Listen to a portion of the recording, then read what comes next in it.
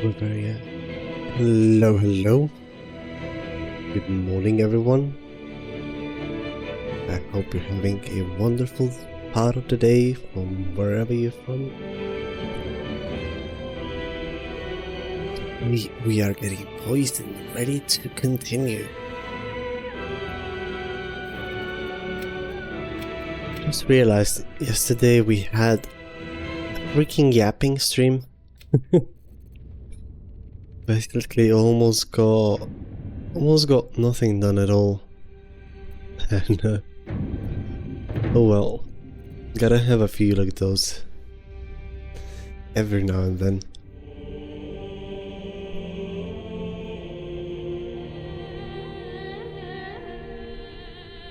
So we're gonna pump some gas today, get things moving,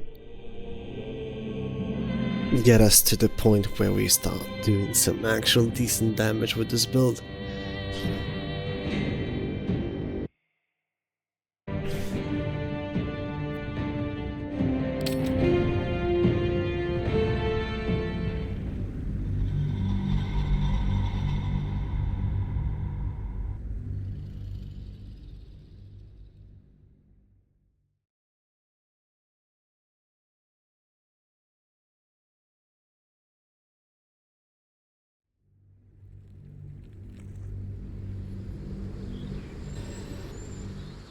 I am very happy that the emos got implemented successfully.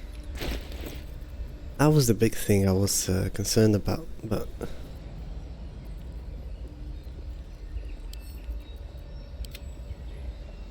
like it was all alright from the get-go.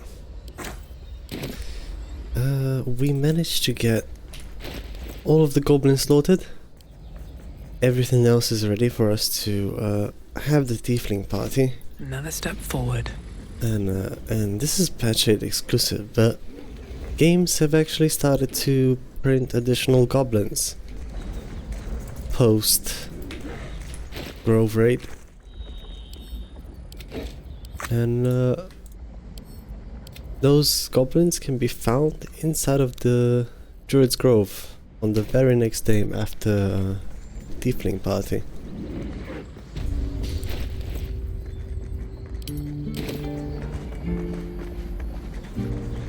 I don't think we chatted anybody up inside here though. The grove stands. Nature prevails. Speak to Wrath. He will reward you for your efforts. Tomorrow morning. Tomorrow morning. Alright. If we get separated or need to break camp fast, remember, find the river. It's good.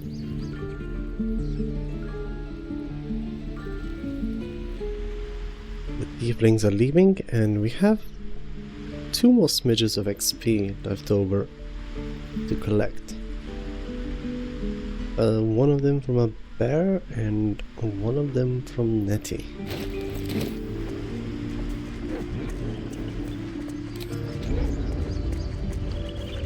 I wonder if Koga has anything new to say. This is only the beginning. With Halcyon back. No. Normally, if you manage to both rescue Halcyon and spare Koga's life in the resolve of the quest, I would expect to, you know, for Halcyon to come down here and start arguing. That stuff has stopped happening since my last playthrough, and He's back. I don't know if I should be worried. Hey, Sorg. How you doing? Got Mr. Nimbus. Hope you're having a wonderful day.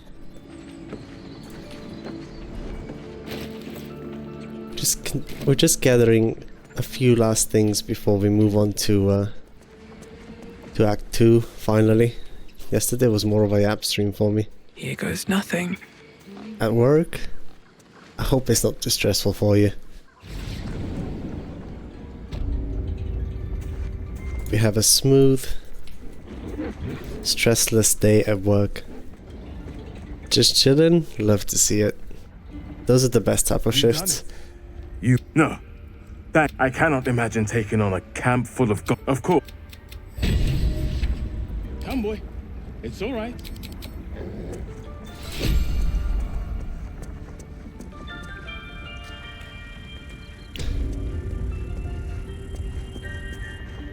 I was certain. I'm glad. Thank you for saving Master Halsin. If you're. But There we go. So, I want to see, because Nettie, whenever you save the grove, gives you some type of reward. However, I got one time I managed to get XP for it, and on that time what I did was I stole the Rune of Bear from Halsin, Wrath rather, and I went to pick up Sorrow earlier. I'm not sure that I understand how the XP behind it works, but I wonder if repeating that process will yield in some XP positive pathing, because it's not too hard of a sleight of hand check. It's only like DC 10 we have to one has to pass, or 12 if I'm remembering things correctly. Well, what have we here?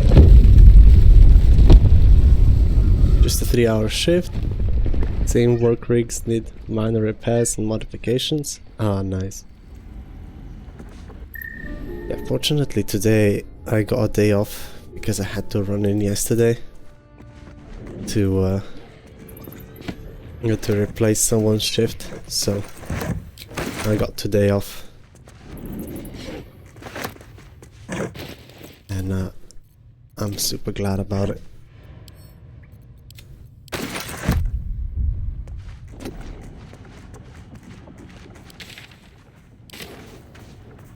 It's really nice for my employer that he doesn't just because if we do over hours and it's a government work, we'd usually get like more vacation, so to put it, or like hours we can then use to take time off, but they usually don't pay out those hours at the same rate they would, or at least the hour is paid, but the brunch is not. But this way that I got today free, I get both the brunch money for both days, so my employer is awesome like that.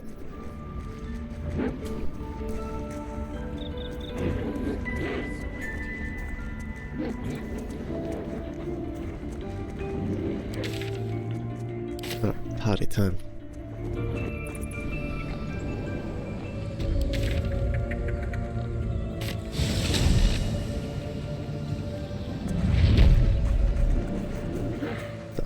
Few pathing differences to this run compared to the rest. Minty's dead. That was intentional. So we're gonna be visiting. We're gonna be visiting Moonrise Towers later than usual. That is so we conserve a little bit of XP, because we are heading to the Githyanki crash quite early on.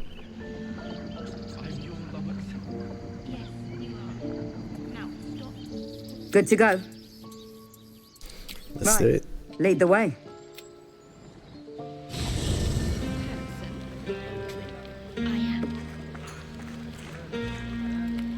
No, an owlbear. Toddlers are easier to please than you lot.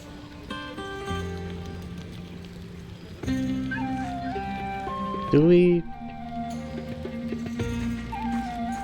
even have a romance on this run? Since we're technically a disciple, it's just kind of a cultish person. And those, unless it's like a cult dedicated in that manner, usually don't have any special activities going on in the evenings. It's all religion and professionalism and cultish behavior, so I think I'm just going to pass. buzz of celebration quiet. You've picked up Skip a on the few romance on pleasant this run. memories on your journey. You sleep alone. We're also a dirge, so that is one less thing to worry about. I trust you enjoy it. The journey specifically. Any who linger are your long. If you can find this place, you've already been. I've long sought to do you know? Okay. You get nauseated. However, I only have one thing left to do before we take another partial rest real quick, just to get rid of the debuff.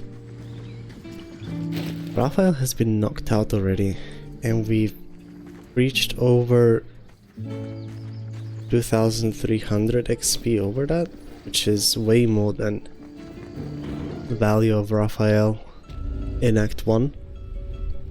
So I must say I'm quite proud with the pathing we've managed. One little thing, when you have the tiefling party, there's about 3 more goblins that for some reason spawn inside of the grove over here.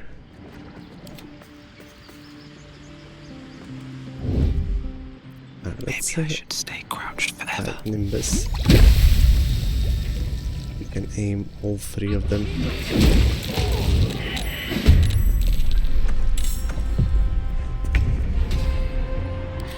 Why the hell is she hostile?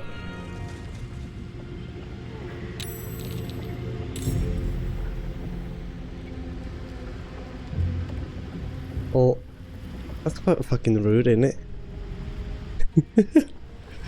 Hey, yo, chaotic buddy, how you doing? Hope you're having a wonderful day. Turns out that Koga and the goblins were cooperating all along.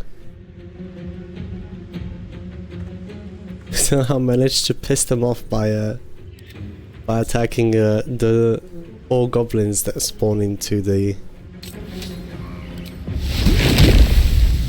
that spawn over here whenever right after the party. I'm gonna try and take him out if I can real quick.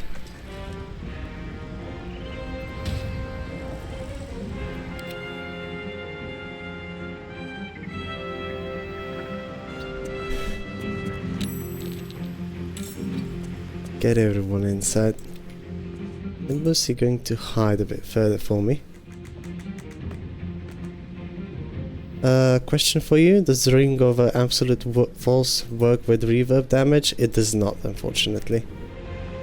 Reverberation is a condition that gets applied on an enemy that then they suffer damage because of it, but it was not like, it does not benefit from additional damage, same as mental fatigue. The 1d4 of psychic damage that procs cannot be buffed by additional items. However, mental fatigue has things going for it, like Resonant Stone, because that one is just an AoE debuff and everybody's taking double psychic damage in that AoE. But to answer your question, no, unfortunately not.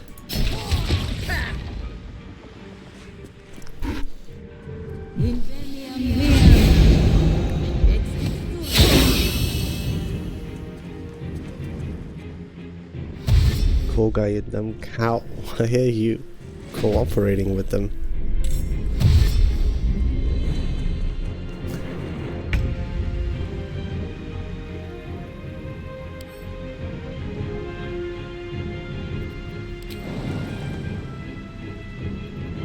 I think I'm going to send Nimbus down here. Just try and root everyone in place real quick for me.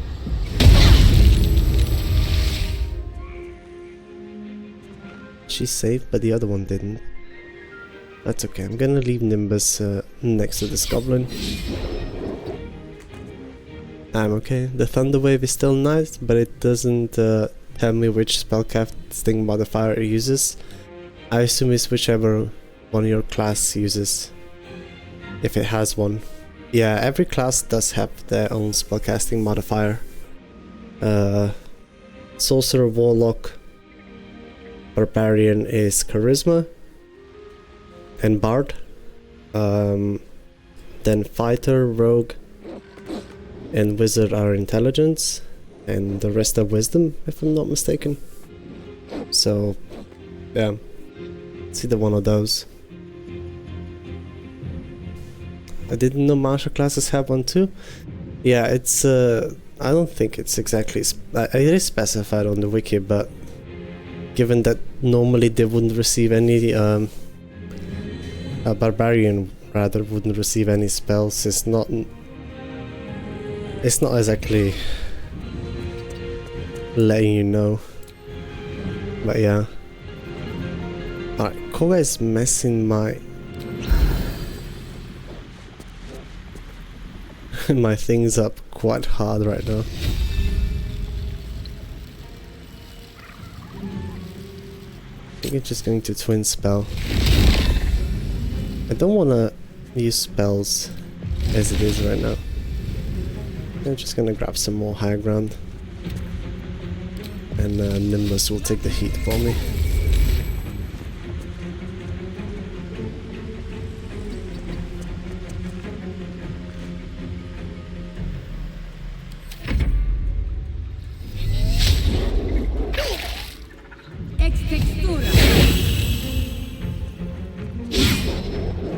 Scary.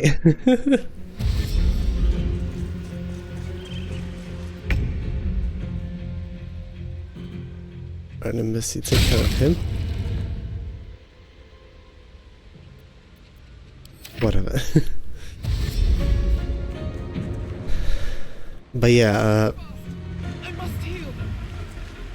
Jesus, Koga. You and your bloody moonbeam.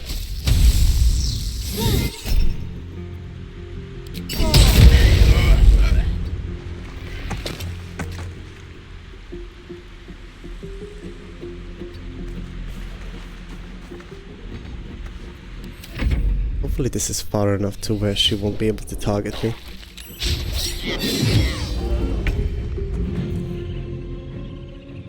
Nimbus is getting absolutely wrecked, but I'm fine with that.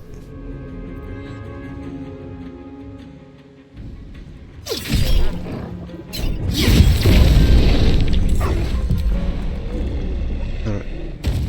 Boy, get away. We gotta get going. These druids are not peaceful. Not at all. Yeah, I'm fine. We're just pressing this button.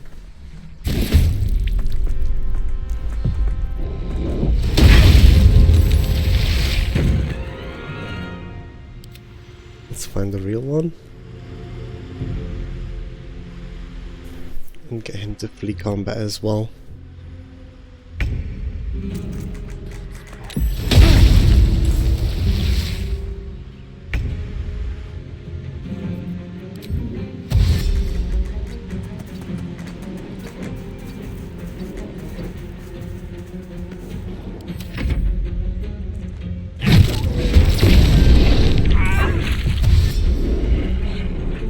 I don't know why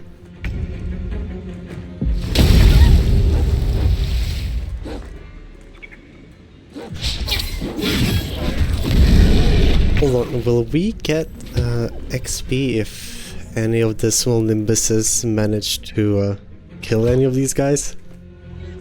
I'm kinda curious.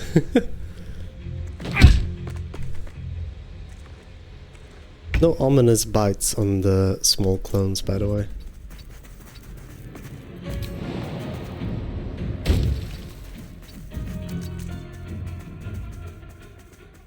Shadow Hunt seems a little strong.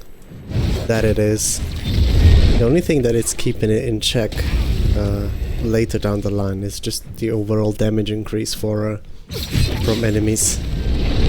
But yeah, especially like in the early game, getting it in Act 1 I see that just Nimbus alone could probably take on everything. And yes, we... The first time I saw you, I figured you were champ, but you... Why? Will? Why are you complaining about again?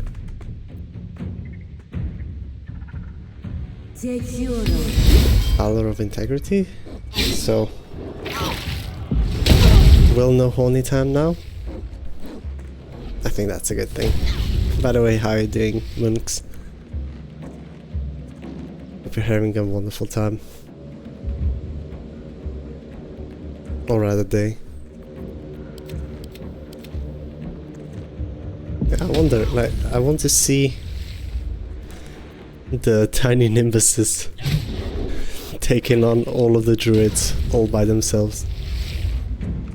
They're doing quite alright. Koga still hasn't gone for another moonbeam.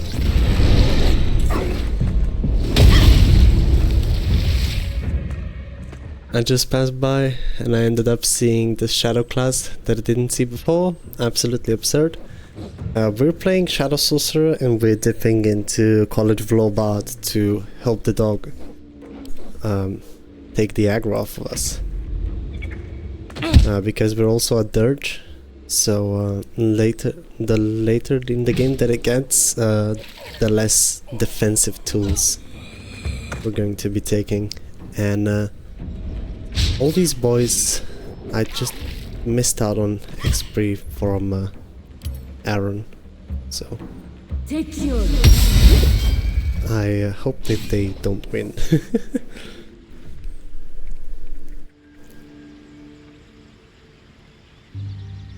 Now this competitive game you're doing,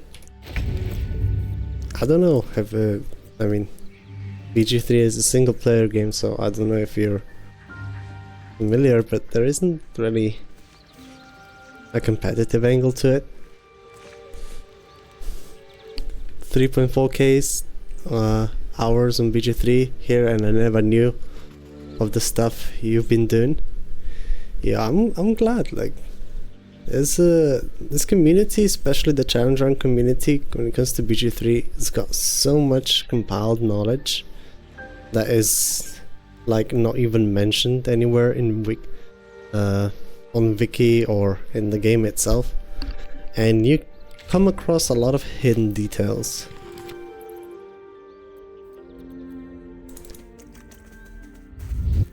And I found that super satisfying, trying to learn all of these, hopefully discover some new ones, but all in all, you know, trying to make something work, make a build around it, push the thing to its limits, and see what we can work up. Alright, we got the extra XP from the goblins over here, since we're nauseated. But yeah, damn, 3.4k, Jesus Christ. I myself am standing at somewhere, I don't know, 1.8k, something like that.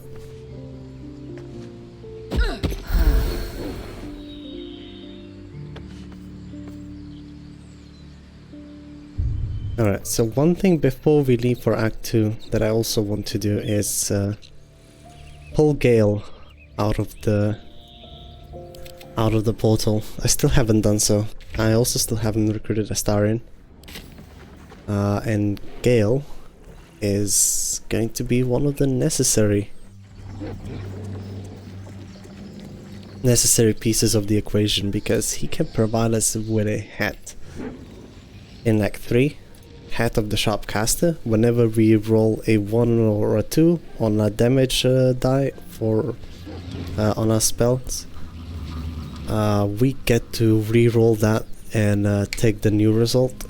Now it doesn't take the higher one, if I'm not mistaken, but still, re-rolling 1s or 2s for a chance to roll something better.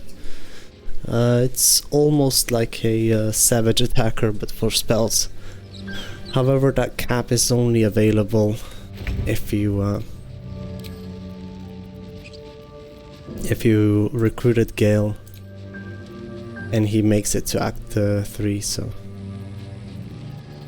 I'm going to do this real quick, get some guidance as well.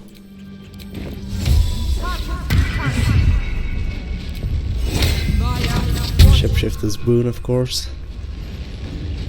You approach the sigil on the stone. Magic glitters and swirls from it erratically, as if malfunctioning. A hand? Anyone? I mean, say what you will, right? But this will never get old. Perhaps I should have clarified? A helping hand? Anyone? Alright, I'm ready to move on.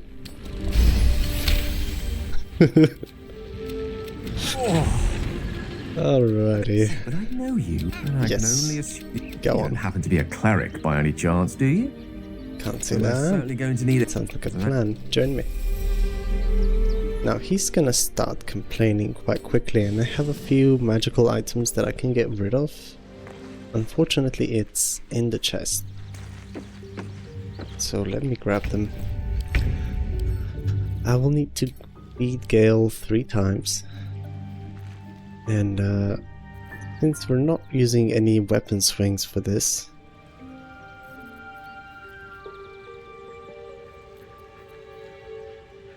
I can give you speed reply and say goodbye to that without a problem. Same with very heavy great axe. The jolt vest is a medium armor and another really fun one at that. We're not done with the spiders yet. Gande can also go. And Hellrider's Pride. Alright, I'm fine with sacrificing all of these. I should speak up.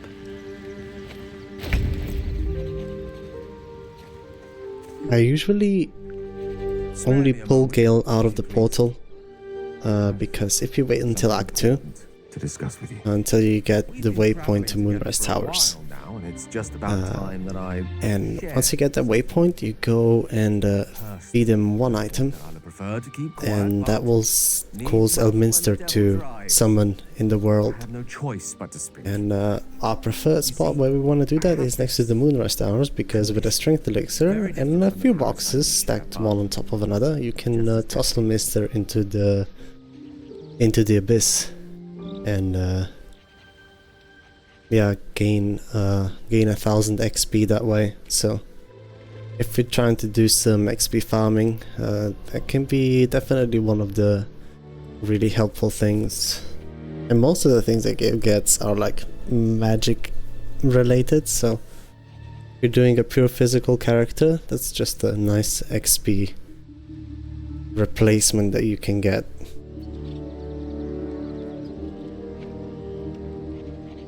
Camp chest is so full.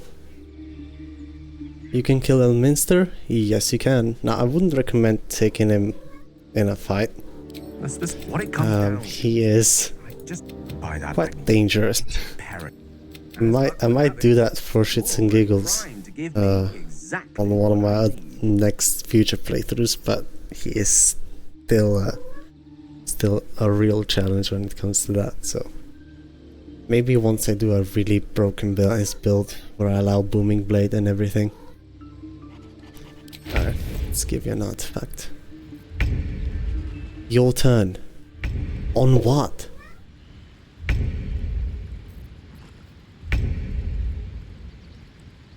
Ah, god, this game is starting to scare me. The load. Technically the Jolt Vest is worth more.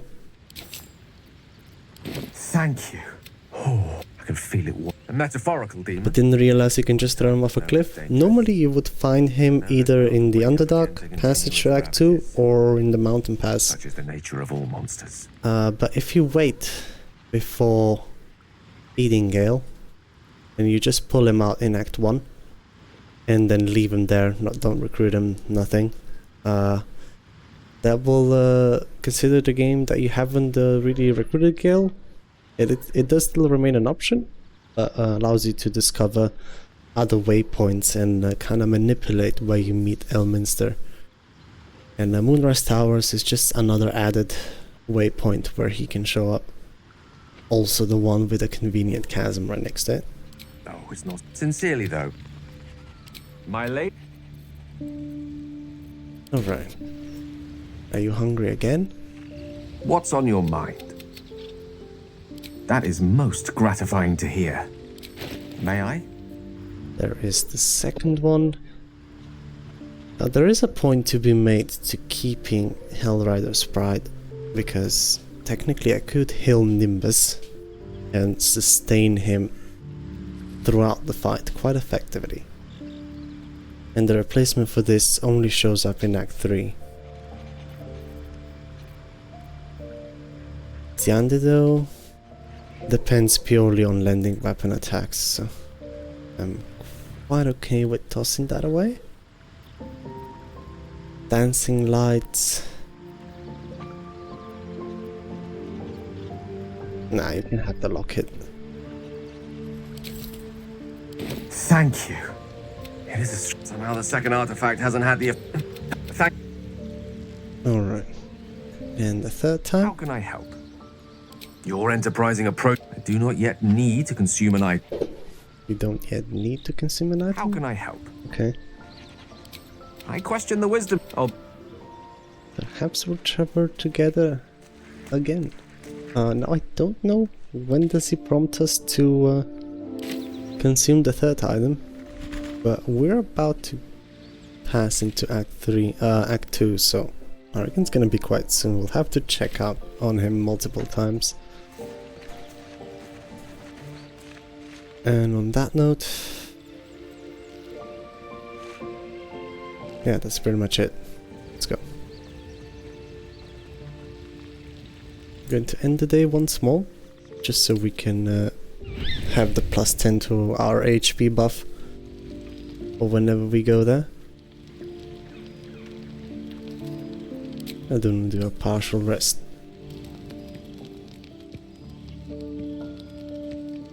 Ah, You look at the little recognise the guy. feathered creature. It's the owlbear cub you rescued.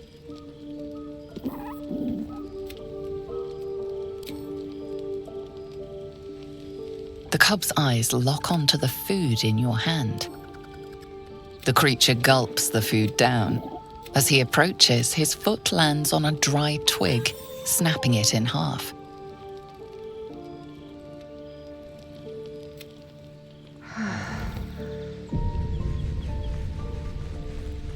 We recruited Gale intentionally now just to see if her long resting will trigger the third item. Go ahead. I'm listening. Your enterprise. I do not yet need to consume. No. Okay then.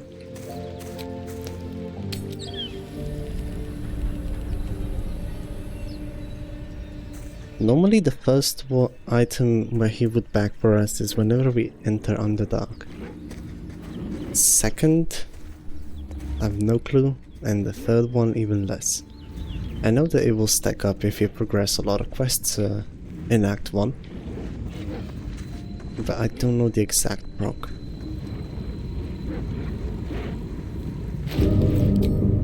Also, let's get our boon on.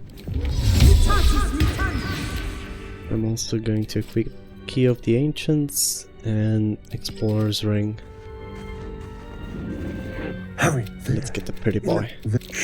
Now. And now you're going to tell me exactly what you... What was that? What's going on? And to think. I was ready to decorate the ground. My name's Astarion. Please tell me you at least know... Although... You know... All... As he... Okay.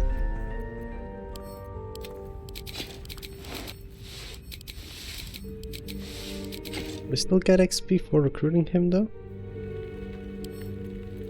I wonder. Yep. So it's just stagnant 30 XP value. A vampire? Noted. Well, yes, obviously. Oh, To stay in the well, camp.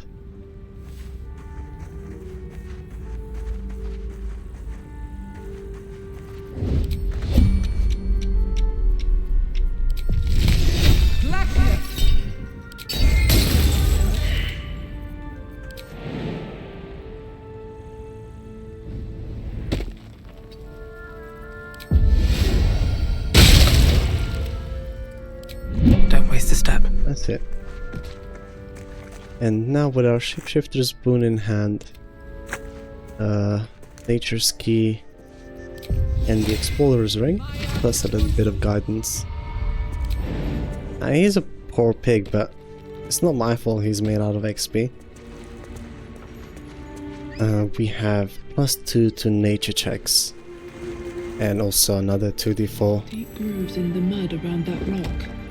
making it furthermore likely to guarantee a success on this.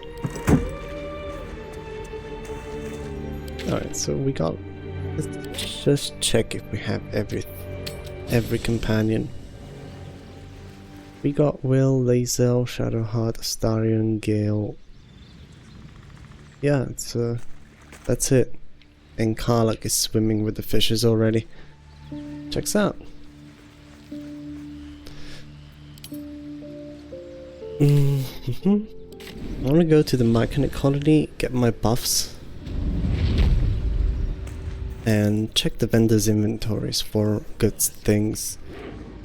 Blurk, and start selling very useful alchemy ingredients at level 6 and on. So do make sure to check his inventory every so often. I'll have all of these, thank you.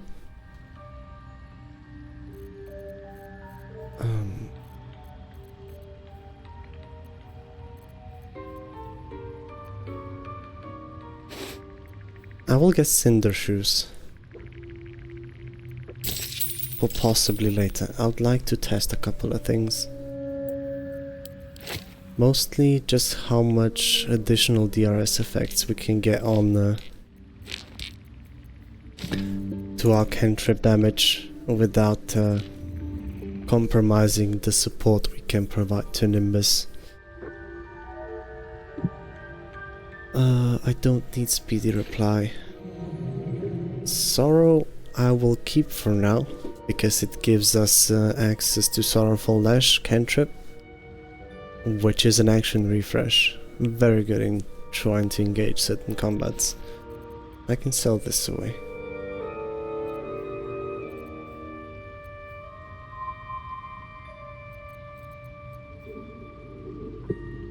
Speedy reply is not a magical weapon, so we can't feed it to Gale. Yeah, this is okay. And also Abyss Beckoners. If we have a fight where there's a lot of different damage types, we can still just plop that to Nimbus. And even if he goes mad, there shouldn't be too much of a downside. Since we're gonna be invisible, so, you know, if he can't attack us, he might as well go mad and attack the closest thing. Potentially, something to play around with. Stash the trash away.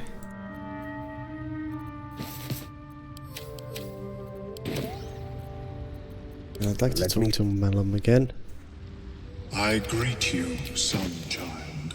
Going to take more of these baubles. Very useful things. They are dirt cheap. They're either a pull on a saving throw, a bleed in an AoE without a saving throw, and bleed is also a disadvantage on con saving throws, so in case you haven't heard them being promoted enough already, I will never stop doing so. These and these specifically No point in lingering now. are probably one of the most underutilized consumables in the whole game.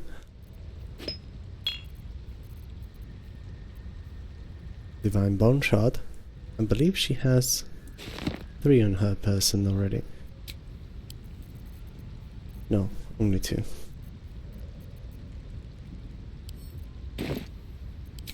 That's it, okay? Is everything then? It is time. Since we already knocked out Raphael, there's no forced long rest event leaving Act 1, so I can just pre-buff myself and Nimbus. Light, never quiet. It come. How much further can I go? And let's go to Riverside Tea House.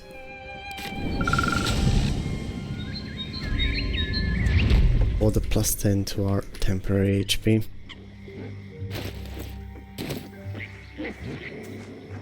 Fresh, sweet-smelling the wall. I will be fighting the hag quite early in this playthrough, but not until we get to Act 2 first. So with all of that sorted, Voss we already talked down. Yeah, that's pretty much it. Grimforge, and let's go. Reason why we're going to we're not gonna fight the hag? Yes, we are, just a bit later on. Once I get a particular ring, or rather not the ring, but it's a robe and a necklace I'm after.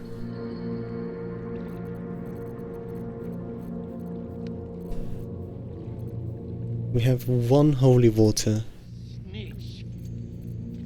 for the engagement to come. We also have an invisibility. Is that fountain buff only until your long rest? Never check. Yes, it's only until your long rest, and on the next day you get sickened condition or whatever that is. It just makes you take double psychic and acid damage. Best to keep my distance. You gain vulnerability to it. But if you long rest and then do a partial rest right afterwards, whenever you do so, there's basically no downside to doing this. However, be careful not to walk into the hag fight with this buff on, because it will immediately go to sickened. Before I find the hag? Yeah, exactly. So we have a couple of shadows to fight whenever we enter over there. I'd also need to double check my staffs. And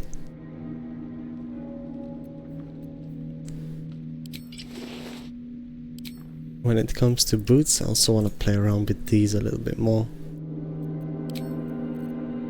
Nimbus is naturally made for Act 2 because he is immune to necrotic damage, so all we have to provide is a little bit of healing to keep him going. I will want to make sure that he and I are fully healed up before we do anything though. That's better. We don't have our first bar level yet. Tam, I'll take Which will be the level after that. And that's when we're gonna start using Hellrider's Pride, and we'll be able, on a bonus action, for the cost of the spell slot, heal Nimbus and give him Blade Ward. Shit. Top lands are clogged with... Well done. Now heat can be procced on anything, not just fire damage itself. Well, thank you. So, this, when it comes to staffs, I believe shadows are immune to poison and acid. No, poison and necrotic damage, and they're resistant to everything else.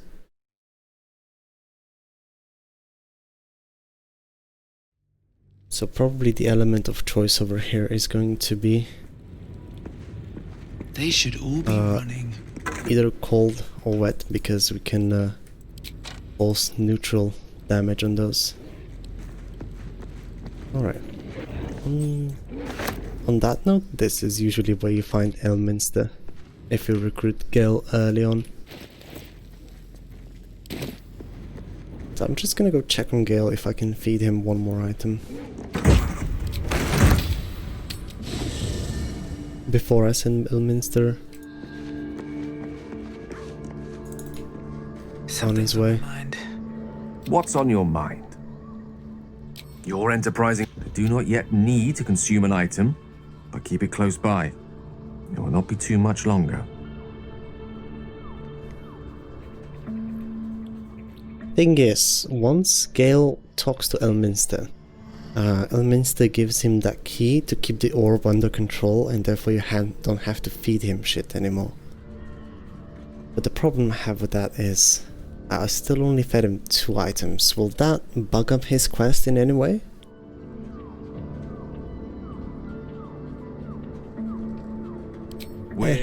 Okay. Just gonna take you with me.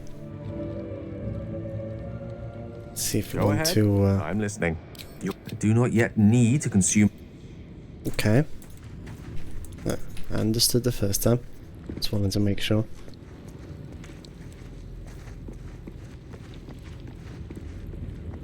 So I guess it is not necessary to feed Gale 3 items. You can get away just with 2, as long as you don't recruit him for a little while. At least that's the theory. Elminster? The very same, Gale. And a fair bit miffed he is, too, finding himself forced to expose his...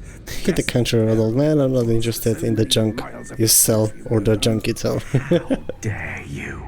This is Elminster. Sorry, Gale. The most famed and respected wizard in the realms. Am I, indeed?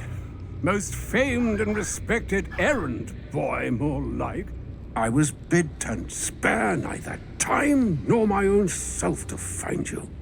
I love Elminster, by the way. His food puns are like beyond any dad jokes you'll ever hear. But why? Out with it, Elminster. Please. Young man, has your sojourn away from Waterdeep washed away your decor?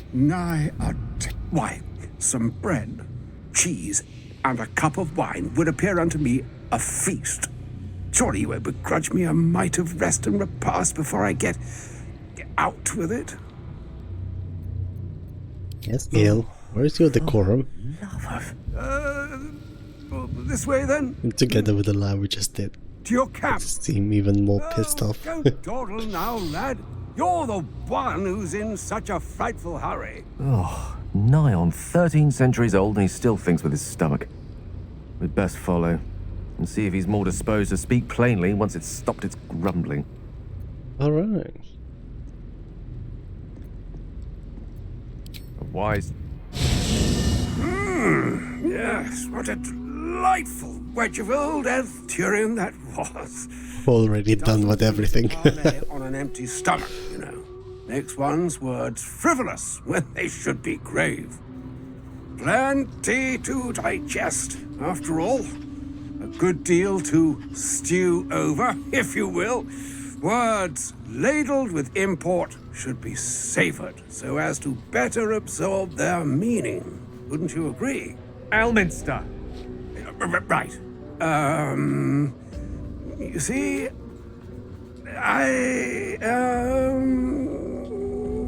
well, that is just... Gale, my boy, I've come to address a most pressing matter. I'll speak as plainly as I'm here on behalf of Mystra. The message and the charge I bring... Oh, Mistra's delicate. I can't say... Alright, the food puns are over. Then Mystra... She would... Mystra is aware... I'm ready to move on. ...adventures that have befallen you both. The very purpose of... You must know. That is why I have come here to... The all... That must... You must find... The... He is... With that... It is done. To you, I commit into care... On... That... Farewell. Okay. An audience with Elminster is never less than... Suppose it's time we dealt with the Hollyphant in the room. She revealed herself to me. I sought a crop. We come now to the crux. I want to see if he'll ask me to consume another item. Its teeth, its Or claws. does it not matter As long anymore? as I absorb traces of the... Because usually this cutscene app happens whenever you Fortunately, this need no longer be a concern. feed him the third item. Not until I meet the heart of the Absolute. Whatever that is. However, that did not happen in our case. What's on your mind?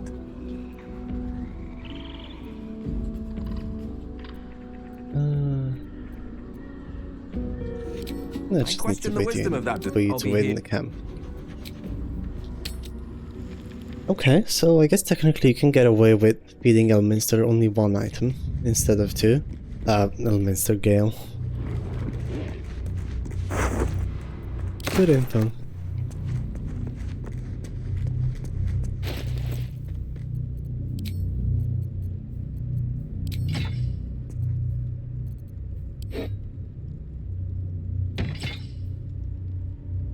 This will skew my hit chance a little bit, but I tend to keep whispering promise.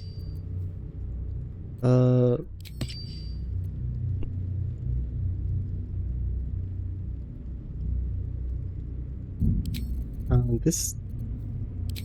Do I want to use Keldusk? Or potentially swap for Leviathan's Scourge? Or some necrotic resistance.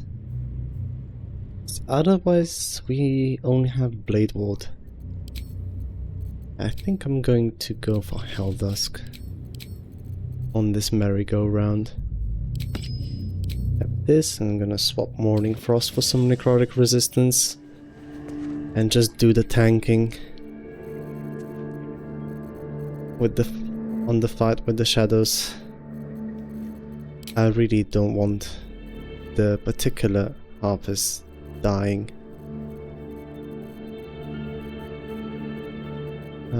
I did not loot Abderak, so of course I don't have the item yet, but 3DR from Helldusk plus Blade Ward should more than do the job. Yeah, we're fine.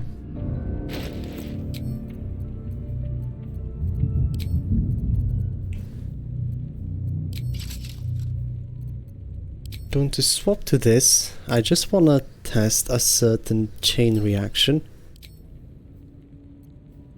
However, we're not going to have protection from Shadow Curse, so we will be doused in light for the whole time.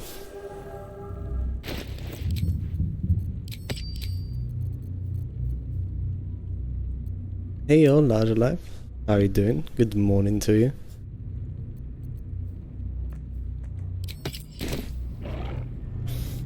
And that's pretty much it.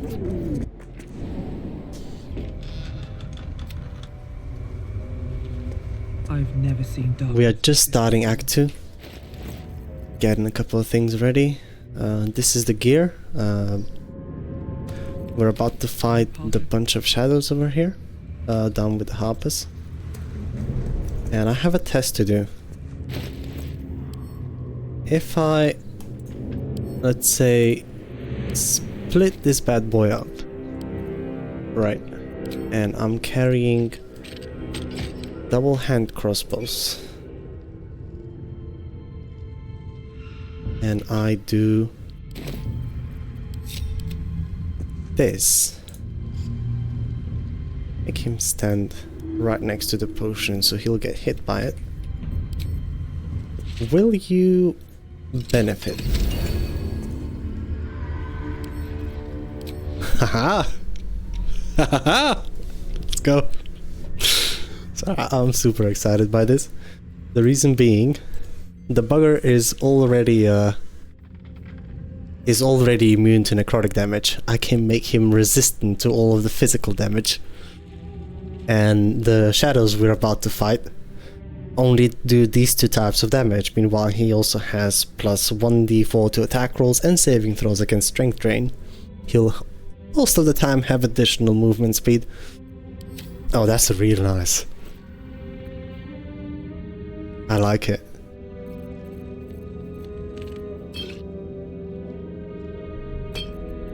I just want to set up a couple of things.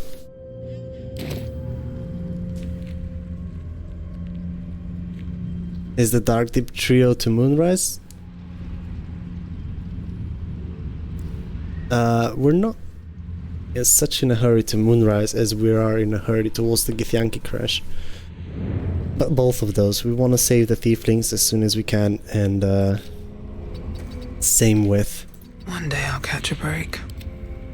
So given that information, I want to give you Vigilance Elixir, which I of course do not have. So FF. What do you mean I'm shadow cursed? Oh, yeah, my mod is that's ugly. Shit. My mod is preventing the light that I cast upon one of my weapons to shine through, and we also need to have them like this. Hey Mick, how you doing?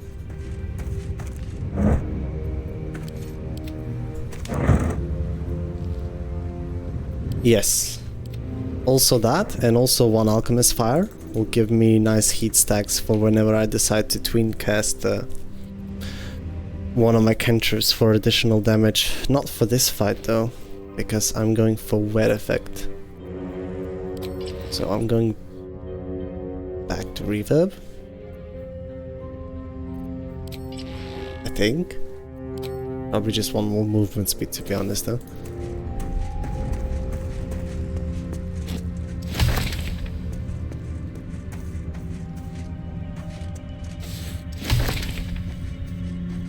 But yeah, that interaction does work out. The best thing to use heat mechanic that any class can do is actually with Alchemist Fires, because they're a guaranteed burn, they're an AoE, and if you happen to have extra attack as well, you can just toss two of them and the next one can do quite amazing damage.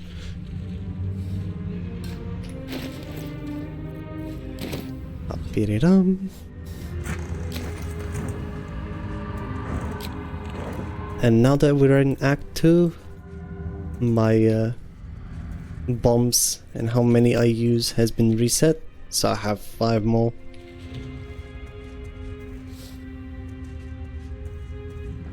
That I can use however I want.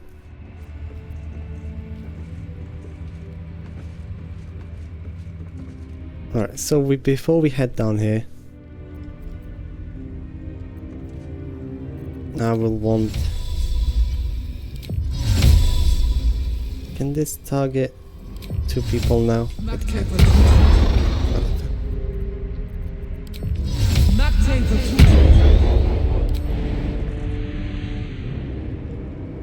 I'm going to travel just a bit forward. Make sure that we don't drop for more than 3 HP. Just so I can... Stop! Who's there? So you can... join the fight normally. Jonas! Follow! Jonas! Too late!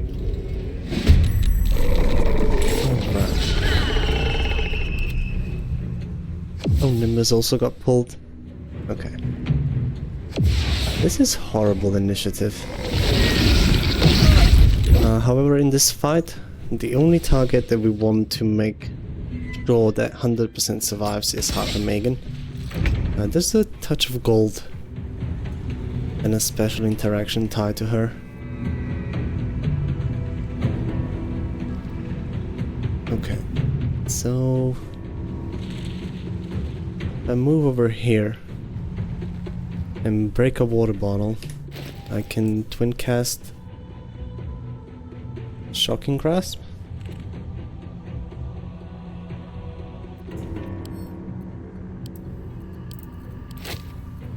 And I have one more holy water for whenever I want.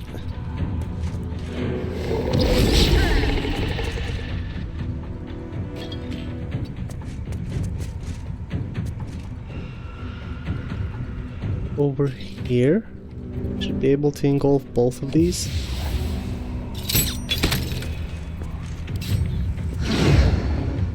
Oh, you didn't get wet because you were obscured by the shadow?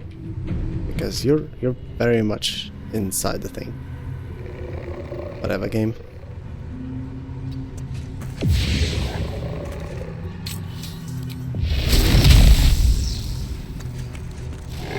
The opportunity.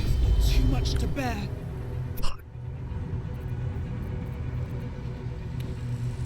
I'm in danger.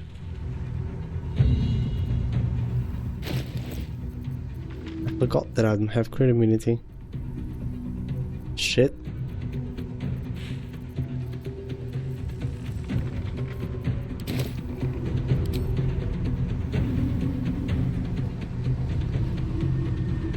The bed. Fuck me. Oh dear lord.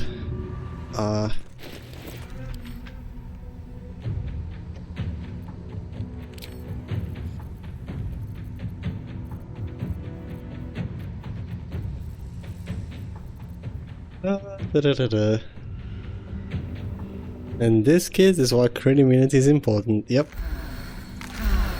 Make sure that you play a character that can actually equip it in the first 2 acts as well. Highly recommend it.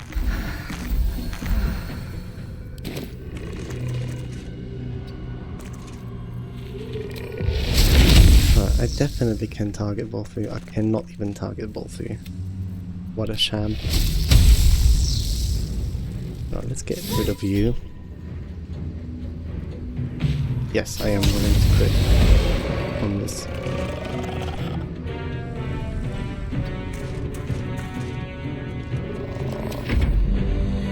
Gonna have to be good enough.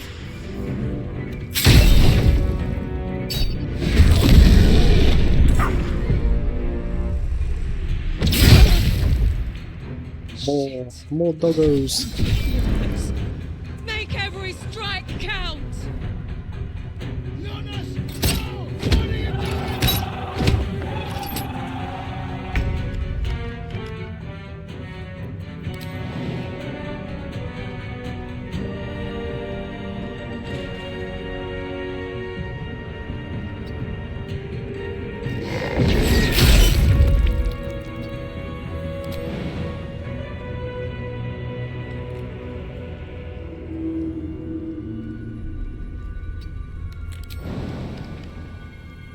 Can't wait to get my first bard level.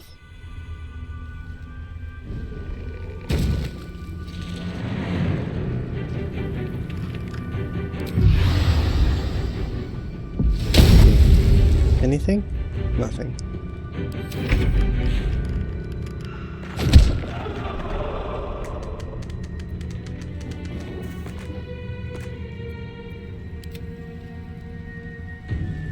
I will try and collect. Oh, they have the text presence. That's good.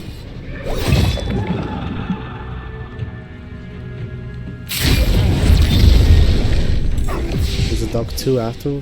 Anyways, yeah, it's quite a shame he doesn't get that, but with what we have going on so far, we can get quite good AC on him. And with College of Law Bard,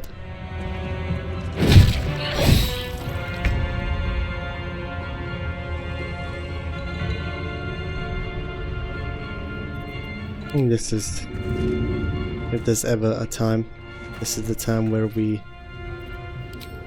use our holy water.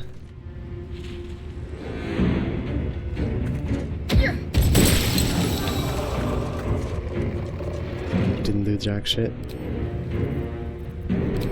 Have to do some speed pods, not gonna lie.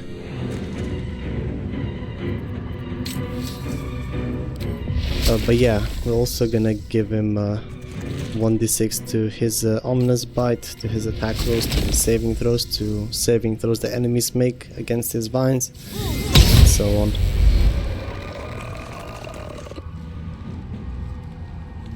And I'm just gonna stand where I'm at. I should not get shocked to death. But yeah, it is weird that he does not get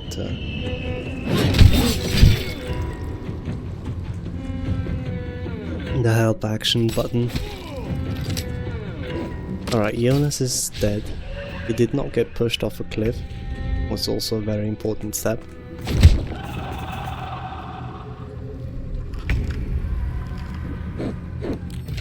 Alright, Nimbus, you're just going to pick one of those. And we got Omen of Poison, the only damage we do not deal as of yet. I think I'm gonna spend my next bonus action killing both of the Harpers. Harper and Nimbus. If she survives, that is. Unlucky. That's minus 70 XP for us.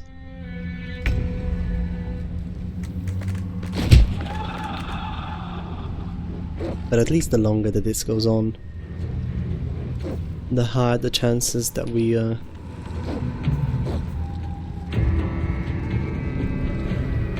do not get absolutely punished.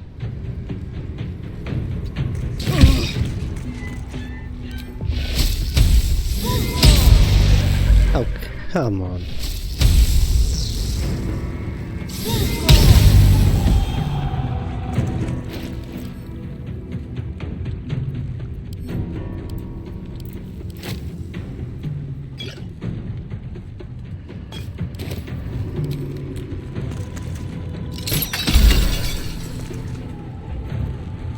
Should have probably done that first.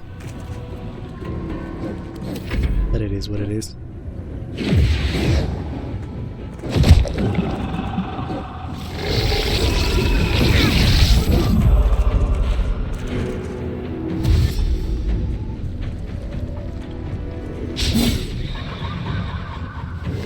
Don't take opportunity attacks. Don't be like that.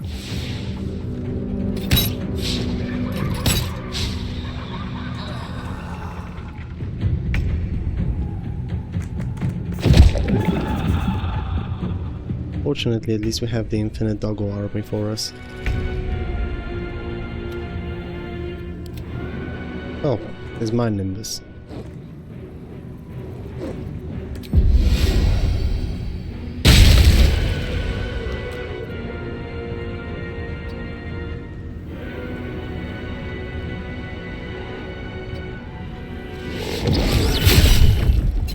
Spin Shadow while he still has Blade Ward on.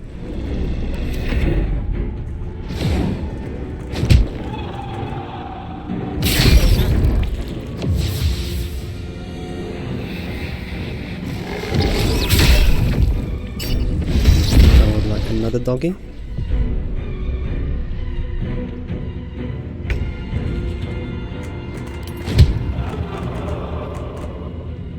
At least they're not spamming the vines and their AI is advanced enough to understand immunities and stuff.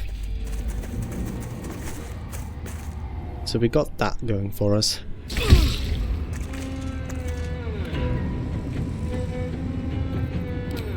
Omen of acid, you say? I'll say no more.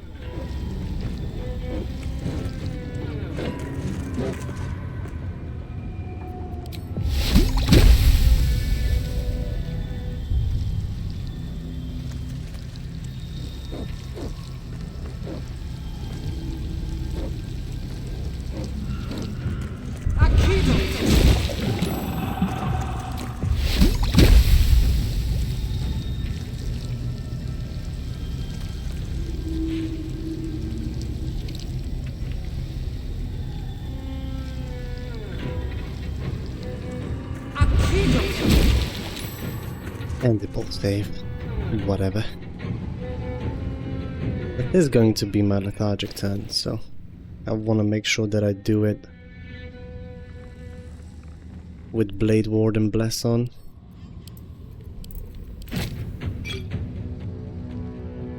Didn't think that build would be so potion hungry, but it is. Missed Nimbus. That's okay. He's not pasted. And Shadow have plenty of Harpers to, plenty of Nimbuses to attempt to attack.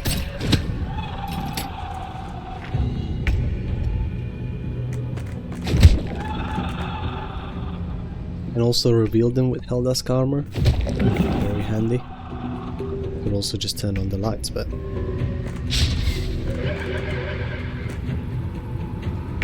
fine.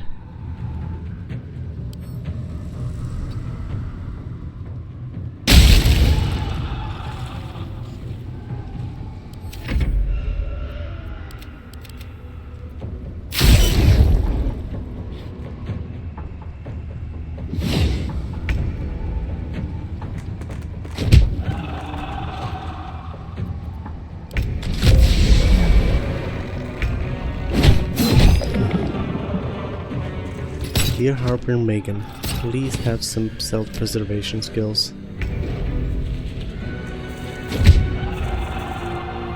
These dudes are not taking any opportunity attacks. I don't like that. We're starting to run out of nimbuses. Nimbuses? Nimbi? Whichever.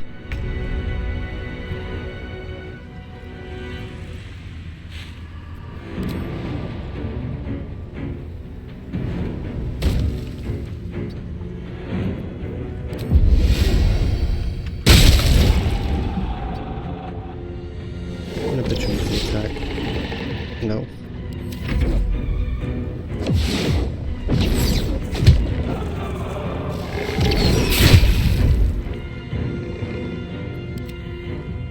Hopefully she does not get critted to death right now. That really wouldn't be helpful.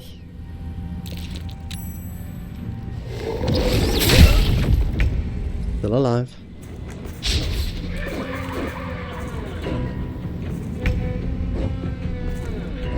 Does it multiply infinitely? As long as the original Nimbus or the copy that is made has their reaction still available. But yeah, otherwise it's infinitely. Unless he gets hit by the radiant damage, he can do the Splinter Shadow thing. Jeez.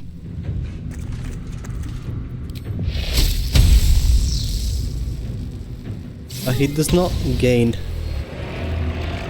more HP by just existing or leveling more sorcerer levels in, so he's always gonna have 42 HP, and in Act 3 that can become quite rough, because you know that Steel Watchers, if they don't crit, they do around 21, and if they crit they can basically one-shot Nimbus out of existence, so no additional dogs, no nothing. So things can get dicey.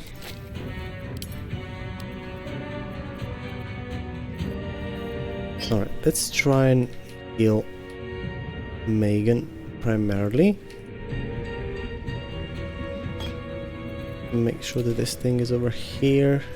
And let's pop one open. Alright, she's got Blade Ward. And more HP now.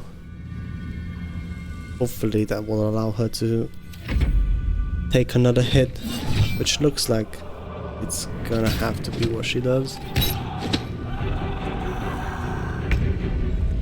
But yeah, this is just a new sorcerer subclass we got in patch 8. Shadow Sorcerer. It's not a mod or anything. Still good old plain vanilla.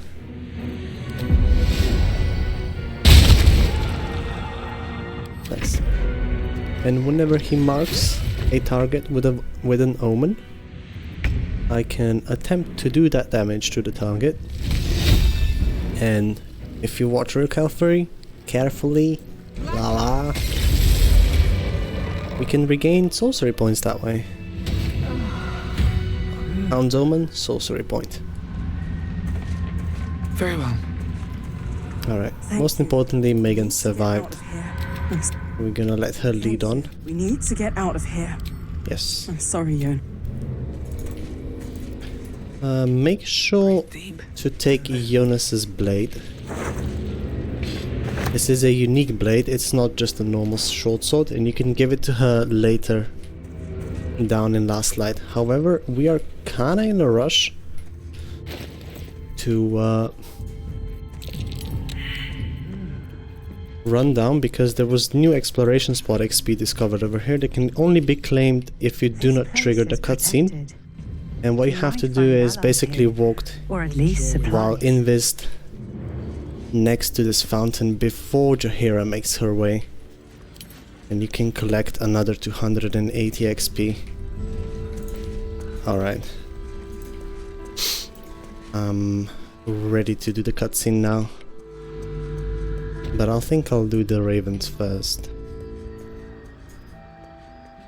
So that's just another tidbit of XP that is available that you can trade for one invisibility charge wherever you get it from. Okay, void bulbs. I don't have crit immunity.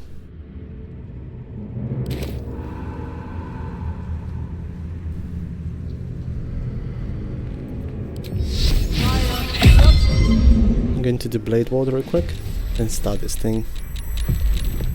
I just realized you have the Helldusk armor. Yes we do, we knocked out Raphael at level 3 when he came to camp. So we got his armor. But we're soon going to be swapping off of that. It was just a nice placeholder and does not require any proficiency. Alright.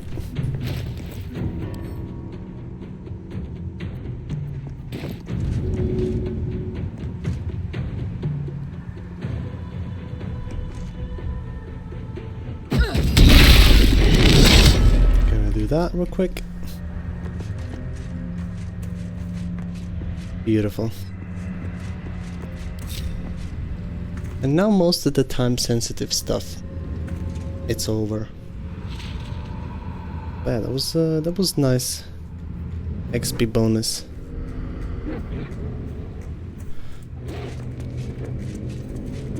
Another 600. We haven't been to the last inn yet, and we're already almost level 6. You there?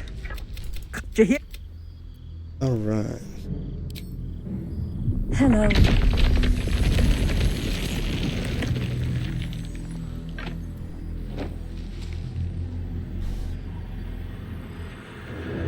You're about to. This is why we're here, you see. It is a curious creature that hides all manner of secrets. And She's if got there's a one little thing that wriggler we as know, well, you know. it's that it knows its own kind.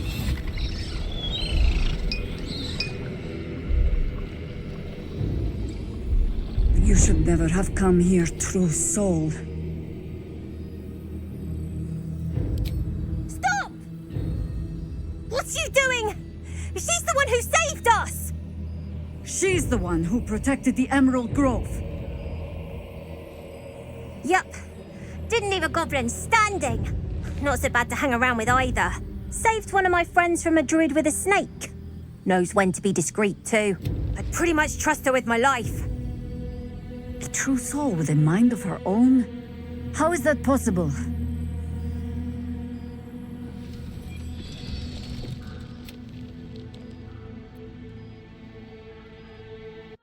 Remember, I need to bring up Haunted One inspos for Act 2, since I don't know them by heart.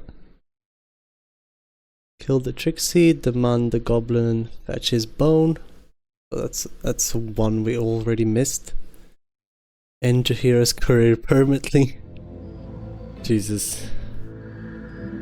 Kill the brewer with his own brew. Kill the surgeon using his own vile nurses.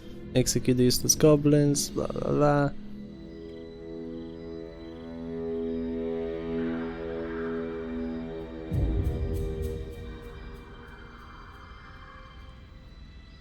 Alright.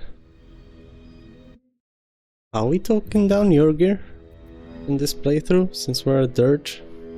Nah. I wanna kill him using cantrips, and at the end I want to swap out his army for an army of nimbuses that are my own. Be way more fun. Alright. I'm gonna show you the In the artifact hells real is quick. that thing?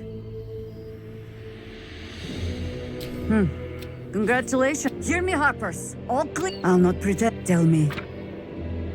Why have you I'm just here on in time holiday, for obviously. happy hour? Just food. Settle in.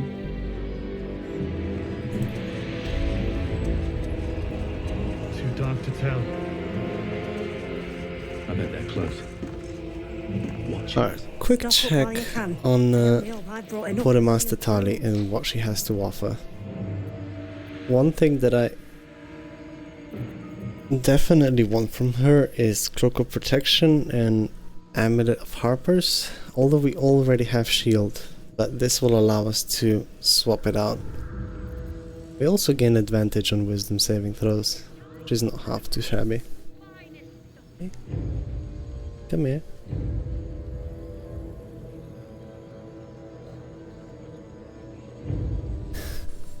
So my cat is complaining about the heat.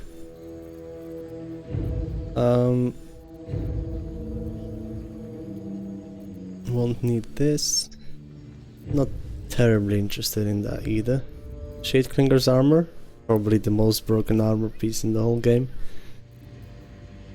Or rather, you can the Shadeclinger effect is because you only need to put it on once, get the effect, and you can take the armor off and the effect will persist, and it'll just have advantage on all saving throws as long as you can find an obscured area to stand in, and those are quite plentiful in every combat.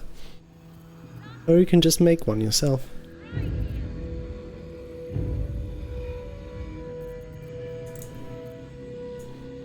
On level 6 you need 1,500 gold to get good attitude? Yes.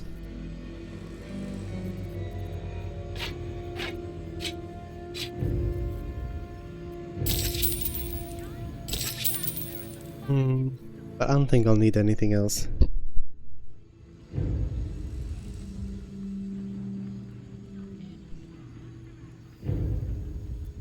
Take care. Already. Remember the little blade that we picked up from Jonas? You can find Harper Megan right down here, and you can give it to her and she'll give you a little bit of gold. He was joking this morning. Just gotta give it time to speak first. He was a good harper. I found his sword on his body, would you like to have it? Yes, I'd like that. I don't know what to say. He always took such good care of this. I'll do the same. I should thank you. I think I need some time by myself now. And we got a touch of gold. Sometimes gold will get transferred onto your summons, so... You would just let me sneak for a second. Yeah, this is the gold that she gives you. So we're gonna have to go to camp and pickpocket Nimbus real quick.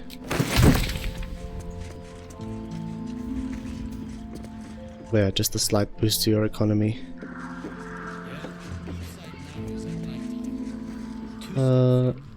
Let's get the Helldusk set made.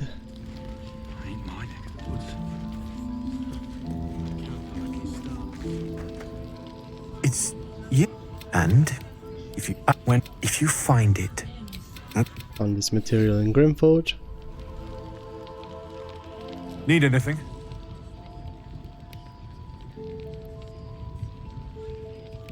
You can also get that money by having no money yourself and try buying stuff. Really? That's...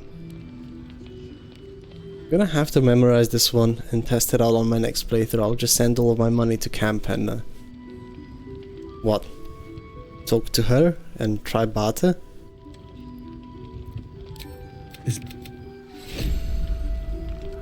Just like click the trade option. Never heard of that. Need anything? I'll be here if you need anything else. very potentially very useful information.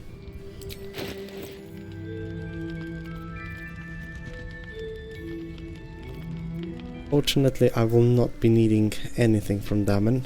Harmonium Halberd, +2 to strength, so if you have 18 and you don't want to spend elixirs of Hill Giant strength to carry and throw people about, this can be a stat stick. Unfortunately, I'm not horribly interested in anything he has to offer. And I'm not proficient in half of the stuff that he just gave to me. Yeah, this is medium armor and this is heavy armor, so I can get rid of both of these and get some of my money back. I wish we had a bloody army. If you're all right by Jaheira, you're all right by me.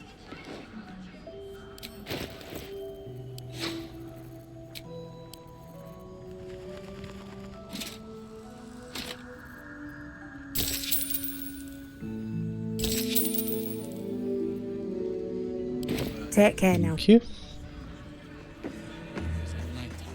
Mostly the only thing I would want out of Tali is if you're alright by here, you're alright by me. Ain't that right? It's probably just the Amulet of the Harpers, to be honest. I'm not swinging my weapons. I have the cloak that I intend to utilize a bit more. Don't be shy. One thing that we definitely need though is the robe that we get from Alfira, the Poland robe.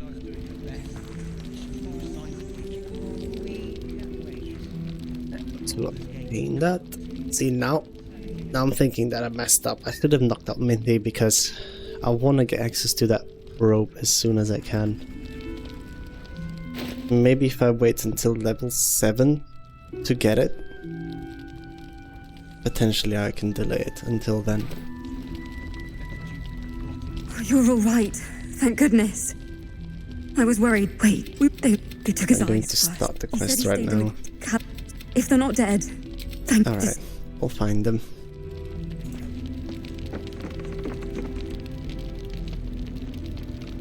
Also, I do not know when Roland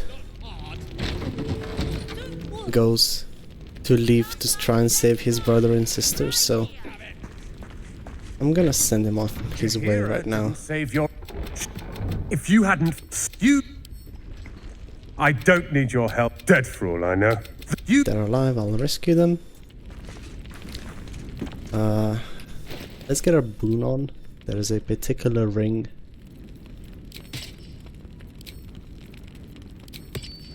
that I want to get quite early if I can. I can get advantage on my perception checks by getting a certain shield, but sometimes all you need is a little bit of faith that you're gonna roll good. I'll bring a companion to get this later. Activity among the cultists, Mom. Preparing to march, I wager. Seems that way. One thing that we have to take care of as soon as we get over here is if Councillor Floric makes her way successfully over here, she will bring a bunch of flaming fists to the place.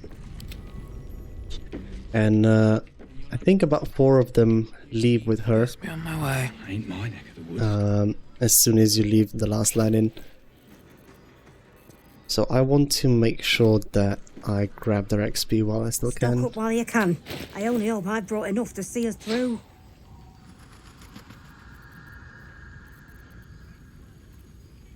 No strength elixirs? Hello? Is that legal? Take care now. Maybe Mattis has 1 or 2 waiting for me.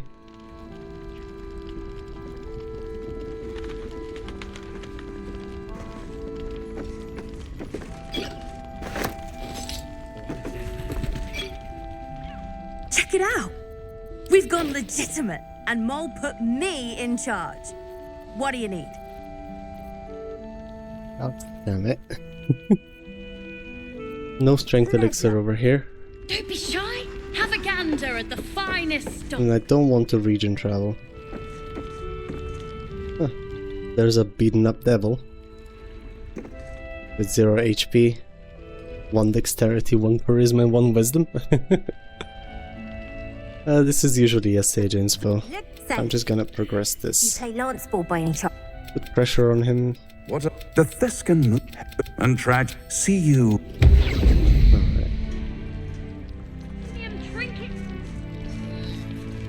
I believe we can go to camp and check with Shadowheart if she's got what it takes to make a strength elixir. Wizard of Waterdeep. Quest progressed. Gil is still here. It's not his projection. Okay. All's well, I hope. Aside from the obvious. Yehi, the bee Peggy. All right. How you doing, Ansel?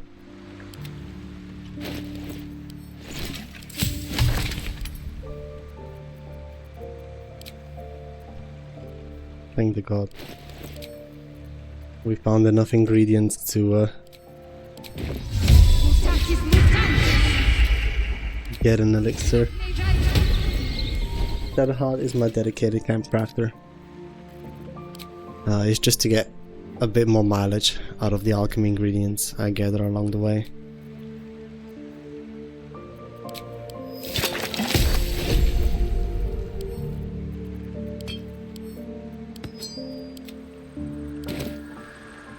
All's well, I hope.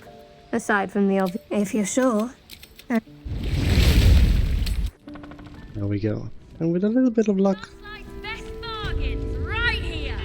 the flaming fist could still be over here. Very well. Yep, very nice. I'll drink one of those. Crusher's ring for some extra movement speed, boots of speed. And let's get carrying. Let the Duke rot in prison while Baldur's Gate burns. Finest stock.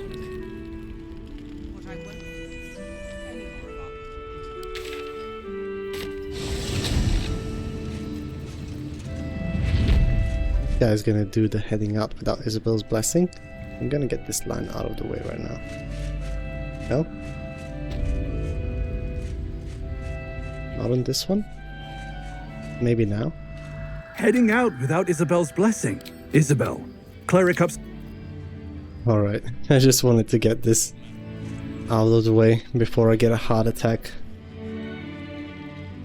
Trying to waypoint abduct one of these guys out of here. It could result into you accidentally tossing them on the ground and starting combat, so let's try and avoid that if we can, eh? Death won't take me yet. Go.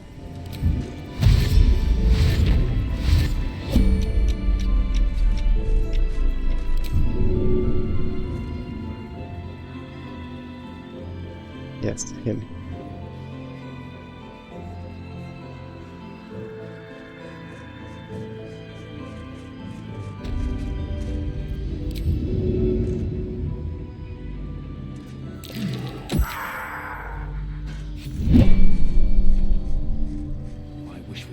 We gotta repeat that for almost every flaming fist inside of this room.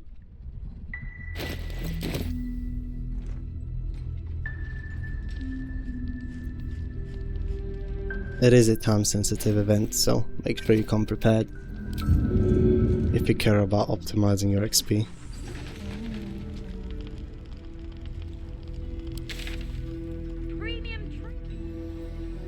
I wish we had a bloody army.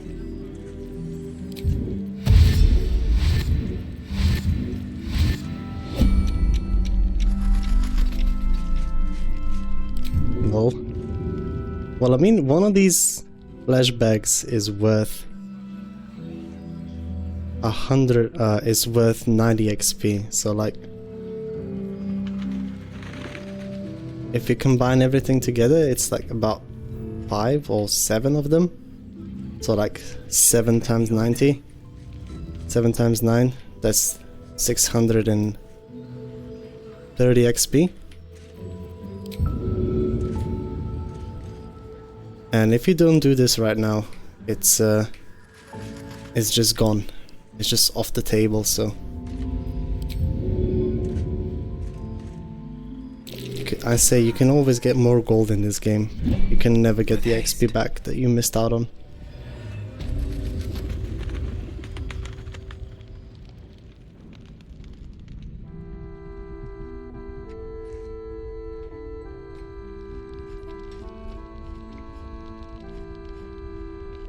I'm gonna take out every flaming face because I'm not sure which ones leave with Councillor Floric. Everyone except for her. She is part of the arts quest and remains here indefinitely.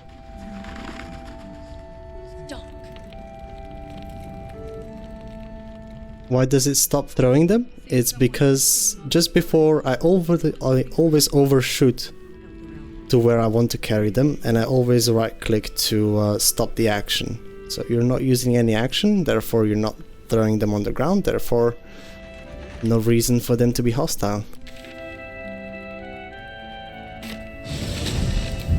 And you can also abduct them to a waypoint.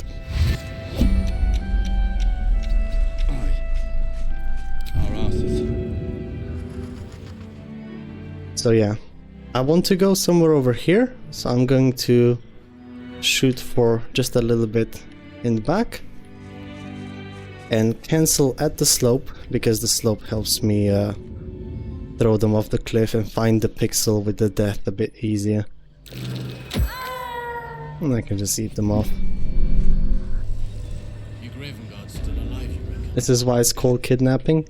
Yep. They never see it coming. And even if you then turn to turn-based mode, as long as you cancel, you don't consume your action, so you still have the action to throw with. Or if you have extra attack, you can try twice. Propaganda at the finest stock. Come on, champ. Stop saying that.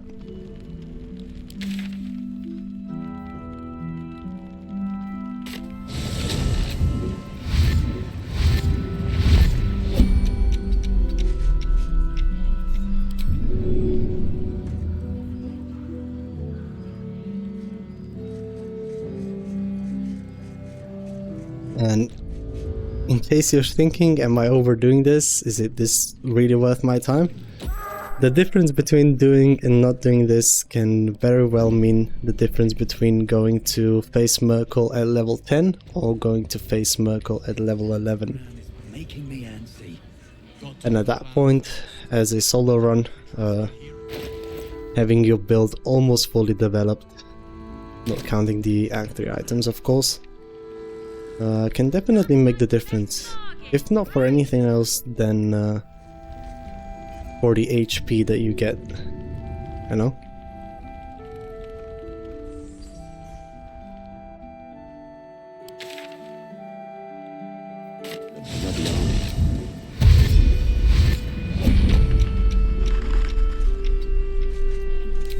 Eventually we're going to do same to every Harper in the area. But I'm in no rush because these guys will stay here until I decide to do something with them, or with a quest regarding to their deaths. Also, a lot of the times people overlook this, but Marked of the Shapeshifter, tossing stuff, shoving stuff is also a skill check, so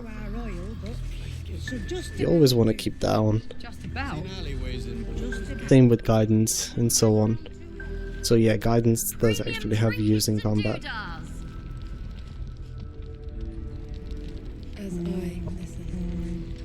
And there's only one more left. Beautiful. We already knocked out Councillor Floric by the burning building, so regarding XP she is worthless, or rather been drained already.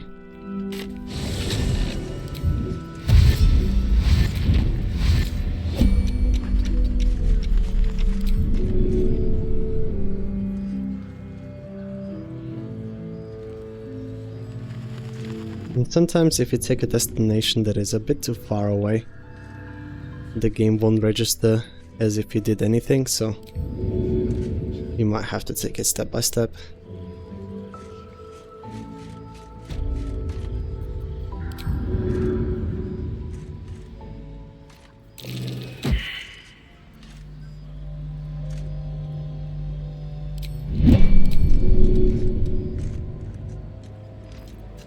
Come on.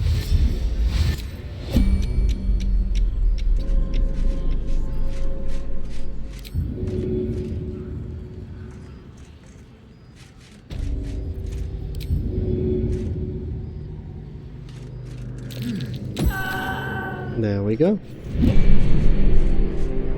And that's been taken care of.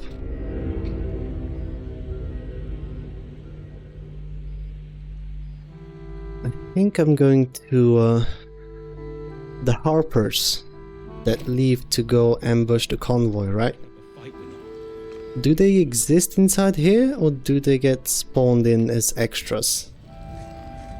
Or that quest specific? Because normally I struggle to find them. And I know Megan that died in the encounter with shadows that we just had is one of them.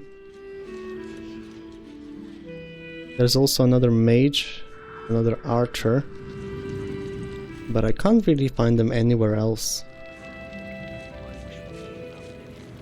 throughout the last let-in.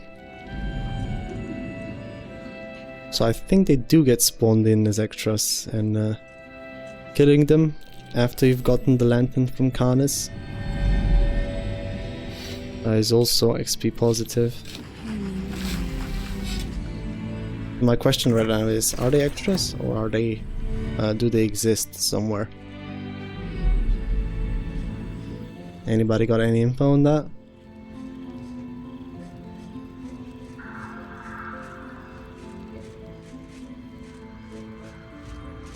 Please, I just want to be alone. No idea? Okay, because normally I would kill them right after I got the lamp from Canis, but I'm gonna be extremely weak doing so.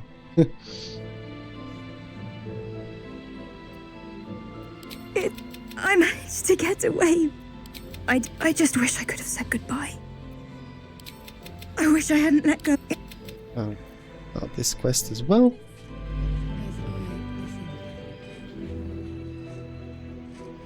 You can also find the Rippling Force Mail. Let's get going. Inside of here, it is a heavy armor that generates pulse conduit whenever you get hit. So if you have Blade Ward, or even without, and you don't plan to raise your AC that much, it can be quite a useful armor piece. I think this guy, yeah, this is the guy. Jaheira's godsend in the flesh. Yeah, so they are here. As long as we can put up a fight, we're not. Good mouth. Ritual Dagger plus Ripled, is that the...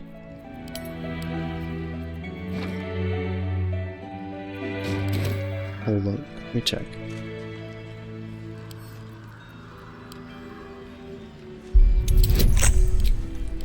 I want to see something. See any movement out there? Too dark to tell. No?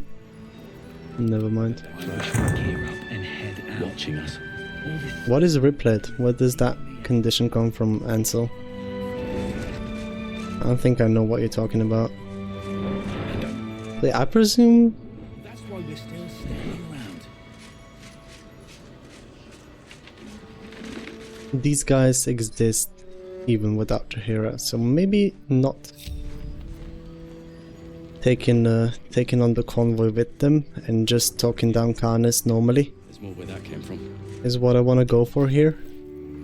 Keep these guys over here. I can come and deal with them later. I wish we had a bloody army. Alright. Shapeshifter's Boon, Guidance. 4 inspo, light, and all's in order.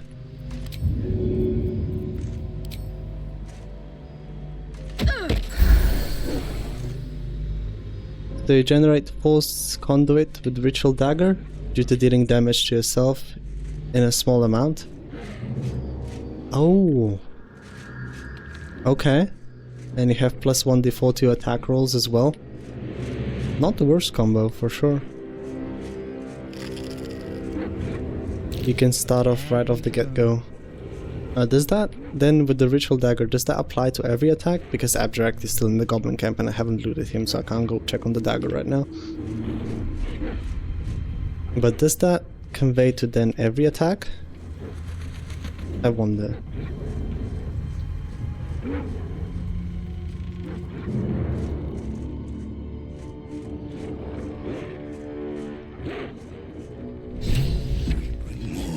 To your church every.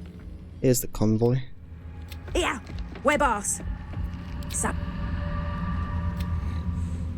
What's this? But yeah, quite a neat little combo. The Drider's eyes cut through the darkness, locking on you. As your parasites, your minds connect, and you hear a voice whispering to you. The Absolute, or just the echoes of his fractured mind reverberating in the darkness. One of your true souls, my queen. How have they survived? Protecting me, of course. My queen? Where is their lantern? Easy 14. Lots of bonuses. Majesty. Lots of easy go abouts. You may go now. We can't go without you. This is not Her Majesty's will. And Sorcerer Deception gets advantage over here. Easy. No inspos required. Let's go. We can save those for Thizzlebolt. He is an inspo in of himself, so. You can't be serious. You know. If it is Her Majesty's will, then we shall walk. She will protect us.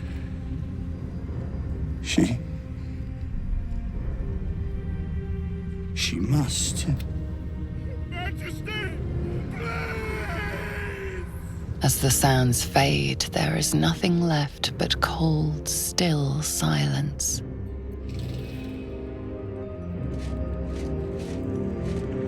Alright, protection from Shadow Curse. Very useful thing to have. There is a dirge inspiration behind killing the pixie, but I don't think it's worth it. Did Harper's not join? Thing is, if you don't talk to Jaheira, the ambush, or rather the convoy, it never happens. So I just went over here before they did the thing. And I can come back, talk to Jaheira, and they're gonna wait over there, but I can tell them, hey, I've already done that. They've passed through already. And they'll be like, oh, okay, whatever. And we just go back. I was just wondering if those were like extra Harpers. Turns out they're not, so we should be same XP wise. But I did only meet one Harper. There's still one Archer, Megan, the Magus, and that's about it. So we're going to release the Pixie before we get any Dark Urges. Finally! Been trapped in that coffin with no one but a mad rider and my own farts for company. Did me a good turn there, didn't you? What do I owe you?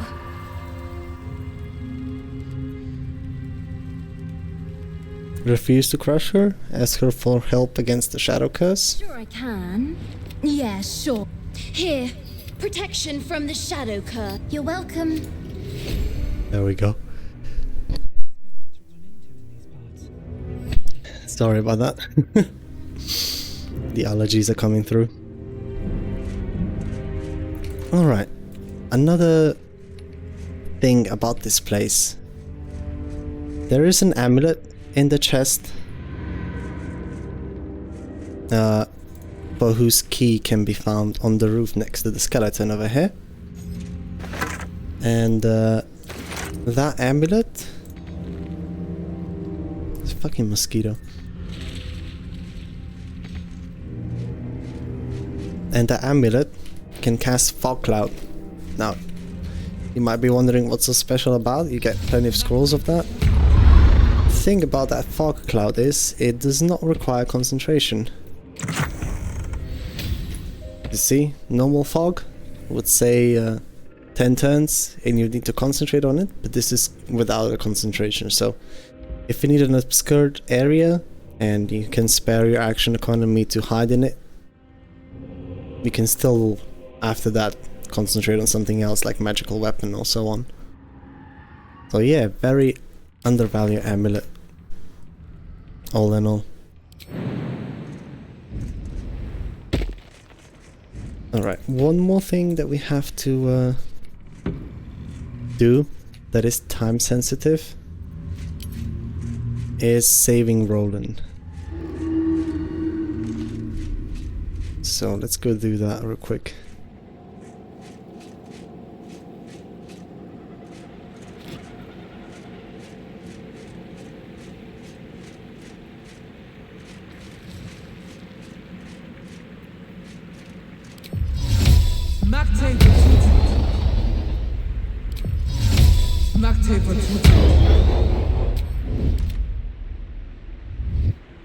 And I'm gonna take Nimbus and send him downstairs preemptively. Drink this for me and go help Roland. Keeping my head down should mind my step. This will allow us to sneak on the shadows.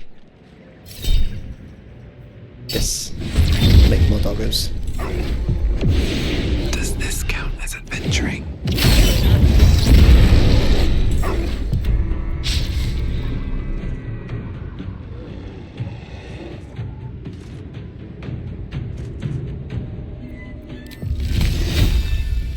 We can't seem to find the other one. We also do not have a source of light. Oh, hello.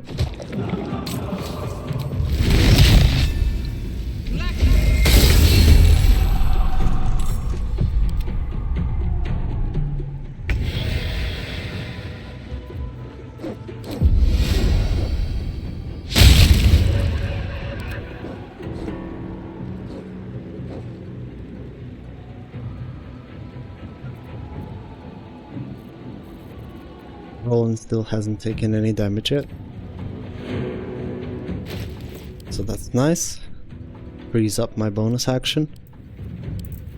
I was ready to heal him and Nimbus, that's why I sent Nimbus ahead of time and give them both Blade Ward, but it was not necessary. Now I have to smack this in melee, because if the shadows are invisible, they will not get wet. Which is a bunch of bullshit in my opinion, but it's just something we have to deal with.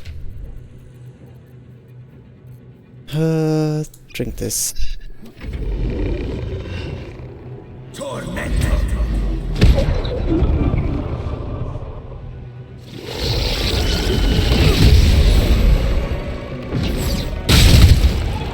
Nice. Roland did not get one shot, which is already an achievement. We got Omen of Poison on it.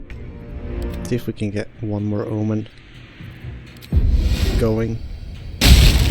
Omen of Cold. Beautiful. Ever easy.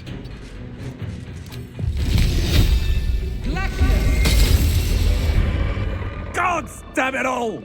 I could do nothing right! Instead, I found myself cornered by or not. Alright. We send Roland back.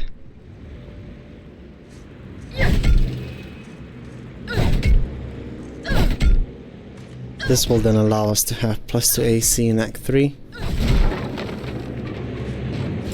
That's why he's super important. Okay, now collecting XP for entering the town for the very first time is static XP. It does not increase in level. So we can grab that right now.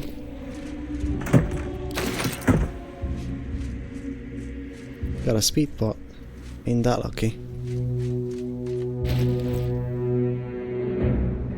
Okay.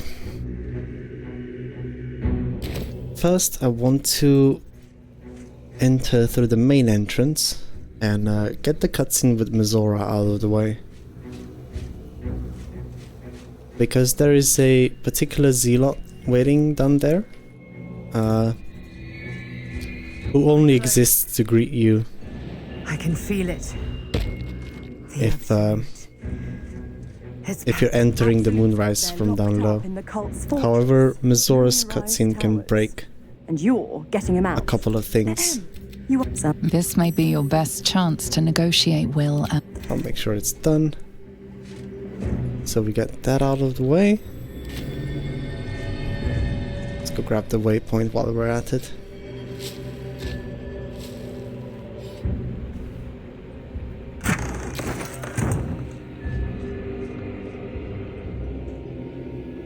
And then we're gonna go back and kill that zealot as well. Be mindful that zealot does have a tadpole on them. However, I more care about her XP and not dragging everybody else into combat as well, so I'm just gonna shove her into the abyss and pray that we succeed the athletics check.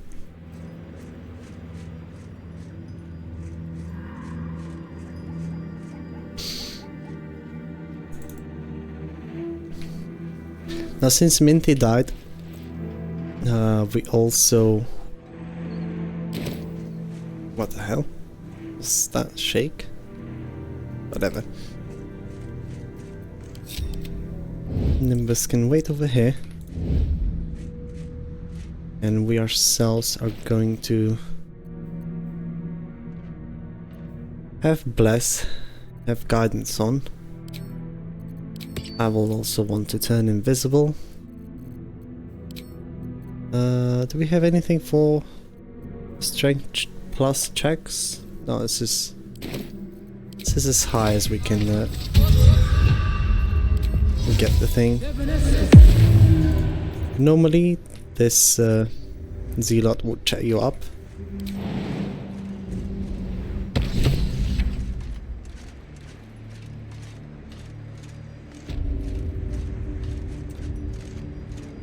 However, I'm just going to shove her down. 92. This isn't enough. You halt! There we go. And we didn't trigger the combat either. Should mind my step. Beautiful.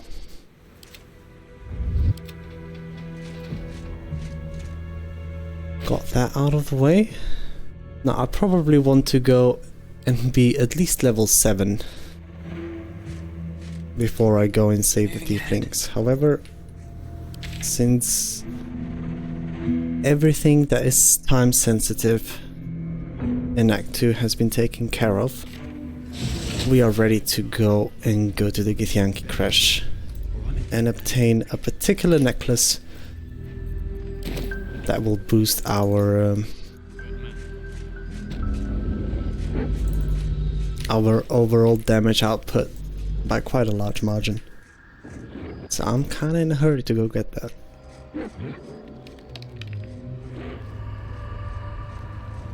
We are sacrificing a couple of exploration spot XPs. Mainly the back entrance to the Githyanki Crash. Oops, almost went the wrong way here. The back entrance to the Githyanki Crash and discovering the crash itself. Only the latter one is a triple scaling one. For Vorgaz's room, I believe is static XP. 500. I'll I'll see the results of that. But yeah, there's a necklace in Volgaz's room that I just cannot do without. Alright, got the waypoint.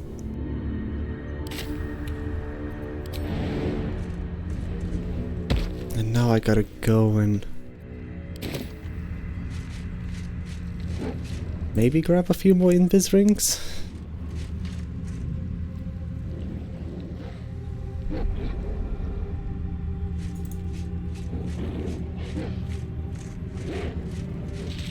Invis pots rather.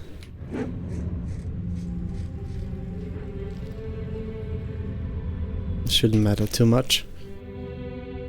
But yeah, we gotta get past the undead in the mountain pass. And then also get past Volgaz into the right wing of that room.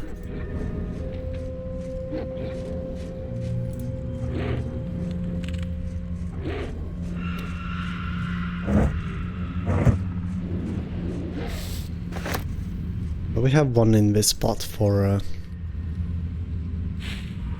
us and Nimbus for the undead, and I can just leave Nimbus next to the waypoint.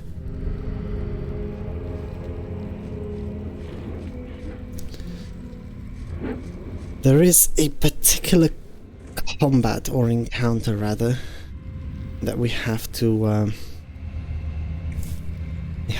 do something about. There's 5 Githyanki that still that are over there that normally disappear in a cutscene. So I'm debating how and if I want to deal with them.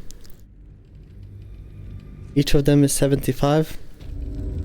That's times 5. It's 350 XP.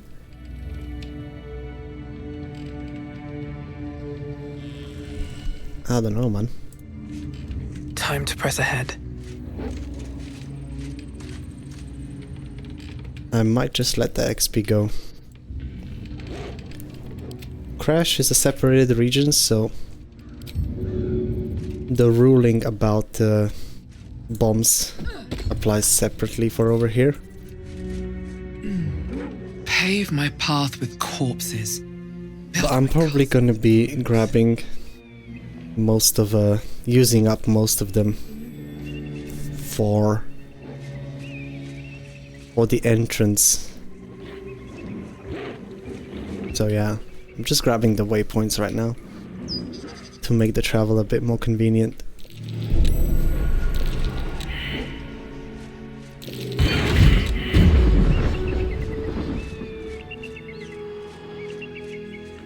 Now why I went all the way around over here is because there is a triple scaling XP spot up here, and also reaches to like just before the waypoint, and I wanted to work my way around that.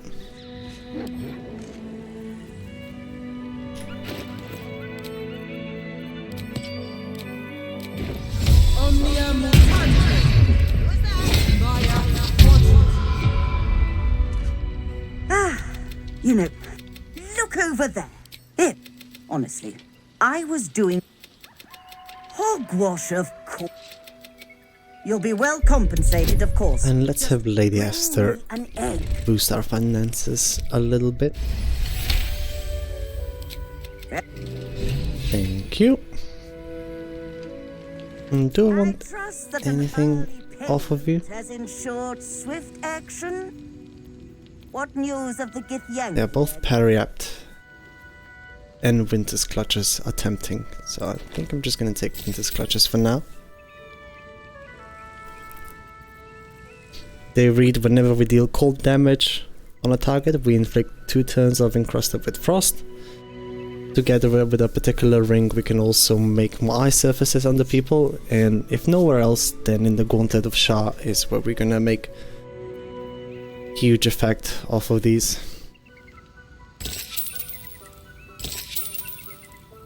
Alright, she has a speed pot. I'll just take it, because I can. And that's it.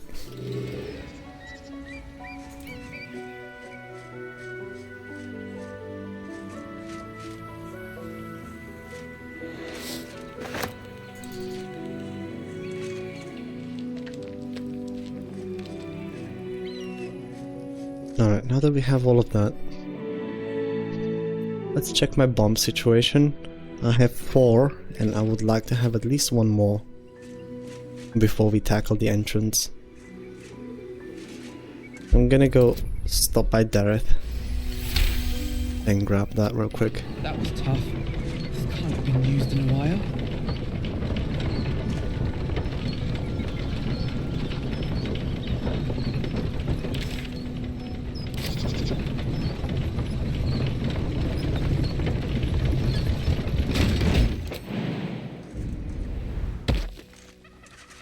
This elevator, however, has never taken a run away from me, so this one still has my trust.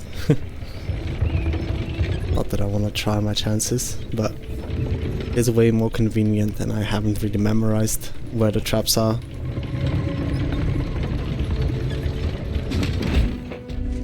And besides a very small quest up there, there's not really anything that we would want.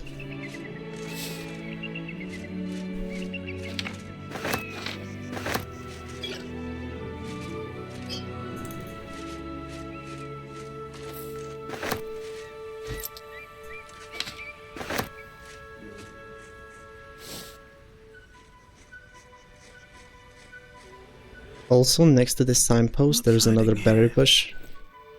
Gives you raspberries. The best type of healing is the type of healing that does not hurt your action economy. And these are free to consume whenever. So together with parry up, each of those is 4 HP.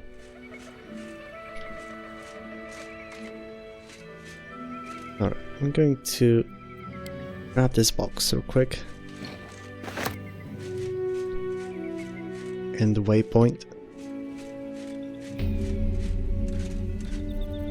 And now we're gonna go back to the Myconid colony and grab 1 more bomb.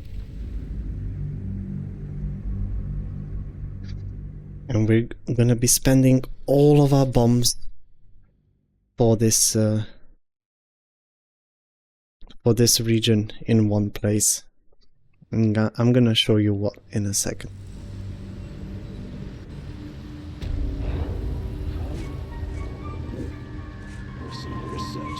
Have I been this way before? Welcome back. Have you made any new discoveries?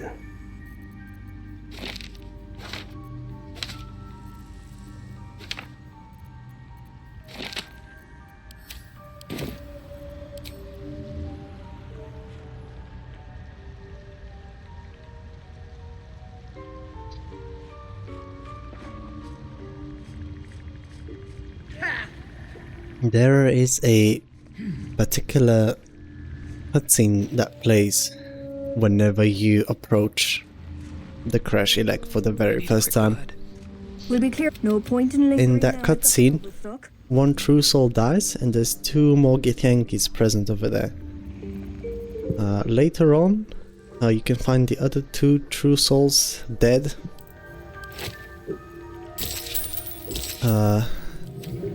Next to the entrance towards Wolgaz's chamber. And the 2 Githyankis stop existing after they drag the 2 remaining true souls inside.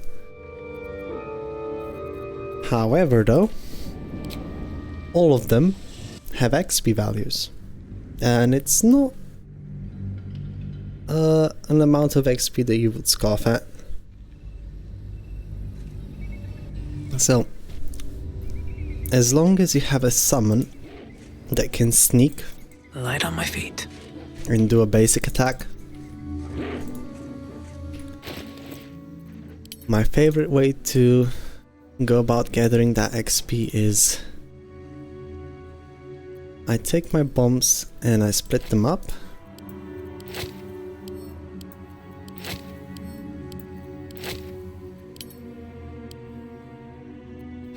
And I stack them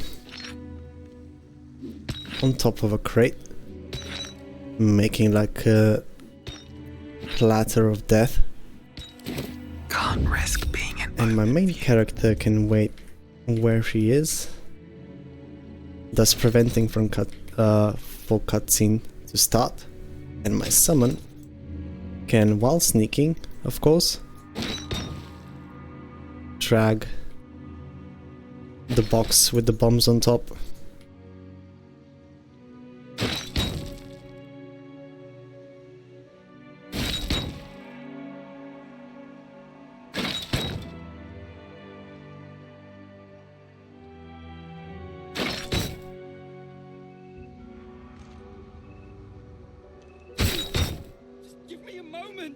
Now you want to sneak because these guys will initiate combat if with your summon if they see it.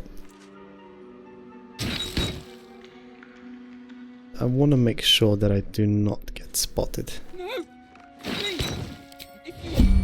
Alright, go into turn-based mode because this channel can vary in its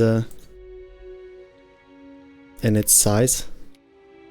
And make sure that this is that the box is close enough to where all of the bombs would reach everybody over here. How you drag objects around from inventory? Well, you just I'll show you later. But yeah, just give it a boom and collect 375 XP. Or crossing the finish line. But yeah, larger than life. This is it. Just click, left click, hold, and out of inventory. And here it is, and I can decide to place it anywhere I want.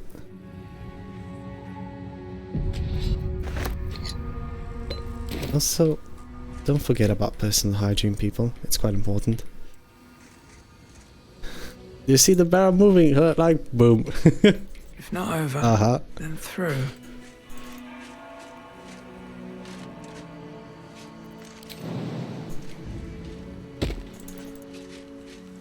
Alrighty. So we got that. I'm intentionally avoiding entering the crash through the main entrance. There is a triple exploration XP spot over there that I want to save for once I'm higher level. Guaranteed vigilance elixir over here, by the way. I also don't care about the helmet that deals retaliatory radiant damage. And I'm gonna enter through the back side. Entering through the back door, familiar, innit? Have to pick it up to be in the inventory? No, it's not necessary. Let's see, if I drop this item on the ground, it's on the ground, right? So, not in my inventory, I walk around, yada yada. You just have to be close enough, and then, again, click on it with left click, so the fist closes, and you get this. Now, the higher your strength is, the longer distance you're gonna be able to move the object. Also, it depends if you're close enough to it, because if you're too far, it's gonna say too far away. And yeah, and same applies with summons. They can't pick up items, for example, but they can drag them.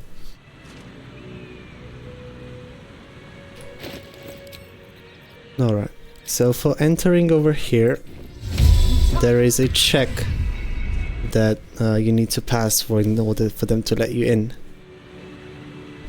However, if you're a Githyanki, you can make that thing checkless.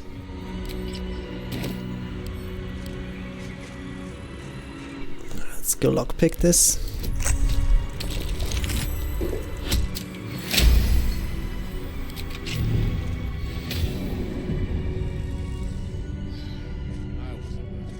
I would have gotten more XP instead of 95 over here if I waited until later levels. Feeling stirs. Now for discovering the crash, it's stagnant XP. And for convincing them to let you in is also stagnant XP. But with explosive barrels, it's working through because default action for them is attack. Yes, however, even if it says attack, right, you can still move them. What? Will they not heed their just still? Like same with wine barrels and everything. That will not serve their Just be with your main character, make sure you don't have an action selected, and you can always just move them. It works on anything, as long as you have enough strength to pick it up, because this actually takes into account how strong you are, and if you have 8 strength and you're trying to move a barrel by a lot, it's not gonna work as well as if you had 21, for example. Alright. Yara has unbelievable. 1 set of items, or actually 2, that I'm very interested in. Vital Conduit Boots and Daredevil Gloves. These can make my cantrips melee if I need them, and I also get +1 to my spell attack rolls, aka every cantrip that I'm gonna be casting besides damaging cantrip, besides Acid Splash. Yeah, I have 8 strength, there you go. You can always just equip the Club of Hill Giant Strength just for moving items about and then swap back. It's like you don't have to extend elixirs for it. It can get awkward mid-combat though, for sure. Knife of the Undermountain King is potentially a good stat stick for me to use. Because we're most of the time going to be attacking with advantage, because we're gonna be attacking from invisibility. But not right now. A touch later. Also another worthwhile option, Defender Flail. It is an item that first of all gives you +1 to your AC and gives you 1 damage reduction to all physical damage that you receive. So if you have some DR with like Helldusk armor, you already are resisting, you're already taking 3 less damage from everything. Apply Defender Fail, that's 4 damage less, and apply Blade Ward before that, and it's if you were to take 30 damage from a hit, then you halve that, so you take 15 plus Defender Flail and Helldusk armor, that's already only 11 damage. So yeah, stacking DR is a very strong thing you can do in this game. Unseen Menace, a very interesting pike that's got advantage by itself, but this game gives you a lot of different ways to get advantage already, so I'm not really interested. I might come back later to pick up Knife of the Undermountain King, but I'm happy with what I got. Alright, so I'm gonna leave that. And because we entered through the backside, right? We still haven't triggered the XP gained for discovering the crash. However, that XP will be triggered as soon as you take a step through this door. Unfortunately, I have to. So yeah.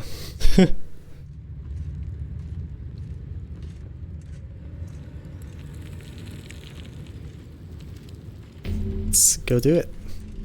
280. This, if I took it at level 10, would have been 660 XP. But it is what it is, they say.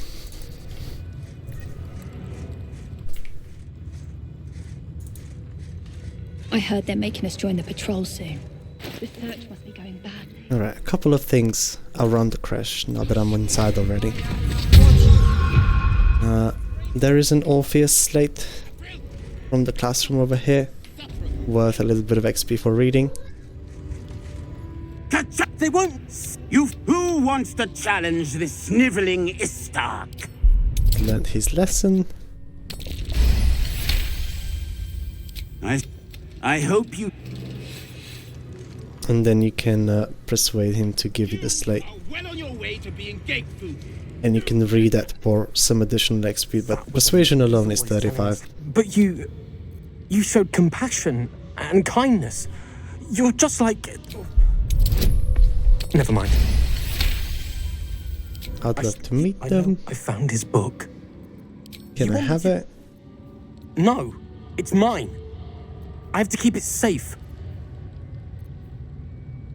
I think I'm just gonna go for the persuasion check.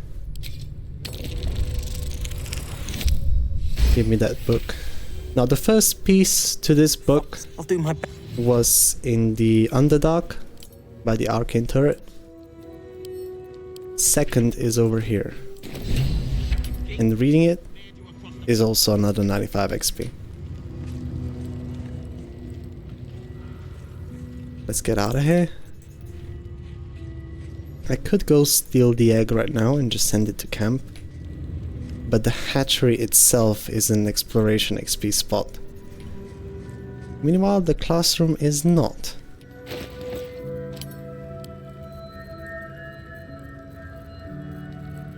So I would like to get my Zaithisk bonuses while I still can. And for those we need Volp Headbang of Intellect, Whispering Promise, Amulet of the Harpers that I haven't picked up yet. I will go get that right now. Elixir of Heroism, which I have. I think I only need the amulet now. Yeah. Let's go to Last Light Inn real quick and let's get our Zaithisk buffs. Normally I'd get this quite late in my playthroughs, but getting them this early does not hurt at all. It would be quite nice to have a few more uses for my bonus action.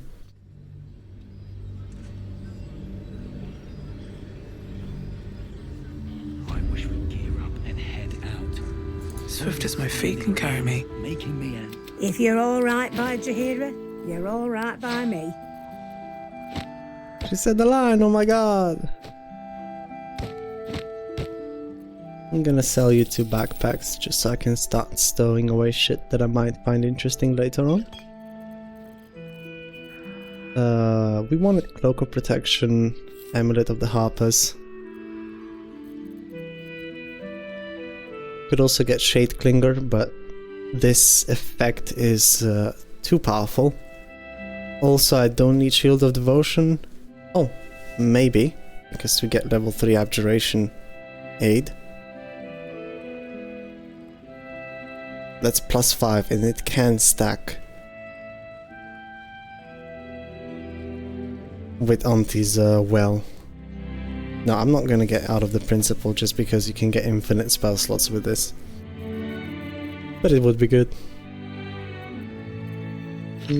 Stash this away. Stash this away.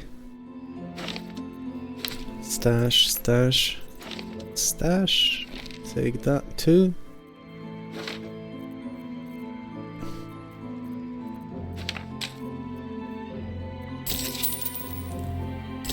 And don't forget to say thank you. Take care now. Take care, you too, Tali. I wish we had a bloody... Back to crash your leg. For the Zaithisk, there's a lot of item buffs that you can get for ensuring that you pass the thing. Never wanted the easy path. And Shadeclinger's armor can give you advantage throughout all of them. Colin's Grace is also another good one. But I'm going to go and kill the Magus that is next to the Zaithix, just because I don't want the entirety of the crash getting hostile towards me if I mess up one persuasion check afterwards. So gonna do this real quick. A parasite. Take it. It might be useful.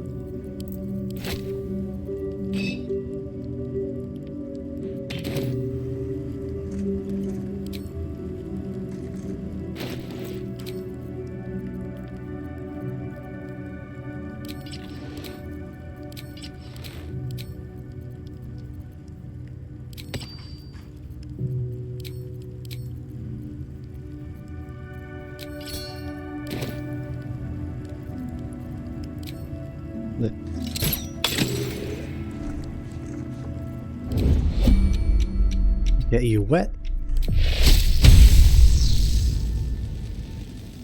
We're gonna do some quick shocking grasp action. Sort.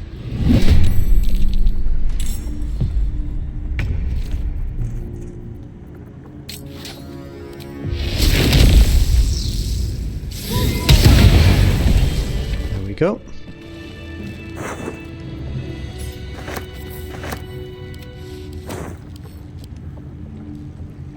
I'm also going to take her body, just in case somebody comes about the place sniffing for excuses to charge me with something. Alright, very nice. So, first of the buffs, both Ring of Protection and Cloak of Protection give you +1 on the Zaith'isk. Amulet of Harpers will give you advantage on the Wisdom part. Shapeshifter's Boon does not help in any way. However, I still like to have it. The next Helmet of Autonomy can give us +3 on Wisdom. However, it is a light armor, and I am going to be taking Corellon's Grace. While the Wielder is not wearing any armor, they receive +2 bonus to saving throws.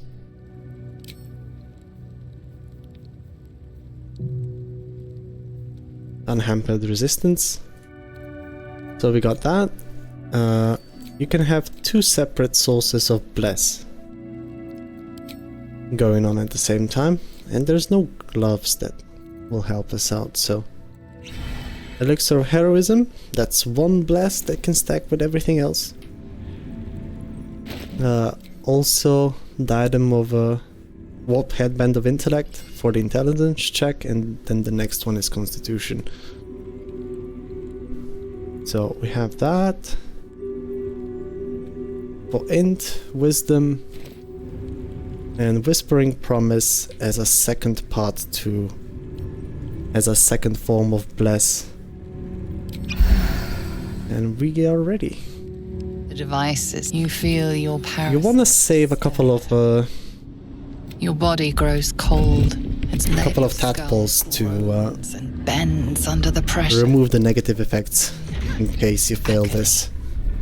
But yeah, this is the average amount of buffs you can get for this. You can make a whole thing quite a trifle. This is the intelligence one. Through the device, the parasite, you feel yourself ebbing away. This is the parasite only the grows wisdom one. stronger. Amulet of Harpers giving us advantage.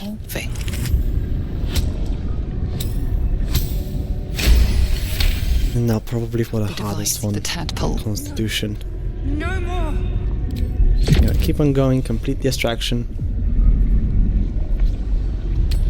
But we do have proficiency from our sorcerer starting level. And we passed that without a fail as well. The device makes contact. Your body is a leaden. Very nice. The room's Incredible. Your parasite is even stronger now. Now, if that doctor was still alive, we would need to make a persuasion check just to say that our parasite has been removed. Otherwise, it can attract some unwanted negative attention from other Githyanki. On my way. And we wouldn't want that.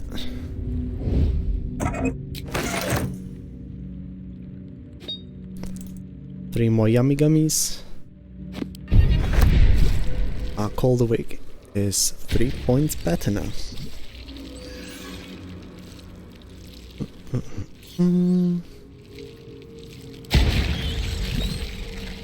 False tunnel and repulsor. Thank you very much. And also get to do all of that on a bonus action. So yeah, saving the infirmary until level 10. Classroom is done. And that's about it.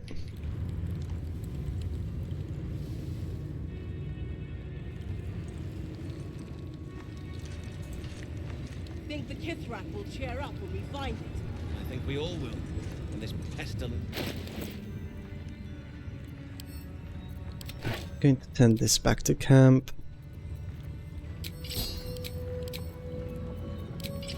Get myself out further.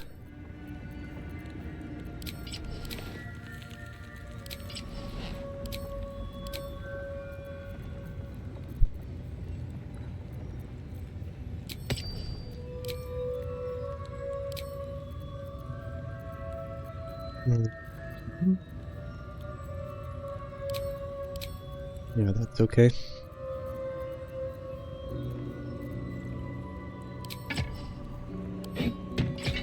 But this we want Mel's first staff and Morning Frost.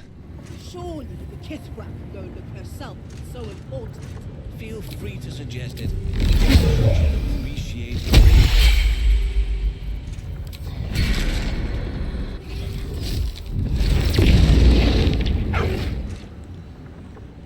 Think the Kithrak will cheer up when we find it? I think we all will. When this pestilence... Now, there's a little bit of XP that I'm debating if I should get or not. Yo, So Black raiding in. Hello everyone, welcome in. My name is Nemesis. I'm doing solo BG3 honor content. Right now we're playing Disciple of Nimbus, which is a 6th level Shadow Sorcerer and 6th level about to be College of Lobad. And we're also a Dirge, and we're letting Nimbus take all the heat in the combat. How many died today? Us maintaining invisible, and we're just getting the more powerful things, items obtained from for our build. By the way, So Black, if you got a raid and run, I completely understand. Go take care of yourself. If not, you're more than welcome to tune in. For more details about the build, you can do !mark build and !mark rules. And if you have any more questions, don't hesitate to ask them. I encourage asking those and backseating as well. Because primarily this is meant to be a place where we can learn about the game and debate builds and so on. It'll be better when the Chikrai leaves. So long as he leaves with what he came for. Right, so behind this door, as soon as I open it, there is going to be a couple of Githyanki leaving, about 5 of them. Loosened their tongues. We're only level 6 and we don't have that much HP. Our AC is alright, nothing remarkable. I could potentially go for this and just start the fight with all of them. However, to break that cutscene, what you can do is, instead of entering the door, you can just smack it down. There we go.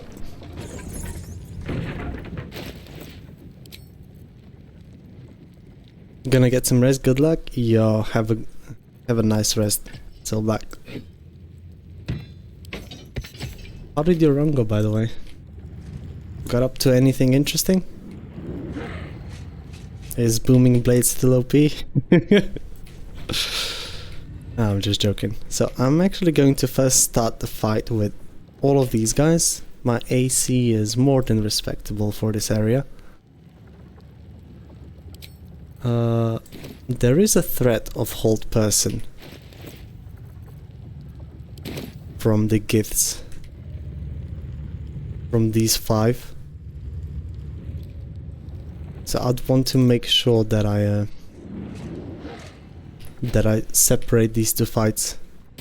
And I'm just waiting for the one wandering gith, that one, to make his way back, so we can start the combat good and proper. Nimbus is going to wait over here. We ourselves are going to be over here. Our initiative needs to be fixed, however, more than ours, Nimbus's All's well that ends. is the one that could profit a little bit. So long as he leaves with what he came for. There we go.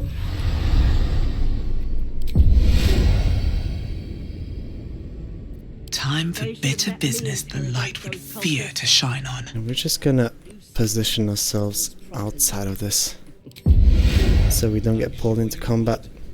Nimbus got vigilance. That means he'll more than likely to be the first in the turn order. Beautiful. And all of the Giths have quite good dex saving throws, especially the archers.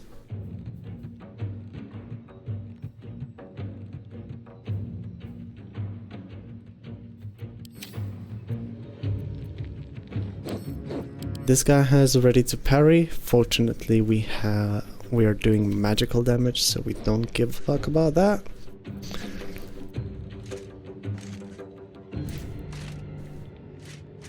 And I'll probably want to swap this for Cinder Shoes.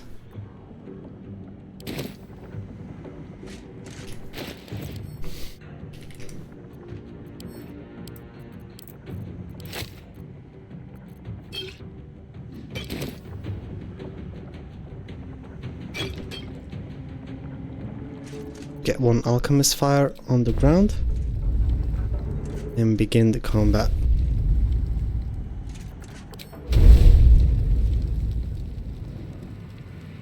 With some blazing fire.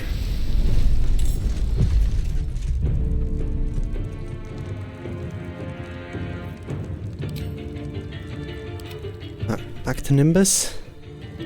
I want to save speed pots for the other few. There we go, there's our invis.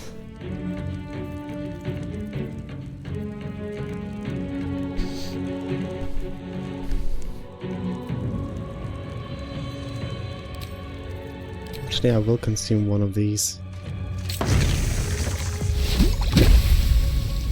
65 and 60%.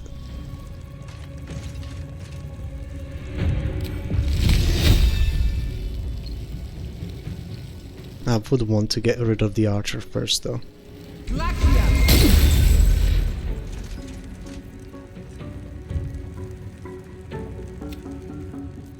So for the heat convergence, we will need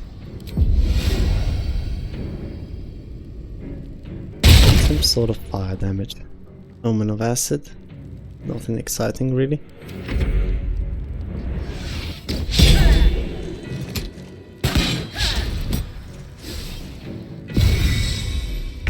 There is the rally, double miss.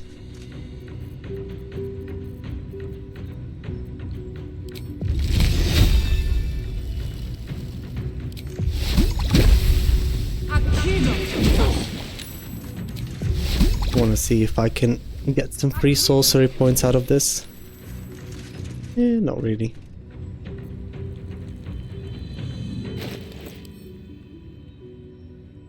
And I don't have Hellrider's Pride gloves on.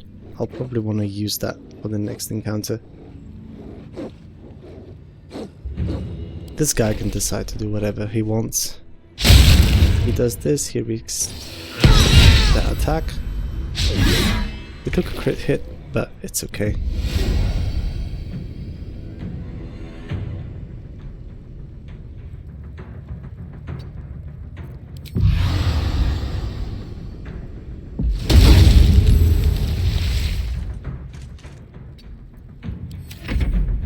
I'm gonna stand next to him to give him disadvantage. There's the rally.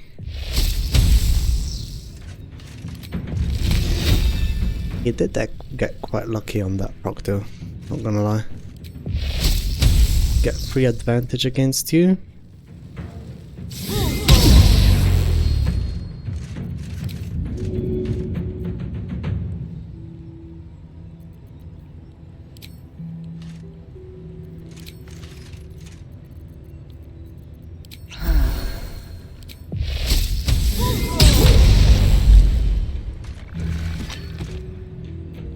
Alright, and I have my lethargic turn right after this. Hopefully Nimbus will be able to sustain all of this and not break combat. Give him a bit more HP. There's the first hit. There's the second. Wow, he actually managed to knock them away. No. Now he's looking for me, but because I got the mental, I ought to be more than fine. Nimbus, on the other hand, is almost dead already. Get up, boy.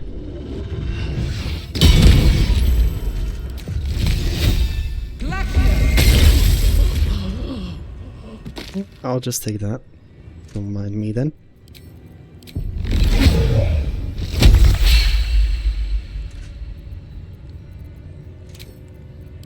Probably want a couple of more sorcery points before we attempt to fight the other 5 guys. Advantage on wisdom. I also want to swap the Hellrider Sprite to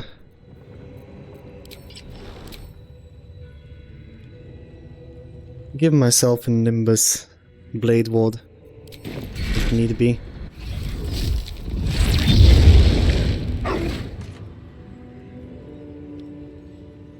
I will also use Mirror Image just to buff myself a bit further.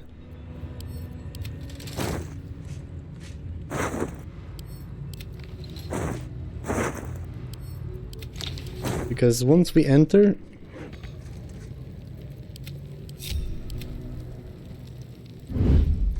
this room, these 5 Githyanki will try and walk away. And what we're going for is trying to grab their XP while we still can. I will want a couple of more spell slots for this.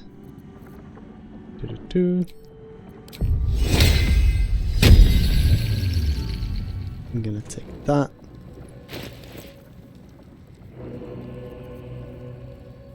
We have good damage reduction. I can also get Blade Ward. And this is more or less going to be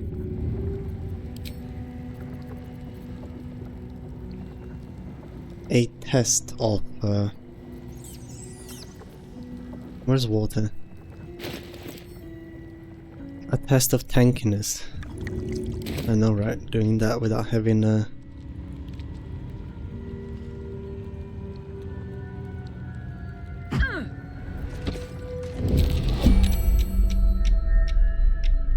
Alright, so we hit ourselves, make all of them wet, and if I'm not mistaken, it's not her, but it's one of the 2 ladies that are not the archers that have access to hold person, so if I can, I want to target them and get them out of the picture first. It's you and you. Go, begin combat. Beautiful.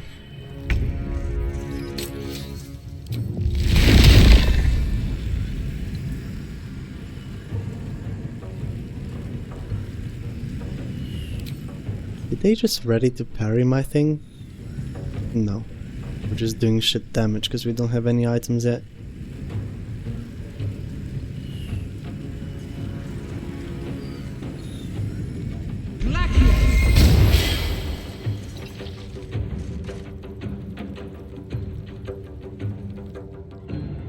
That's more like it. I'm going to hide myself in the corner and eat a berry to top myself off. Get that blast going. It's alibi. Sure, you can do that, but you can't cast hold person on me. That's illegal.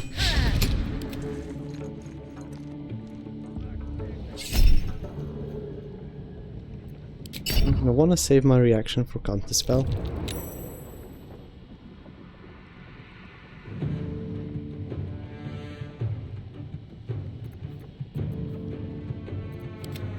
Gonna wait Nimbus where he is right now.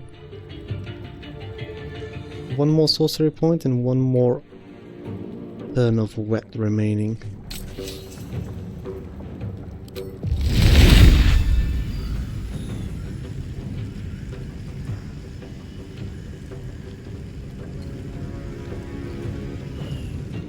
Come on, surely there's a pixel.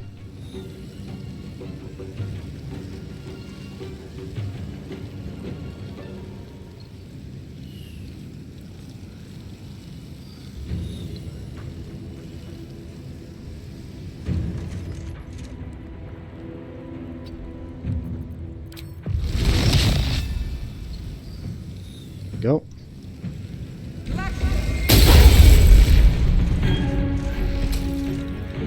That is quite a huge threat removed.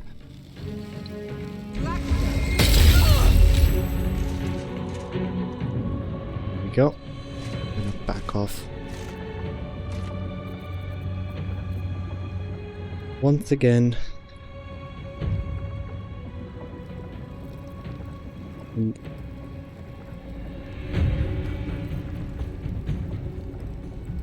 I probably want to reset this thing first on this turn, so on the next turn we can spy bulb and shoot to get free advantage on these guys. We can still react, which is very nice. You're at 12 HP. Surely Cold Weak takes care of that. There we go. And the big threat of this combat is finally over. Now it's just crits we have to worry about. I'd normally always recommend take crit immunity. Don't be an idiot. I'm just mainly attempting to rely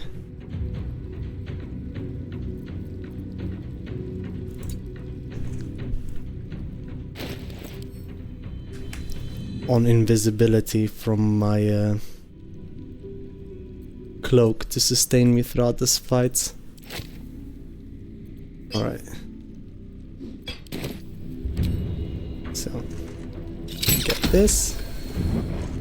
We get Bless on ourselves, Blade Ward on our boy as well.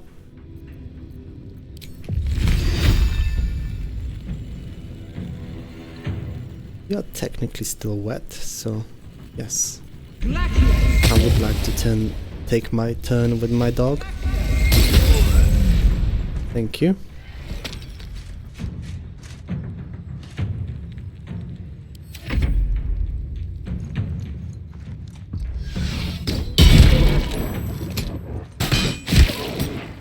No reaction on Nimbus though. That's a bit weird.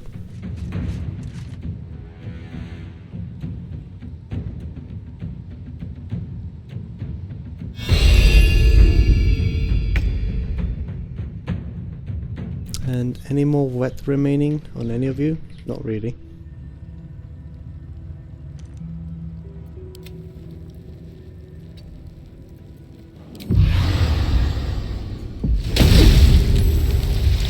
We just want to begin with Nimbus. The archer did get entangled, which is good. Hopefully she misses out on an angle over here, like this, and if I myself am far away enough, I shouldn't get he shouldn't be able to target anyone, rather.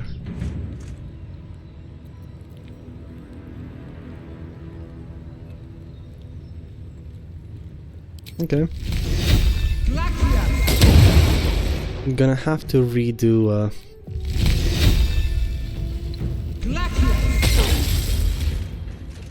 the speed pot on this turn as well.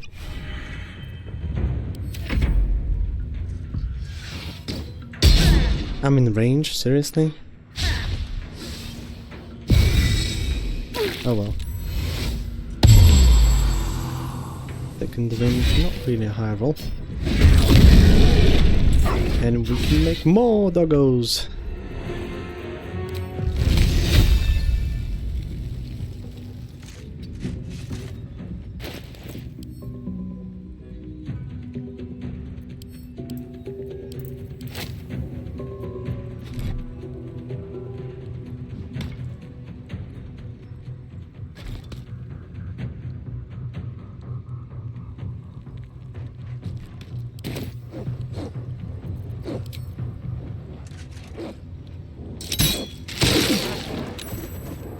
gonna get some bleeding going.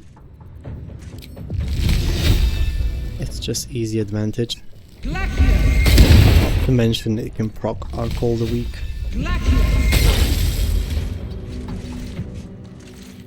I'm gonna move a bit further away.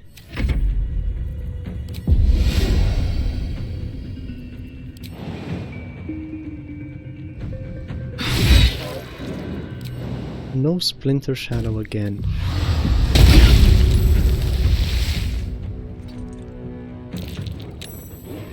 Saves on the ice. That's fantastic. Unfortunately, we did not manage to entangle. I'll take that. It's not a crit. What the? I'm sorry. It wasn't even a crit. I almost fucking died. I'm gambling way fucking too much. Where's the 1d8 piercing coming from?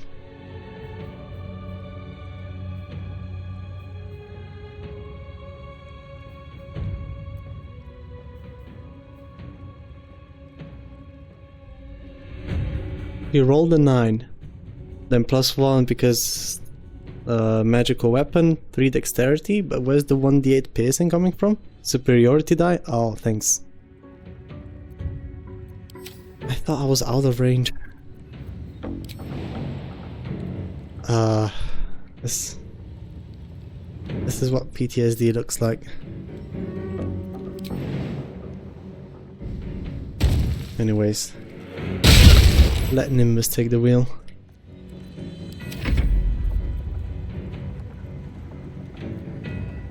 Panic? I mean, not having crit immunity until Act 3. What could go wrong, right?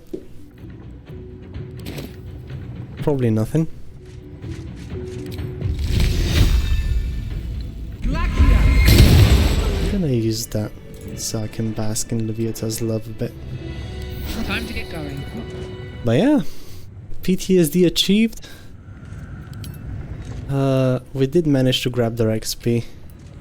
With the risk that was involved, probably not worth it. What's done is done.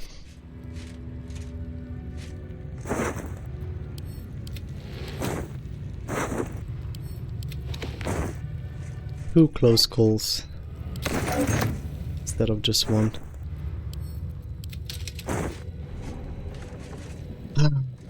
Thank God, right behind this door there is a At the ready.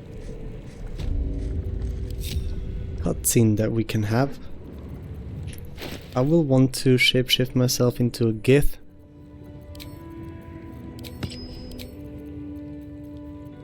And I can hand over the prism because it's just gonna come back to me in the cutscene.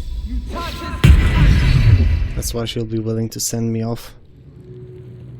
Alright, that's the cutscene happening.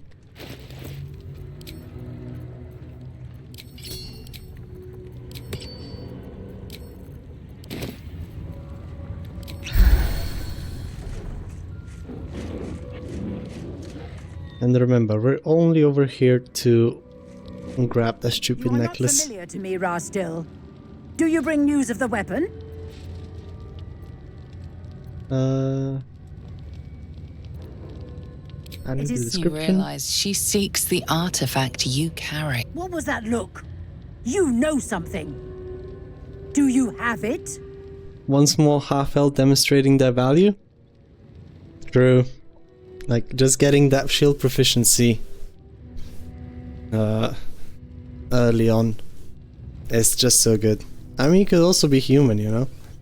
Because, personally, I'd probably prefer to have stealth proficiency. But the Wood Elf gets that, so...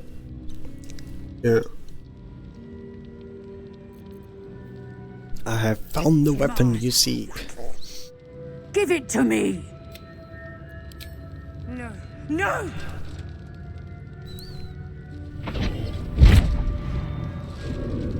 Yes. And just being able to craft that adamantine shield Exactly. and have have the crit immunity. Inquisition will finally come to Completely an end. uncomparable when it comes to value. Farts! Trickery! Heresy! How did you... You manipulate it when I cannot? It appears you have been You go much? chosen, Vin Isk. How lucky you... Take the weapon yourself, then. Alright, she's going to open the door. I can avoid a fight where I can get disarmed and possibly killed on 32 HP. Let's be realistic, probably getting killed. Follow the corridor. I'm going to leave our boy over outside, actually. And we ourselves are going to head in and grab that beautiful, beautiful necklace.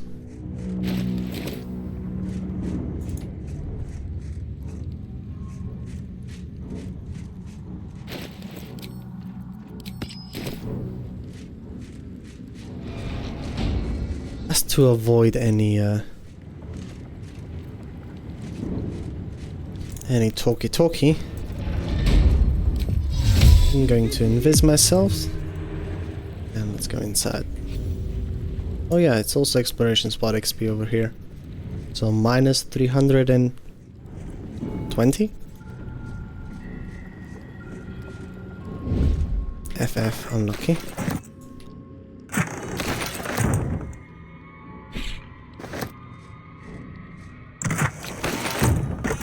However, this is the necklace that we came for. Elemental augmentation. Whenever one of your cantrips deals acid, cold, fire, lightning or thunder damage, you add your spellcasting modifier to the damage dealt. This stacks with potent robe and it is in tune with the cantrips we have, except for bone chill.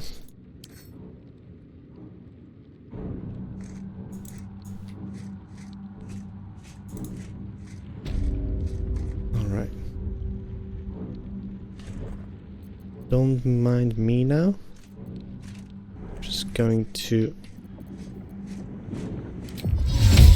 put enhanced sleep on and we are running out of here. This calls for careful footwork.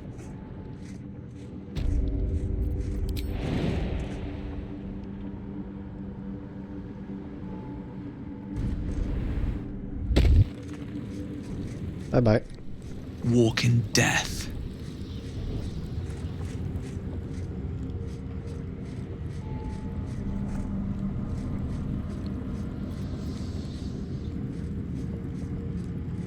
That's it. Next piece of the puzzle that I want is potent robe. That beautiful thing will do basically the same thing that this necklace does, but apply the effect again. And then with some tactically placed water bottles, we can double all that damage. So be spellcasting modifier 2 times. That's 6 as it stands right now,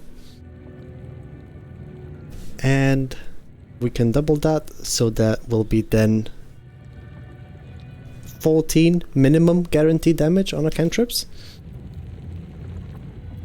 But we already got this number to the without wet. We got this to dealing minimum 5 damage as it is already, so very nice. I'm actually going to buy the Knife of the Undermountain King. We have some spare gold. Haven't had enough yet? Nope. Remember.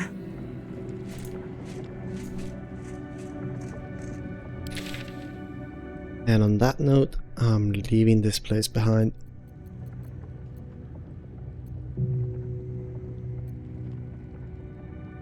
Back to Moonrise.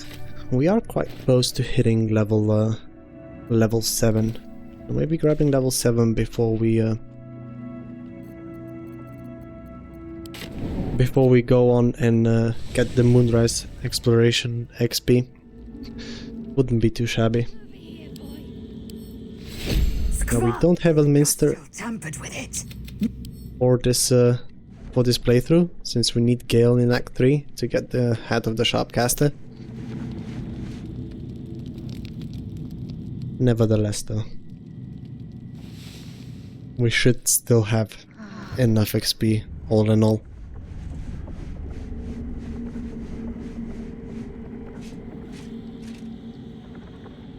Okay.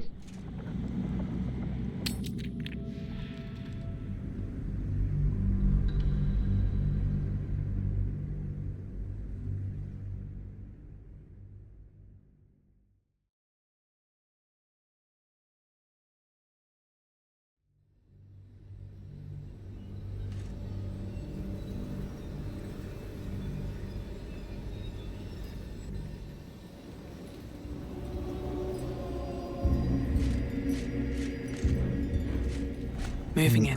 I think I know just the place What path lies before me? where I can get the XP that I'm still missing. See?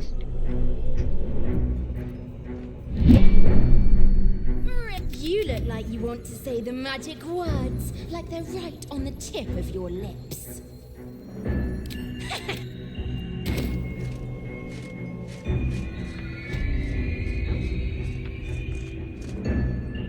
What I'm going to do is get some enhanced sleep.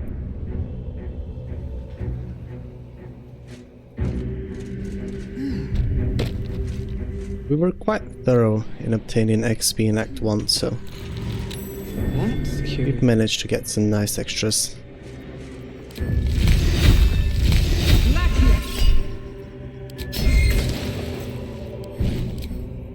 Probably want to turn this off before it eats away at my nerves.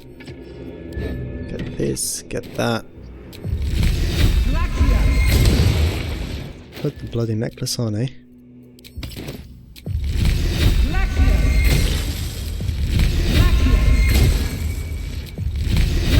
Yeah, so now if we take a look, we're always adding the +3 to our damage rolls. Quite handy.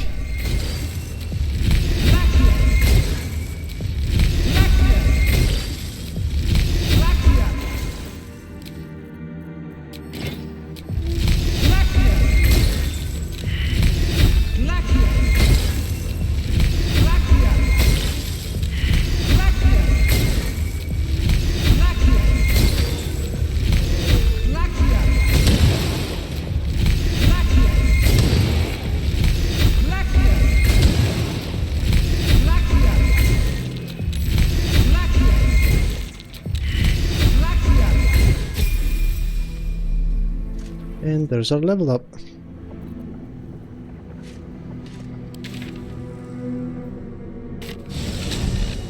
I think I should go check the vendors. That ought to be quite alright. Alright, and with level 7 is where we start the second form of our multi-classing. We finally get access to our bard levels, so we take in Vicious Mockery plus Minor Illusion. For the spells of choice. Hey Joanna, how you doing? We're taking Longstrider, Featherfall, Sleep, and Heroism for now, and then I'm later on going to change that for Calm Emotions. Tasha's Hideous Laughter is a possible candidate over here. Same with Healing Word. Healing Word mainly to proc the item effects, but I have potions for that, and it only costs me a little bit of movement speed. Sleep is so I neutralize the targets that are already at low HP, and that I didn't manage to proc call the week on. Starting instrument, there's only one that is superior above all. And I also get another skill proficiency. I am going to be picking up stealth, mainly because that stock is mental, and in case we do not want to move, but the enemies will roll to attempt to perceive us. For my invisibility, this should help out a bit more.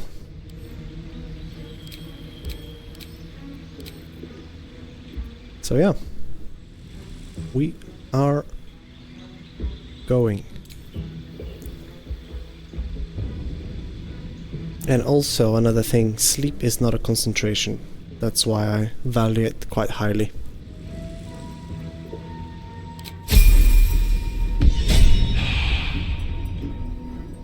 And you can get guaranteed crits on targets that are asleep. One thing that I'm going to be testing is, will we... does inflicting an enemy with a condition that does not deal damage wake them up? Because this only says the condition ends upon taking damage. So we can technically sleep them, wet them, and shock and grasp, or ray of frost, whichever you prefer really. But yeah, we're starting to get that damage in. Very nice.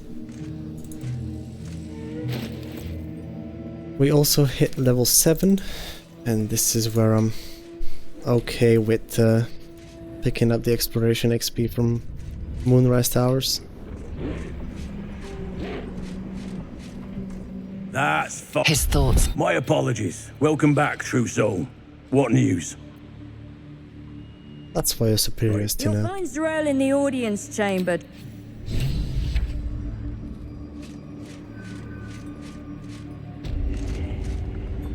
Alright. We should also go down to the docks and get the extra 2 tadpoles. There can be no doubt. This is the place.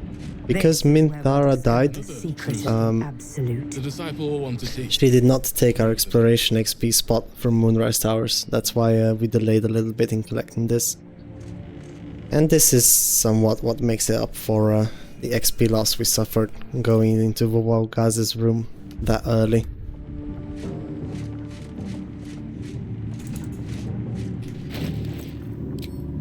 Alright, let's get Attitude with Lantav.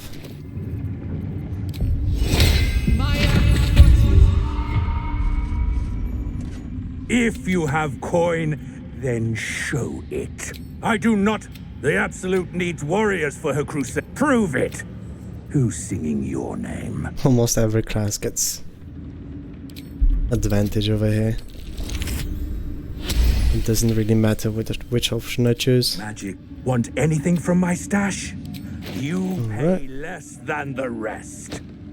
And we're going to give him a quick pouch and start stowing away potions of angelic reprieve. Sentinel shield is a thing I want to pick up. Gives me +1 to initiative, same with Fistbreaker helm. Compared to our circlet, this is just a free +1 to spell save DC, and we also get +1 to our initiative. So these are the 2 things I definitely want out of you. Slaughter! She gives them to you fully formed. Can you hear her? Ah, a new face come to bask in the light of the Absolute. How can I be of service, true soul? And Roa. Potentially might have a couple of items that I'll be interested in. Confuse, Dominate Person, those are all non-damaging scrolls. Drakethroat Glaive, ironically enough, in this playthrough I will not need. So this is 1,800 gold that I can spare right away. Between a hand crossbow and near misser, for targeting only items I do not care about. On the other hand though, Ring of Spiteful Thunder. Whenever their wearer deals thunder damage to a reverberating creature, it becomes dazed unless it succeeds a Constitution saving throw. Dazed effect. They have disadvantage on Wisdom saving throws, aka control spells will make them more likely to succeed. And I believe it doesn't even have to be thunder damage to proc this effect. So very useful item if we want to make our nimbus a touch more consistent. They also lose their bonus to their AC from their dexterity, so thus further increasing nimbus's accuracy. Marksmanship hat, range attack rolls are our cantrips, so we can get another +1 from that as well. So I'm stashing all of that for once I have a bit more money to go around.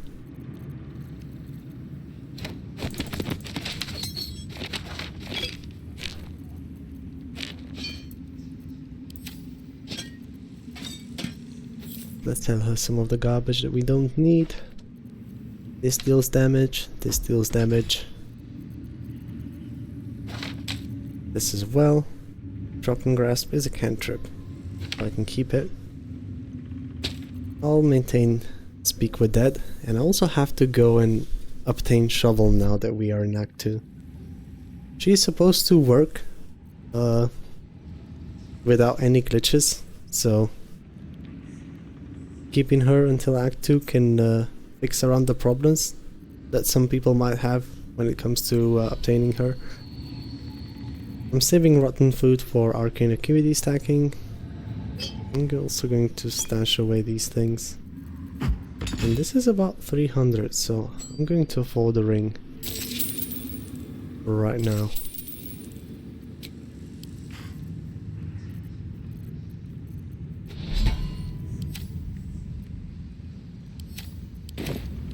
Alright, that's pretty much it.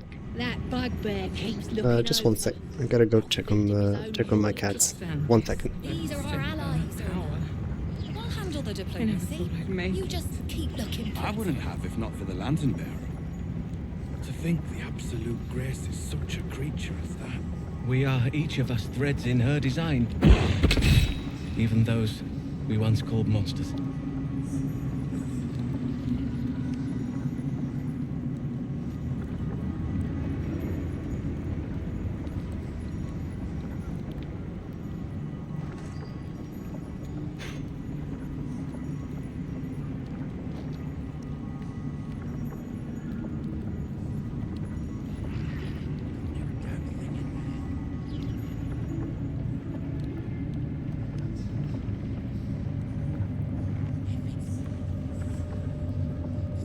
Where do you hail from? I was a farrier in Desarin Valley.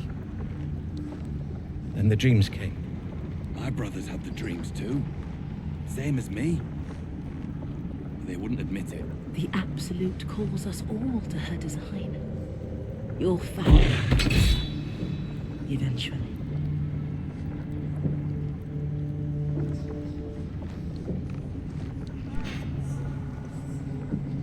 We're back.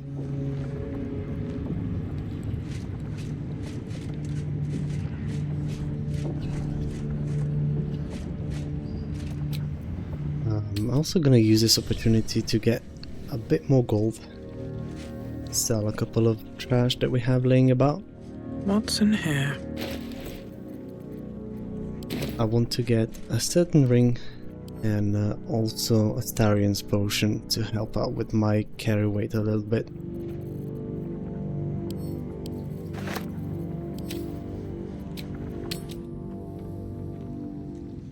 Brothers, sister, pray with me while we wait. I'm not worthy. I never learned the words. Yes, you did. She gives The Absolute's war drums beat loud in your chest. How may I serve?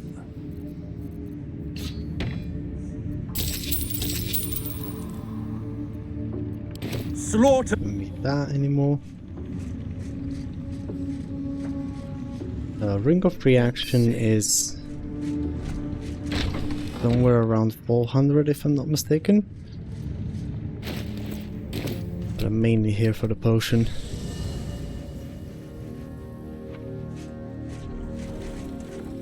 I'm not surprised at the Gith's insane device.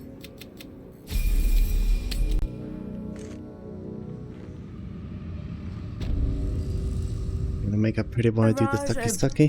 With one drop, I can brew a rather potent. Sounds interesting, let's do it. Oh, don't worry. Oh, I assume he belongs to you? Excuse me, I'm he's sure his he own really person. believes that. Get some more approval before Adorable. we dunk it irreparably. Spawn. Astarion, but hold on. Good. Now, Astarion. I've dreamt of being bitten by a vampire since I was a young girl. I'm sorry, you want to be bitten? To feel your life's blood slipping away. The to finger. dance on the edge between life and... Yes, I want it. I'll even compensate you. A potion of legendary power that forever increases the strength of the one who consumes it. It's not for sale. There's a way to fix it But it's afterwards. We've done it before. Yeah, we're not romancing Astarion on this I will run. have to decline. We're abstaining from romancing anyone. Just to avoid the saving throws we would have to make otherwise. Can't you talk Not to lose a companion. We'll have to check who's got the highest approval with me. I'm sorry, are you actually asking me to do this? Because there's something wrong with her blood. I can smell it from here. A potion that powerful could change our fates. Isn't it worth a bad taste in your mouth? I suppose you have a point. Fine, I'll do it. Darling, I've had a sudden change of heart. After all, who could resist such a delectable neck? Hold very, very still.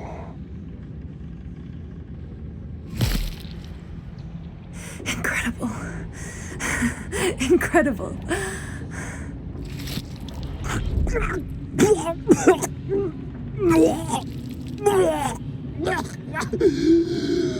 Oh, hell. Not your taste. You're fetid, full of corruption. I feel exquisite, though. So here's my part of... I hope you find it as... It was everything I imagined. Alright. I like it. Putting Astarion through nightmarish activities just so we can have a little bit more of carry weight. Seems legit. Oh, darling, I'm hurt. Well, he did say that he liked you know it where to... right afterwards, so like... Technically we're alright. Alright, I'm gonna drink that potion, further increasing my carrying capacity and jump distance. He's pretending? Welcome back, true soul. He was the one to always take on the mask. But yeah, I still feel like an absolute asshole for making him do this. Now, a thought that I had when I was making this build is if we ever took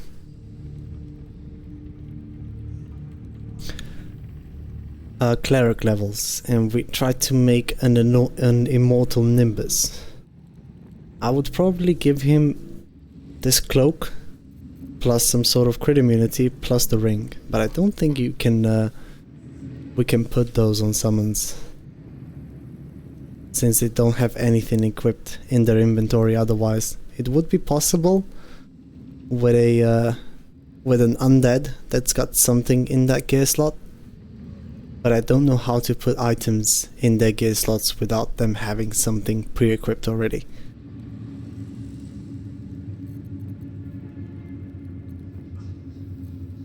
But yeah, one piece of gear that we definitely want out of her are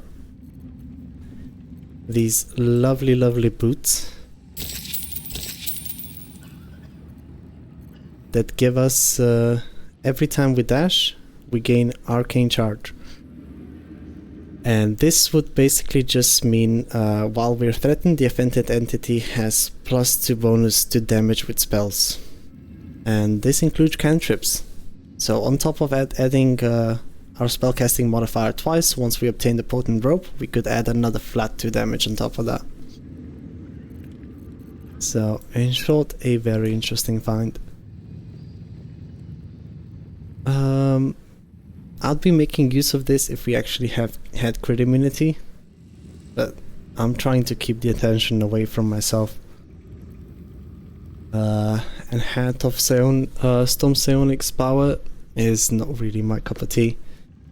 There's not really that good reliable ways of dealing thunder damage, and this hat, unfortunately in patch 8, does not work with Booming Blade. So it still remains kinda niche, all in all. But the real thing why we're here is Ring of Reaction. That thing helps us ignore difficult terrain, cannot be paralyzed or restrained, aka immunity to hold person.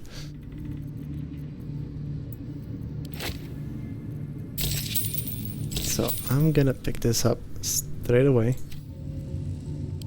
and save the boots for a little bit later. I'm still divided and I want to test if the boots work while we're invisible, because then with Daredevil gloves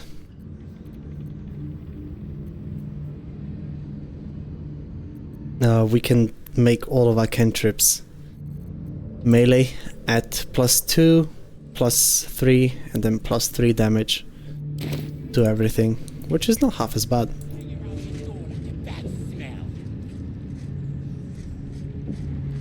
But for now we're just gonna head down to prison and get tieflings out of their pickle. We need that potent rope and we need it as soon as possible.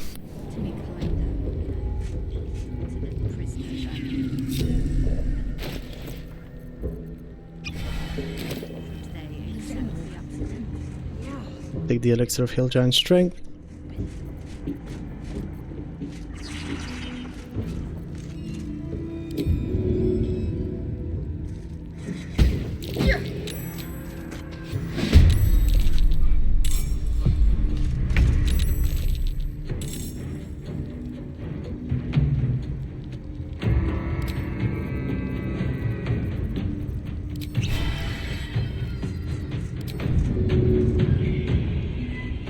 Quickly deal with him before the other one comes about, the other guard. There we go.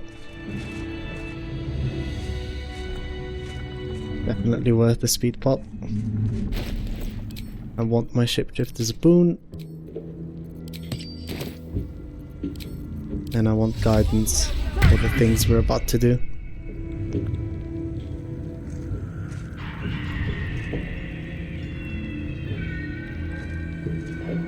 Oh.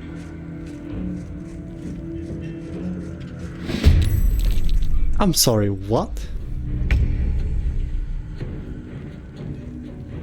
Why are you temporary hostile? Don't mind me asking.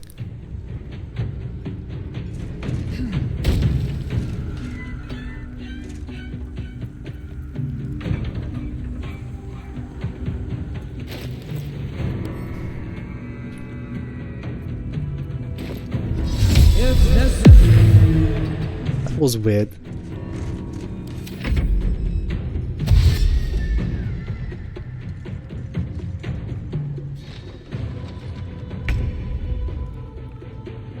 Where is she running to? Actually, never mind. I don't want to know. That's a bug? Yeah, I guess like we exited combat with those crying eyes, and that one still decided to become hostile, and she is indeed still hostile. Fucking hell.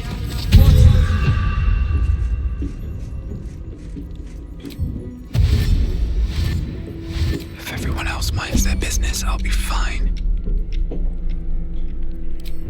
Another step forward.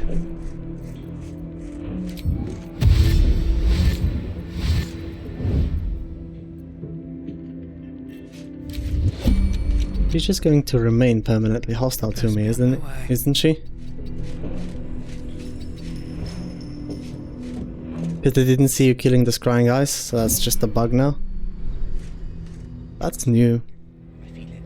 That thing was not the case. At least in patch 7. I'd bet my last copper. This game sometimes, swear to God. I'm just gonna hide behind here. Need to keep her loaded in though. A knife just in gonna the dark. cast guidance on our person. Out of sight, out of mind. Going to sneak.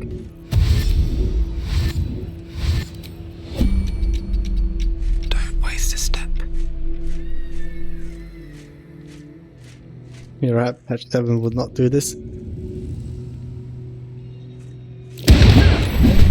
this game, it's just like every patch there's more tiny little nuisances Every bastard in this hell. that we have to keep in mind.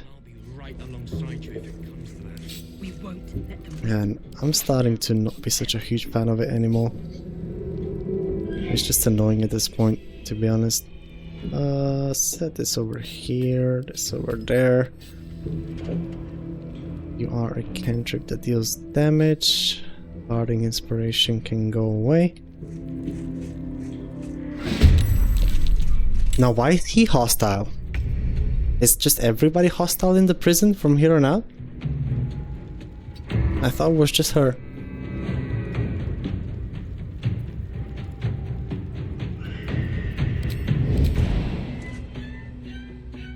Whatever, man.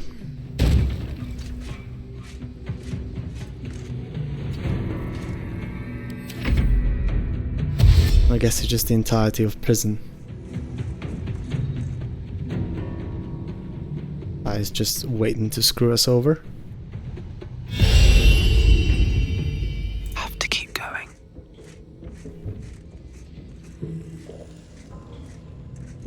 And now I'm extra glad that I took that proficiency into stealth. Because this is a touch dumb.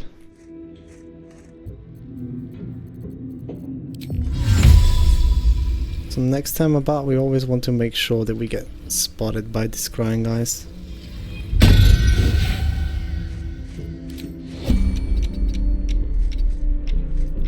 That's crazy. We don't even have enemy of justice.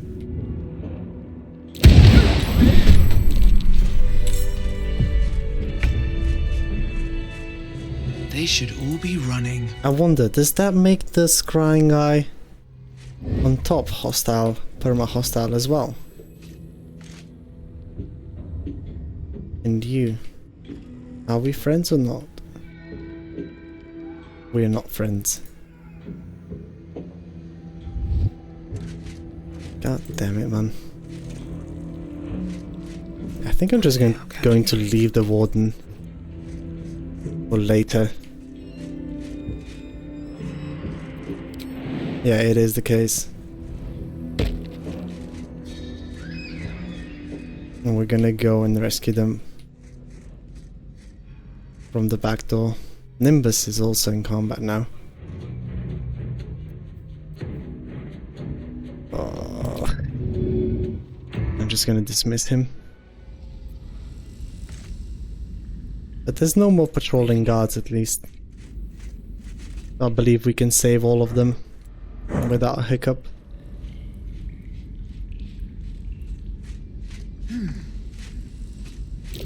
That's curious. So note for the next playthrough, always make sure that the adept catches us dealing with the scrying guys.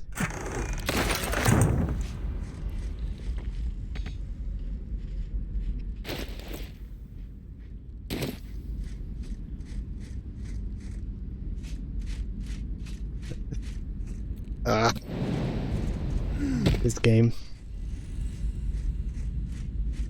Let's have a look.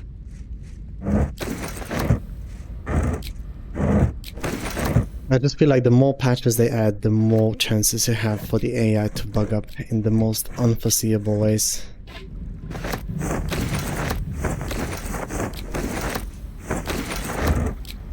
At least we didn't suffer enemy of justice, so we got that going for us.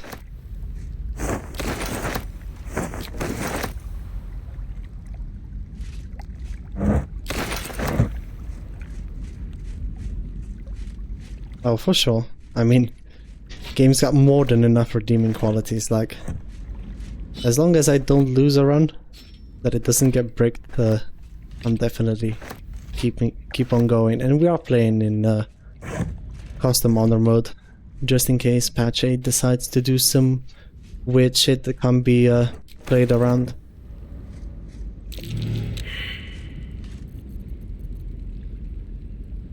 Yeah, thank you for your kind words, Anna.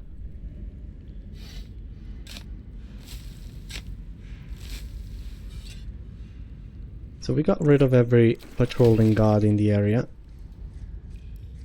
That means this escape can happen without dragging any unnecessary aggro, and it can happen 100% guaranteed, so at least we got that going for us.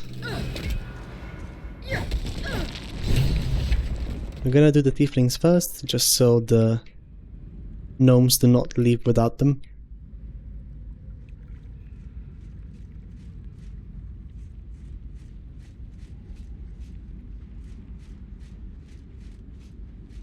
And I forgot to talk to Leah and Cal. Can I still get the XP for it? Ugh, I almost had it! Bugger off, Will. Huh? I swear, the moment these ropes are off, they're going around your neck. I'm sorry. Did I, what did I do wrong? You okay? I must make it to Baldur's Gate. I must. That was some weird ass dialogue. My plan for now is to hide out on the wall. Say?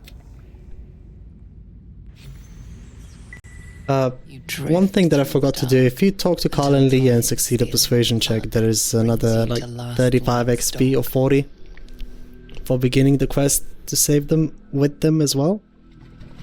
Oh, no one get, and they'll have it. Oh, yeah, Absolute what? If not, now. That's it. Can't be helped anymore.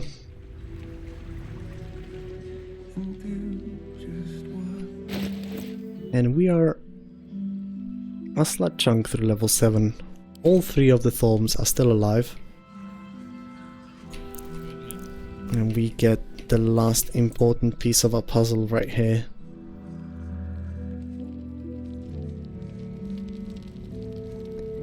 If you wait to collect your rewards from Alfira, the scrolls that you can get over there and potions, the higher level you are, the better they're gonna be. So if you have no need for the potent robe, there is no need to collect the reward until you're like level 9 or so. Right here. Hey, asshole. Roland. Alright. Thank the God. You're here. We're two. However, I am in a dire need. Thank you. Potent rope. Your cantrips deal additional damage equal to your charisma modifier. I'm just glad you're safe. How are we liking Shadow Souls? In the light of solo honorance, I assume is decent. Spec due to being able to abuse darkness clouds for protection. See, we haven't even used darkness once yet. Thing is, and we're also playing a Dragonborn, which does not get shield proficiencies, so we don't even have crit immunity. And just the basic tanking from Nimbus was already enough to get us through. Did you enjoy? We're all safe, Roland. And yeah, it's That's what matters. my take for it is like at level 1 you get the orc passive, the relentless endurance. If you get reduced below 0 HP points, you get restored back to 1. So you get that. You get dark vision. You get darkness with Devil's Sight. It's super good. It's like, it's sorcerer. I even nerfed this playthrough to limit my damage to cantrips only. And we're still rocking the vote quite effectively. Thank you. Humble. You and... Right. A bit more money over here. And let's go to Bex and get our cookies too. But yeah, my take for the Shadow Sorcerer? Well, obviously, don't play Dragonborn as it. Take either Wood Elf or any variation of Half Elf, Human or Githyanki for those armor proficiencies. I just made this like specifically into a very niche build that I'm trying to abuse. But yeah, overall, So, I'd say very, very decent. And that's saving the Tieflings quest done. We can get a bit more money from Wolverine as well. What's up for discussion? And that should be enough to bring us to the threshold we need for the boots. Oh, I don't need anything else. Thank you. Forget. But even Brawn deserves recompense. Here, this should suffice. Alrighty.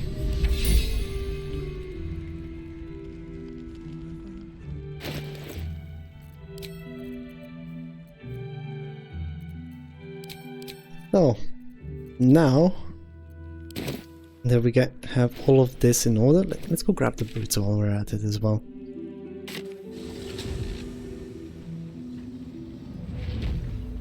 And it's time to do some testing regarding damage values and whatnot. But even as we are right now, we get 6 added damage to all of our cantrips. I didn't take Gloves of Belligerent Skies. That could also be a way to apply reverberation upon enemies, and Nimbus's Entangle is a strength saving throw. So getting those would potentially be a good idea, but that one's only for Lightning, Thunder and Radiant. If it would be for Cold as well, that would be just amazing, but we can't have everything, can we? So yeah, 6, that's without vulnerability. And I'm thinking of swapping for Knife of the Undead Mountain King and then rocking the Covert Cowl to reduce my crit chance. But that thing, I'm gonna be doing that strategy once we get a second feat spell sniper, because at that point we're gonna have -3 to our crit chance. It's way more consistent than 18 or anything. Tremors. Like a child at her first idiotry. You could backhand it with Callous Glow and Light Cantrip, but it seems a bit weak. I'm going to be siding, going to the side of assisting Nimbus a bit further. And Hellrider's Pride does work with if you place a potion on the ground next to Nimbus and then offhand attack crossbow, and we give him Blade Ward and Bless. Saving them. We have boots for reverberation. Ring of Spiteful Thunder can daze enemies, which reduces their removes the dexterity bonus to their armor class, and they also gain disadvantage on wisdom saving throws, aka most of the leveled spells that we're going to be casting. So that thing removes the dexterity buff. This thing by further 2, it also slows them and takes their bonus action away. And with all of that combined, and if I only remember to cast Enhanced Sleep on Nimbus, I should have more than enough damage. Of course, we're gonna be swapping between reverb and then the frost ring that creates an ice surface around an enemy. Welcome back, true. I just want to get all of the items before we start testing a little bit. Come back.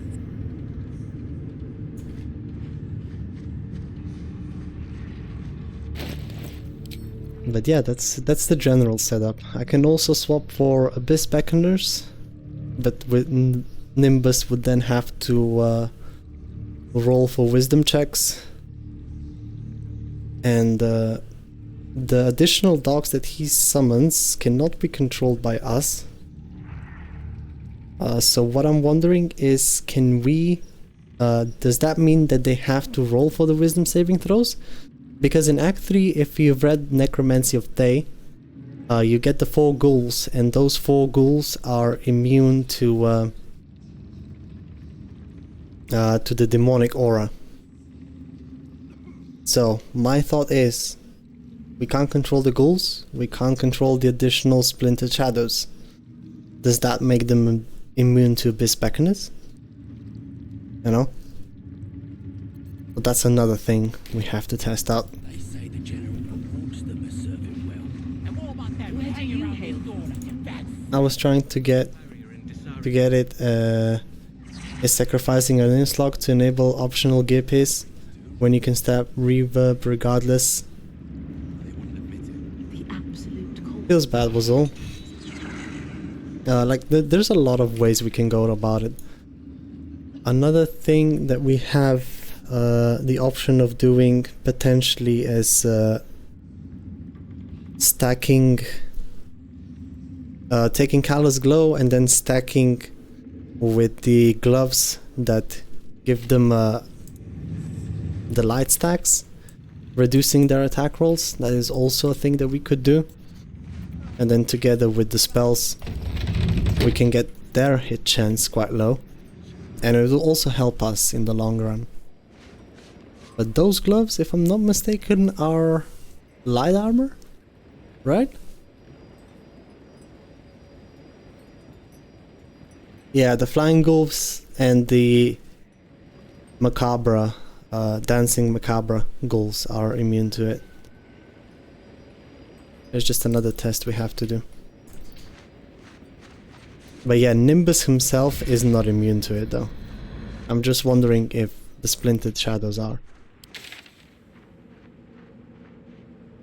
So I guess our next fight would be the measles. Just so we can go and get the gloves as well.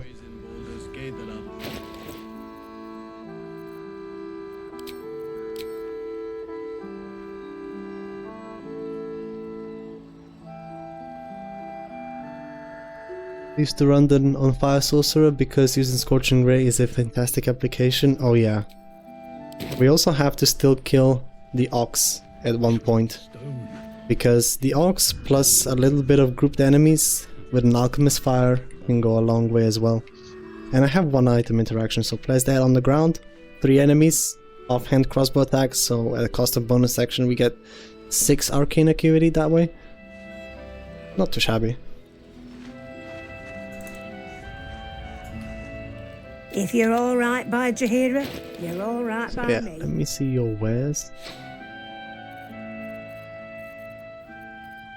And see if you're selling any Battle Mage's Power elixir. Stash all of these away for now. I'm gonna stash those as well. These 2. Greater Invis.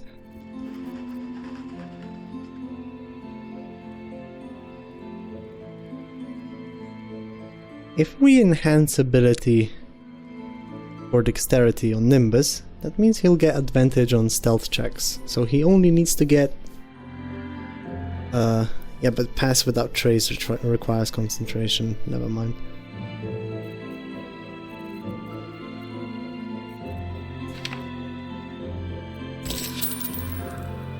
Oh no, I don't want to buy it. I just want to stash it away.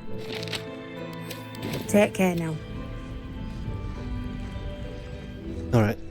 It's time to go visit the Underdark, check the vendors, get myself and Nimbus a touch more AC. And since we long rested from the Githyanki crash, we are pretty much ready.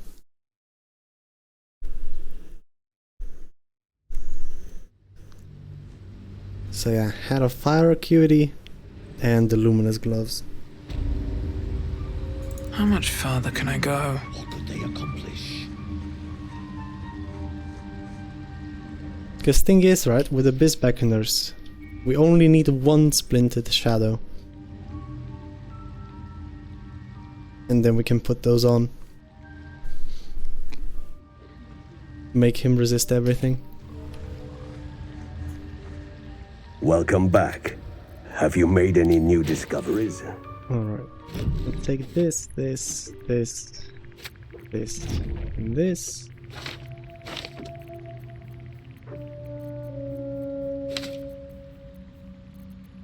Need to dash it away for later.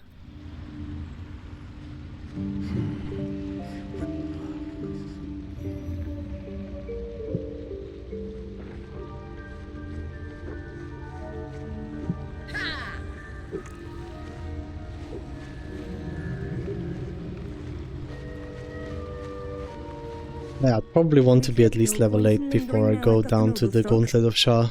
There's an exploration XP spot over there.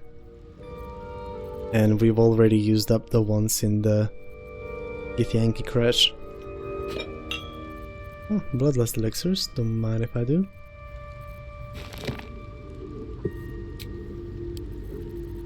Set this to type. See if there's anything worthwhile taking.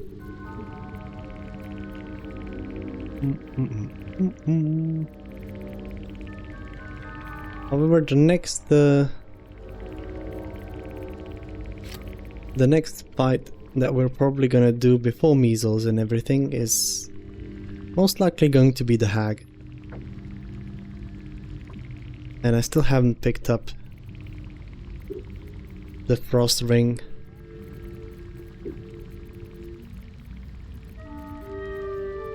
How much dexterity does she have?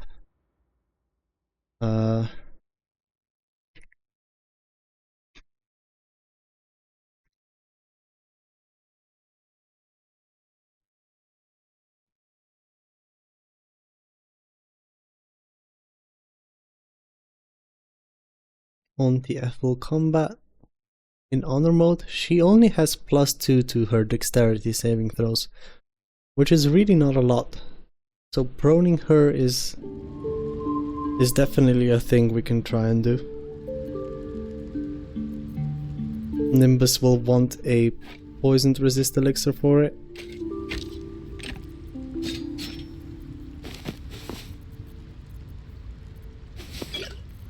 Oops.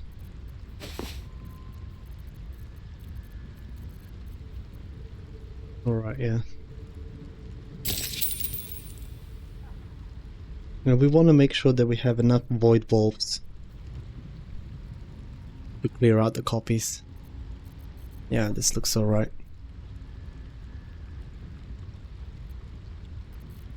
Any vigilance elixirs? I will take a bloodlust. Thank you very much.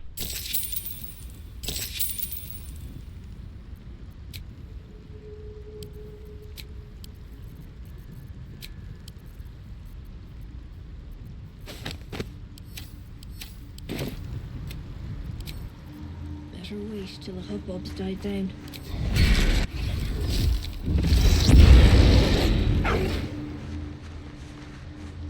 Eat.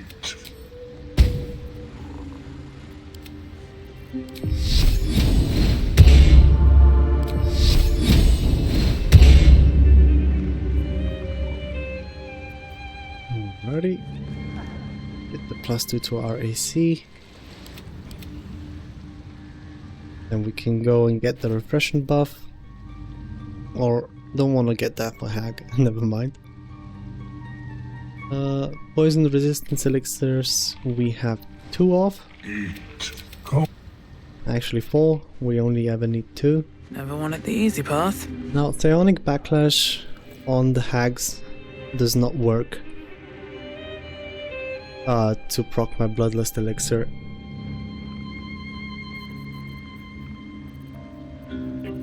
So I'll probably just want Elixir of Battle Mage's Power. We'll be clearing it. No point in lingering now I've got the noble stock. We should be attacking from neutral position at all times.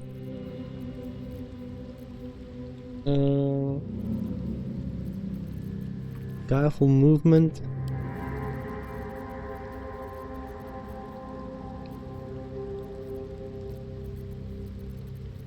Not really. No Battle Mage's Power though.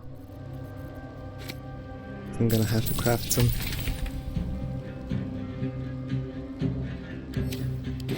Alright. Have I got everything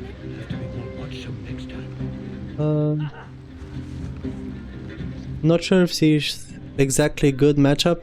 Might be able to shocking grabs her to prevent copy split, but only for one. I know the druid strategy for her is to pounce with Panther and stack in acuity beforehand. So yeah, prone definitely works. What I'm moving towards Senkis is I will most of the time be able to reduce her copies. Nimbus is going to be the one to try and deal damage to her. We're going to be busy with the clones. And yeah, I want to get a bit better accuracy. So for each turn that we do, we can Bloodlust Elixir on a copy, become invisible, and then do it again. Or if I don't play my action economy right, or we manage to miss, we can always Darkness, and while we are in the darkness, she cannot cast Hold Person on us. So there's no point in having resistance to it. Now she can still throw things. That is to be kept in mind. Therefore, The Githyanki have no cure for our condition. Alright. Therefore, I will need to make a con saving throw for maintaining concentration. There's a couple of things to consider.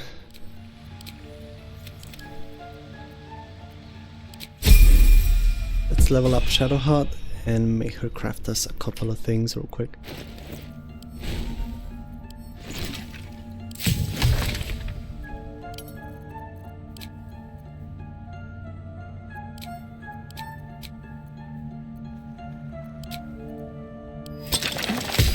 We're gonna make one of those.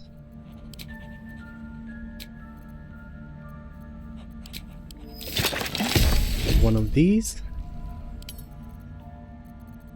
Can't use coatings. Have no haste pulse. Couple of speed pods wouldn't hurt.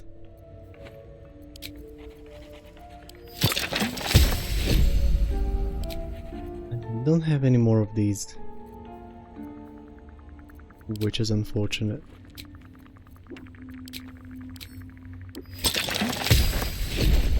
But we can just make some of those to top up our reserves.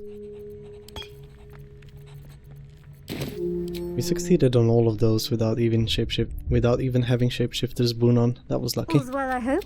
Aside from the obvious, if you're sure. We should journey separate for now, I'm certain. Not over, then through. Finally some naked content. Gotta make sure we serve, you know. So Nimbus will definitely begin with a Vigilance Elixir. Auntie Ethel's initiative is quite high, so even Elixir cannot guarantee that Nimbus will go ahead of her, so probably stacking him with Poison Resist off the get-go. It's not a bad idea.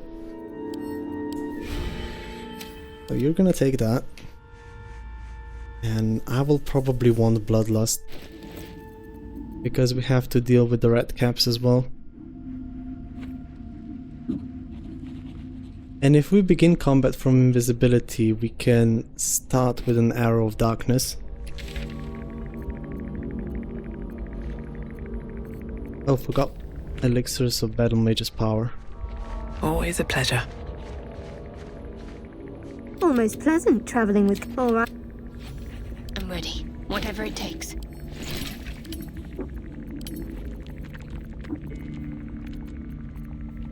I'm sorry, I can't make one? What do you mean?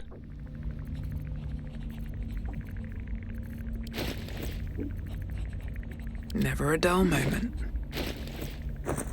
Huh? I only have one of those. Well, I'll be damned. Almost pleasant traveling with company, if you're sure. Let's try and find 2 more eyes if we can. I probably want to maintain Bloodlust.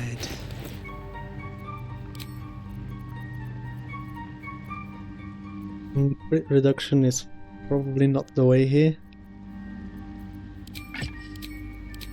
I'm gonna go back to Mel's first staff. And we can have the Shade Clinger Circlet. Some reverb.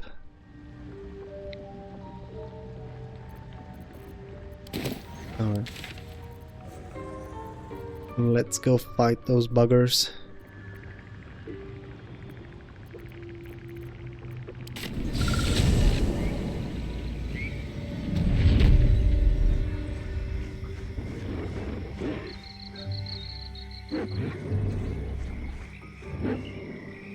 I want to get my last few water bottles from Auntie Ethel while we still can. I probably want to get a huge reserve going now that I think about it. Where is she?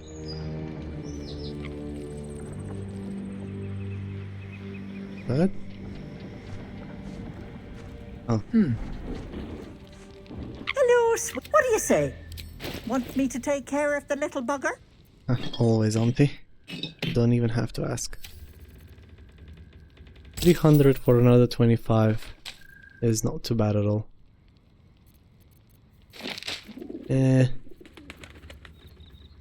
Have all of that. I'm already quite ahead with the economy. Lotrando, hi. How do you get the potent rope in Act 1? We fast travel back.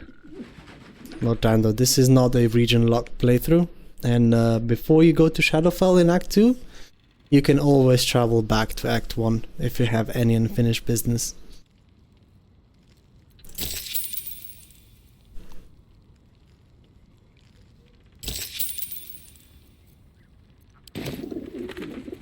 Alright. Now I want to probably go for the Haggite on this playthrough, because having her charm together with Raphael's boudoir will definitely be useful. Nothing less glorious. We have a deal. One moment, and she needs. So if you allow the hag to take one of your eyes, give them a little kiss, not to mention it's quite romantic, she will of course fail in removing the parasite. However, you can demand a reward as a recompense, and it's Auntie's Ethel charm, and what that charm does is gives you every version of enhance ability spell until your next long rest whenever you use that charm. And the wilderness changes. And what we're going to do, and what is also a very common strategy, is we're going to save that charm until Act 3. And in Act 3, you can set up House of Hope's boudoir, where you can refresh all of your spell slots and so on. So once we have that boudoir set up, we have infinite long rests, therefore we can take Auntie's Ethel charm and benefit from that charm until the end of the game. But this is the only time where you can get this charm, so We're taking it now. There is a downside. You have disadvantage when attacking hags, so keep that in mind. And yeah, and also gives a little chunk of XP.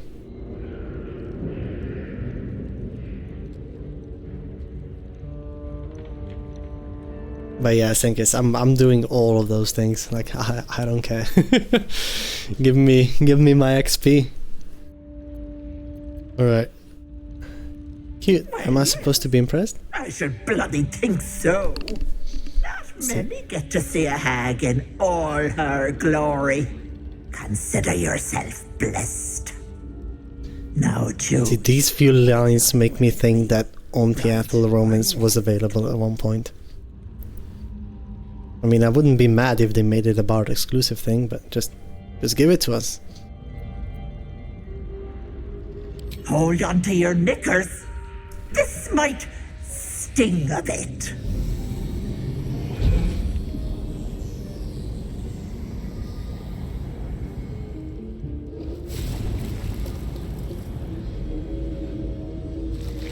And we're taking that one.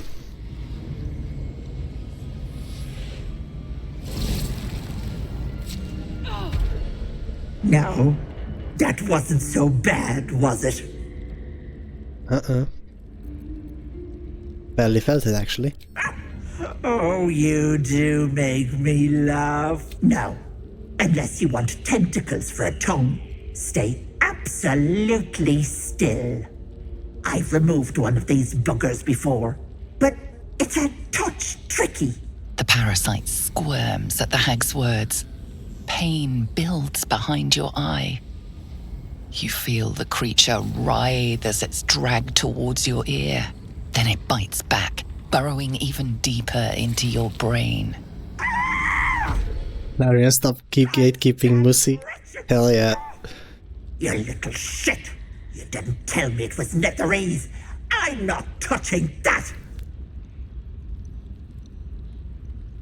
Well, that seems kinda sudden. I thought you could remove it?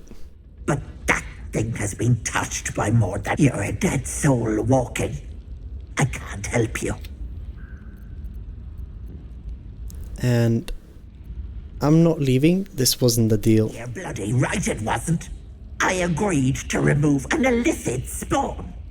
That thing is an abomination. But let it not be said that Auntie Ethel doesn't honor her death here. It's on you to fix yourself. Now get out!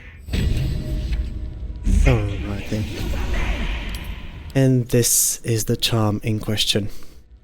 Break this charm to receive all benefits from Hen's ability until long rest. Beast Endurance, Bull Strength, Cat's Grace, Eagle Splendor, Fox Cunning, and Owl's Wisdom.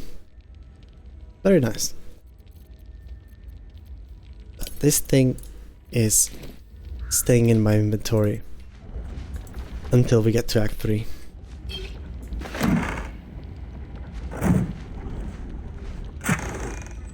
Oh, speed bot. Thank you very much.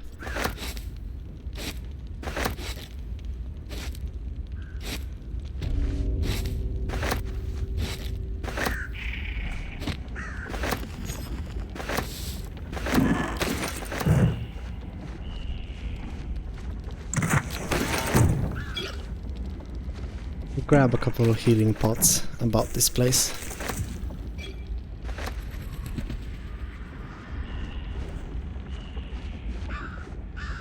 I'll take that.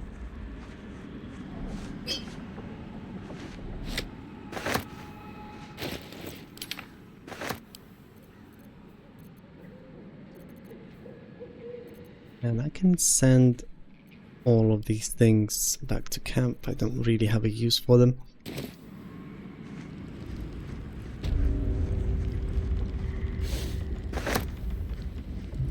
For now, I think I'm gonna skip the rat caps.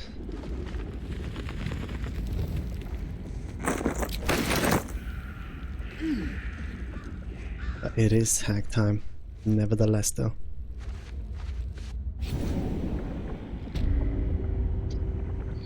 Now I do care about taking out her helpers beforehand, I'm only going to keep the one that heals her. Most likely. That one or the melee one.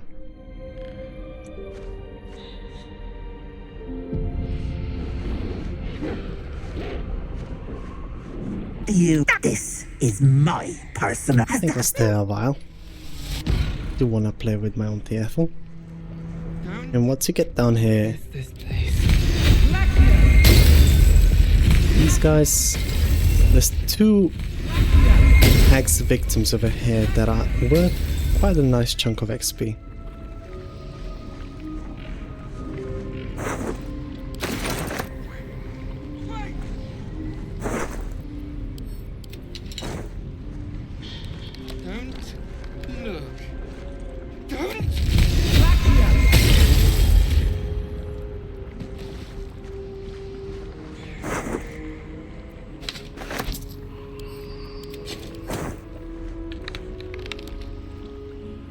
You feel crushing waves. They are left as...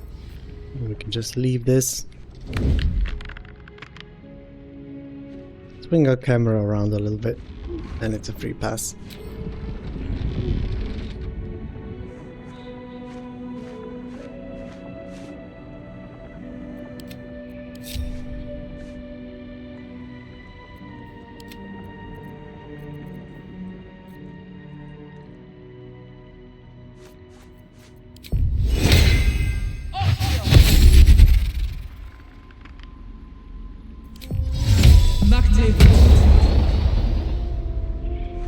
Don't want to draw any attention.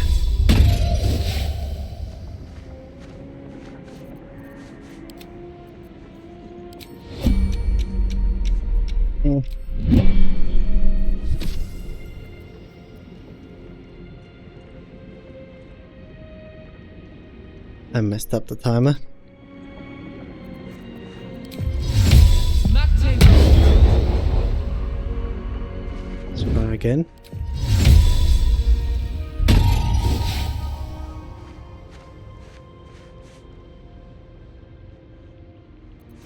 Just want to make sure that they're not strictly looking at me. Hey yo, Rotando, thanks for the follow. Glad to have you over here.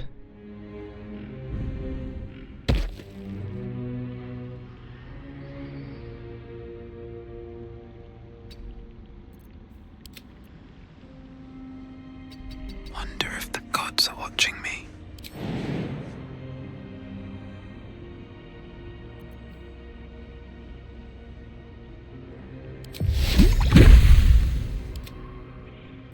The way we want to begin this was by simply dropping this on everyone and starting a surprise round real quick. It is not an action refresh. That's good to remember.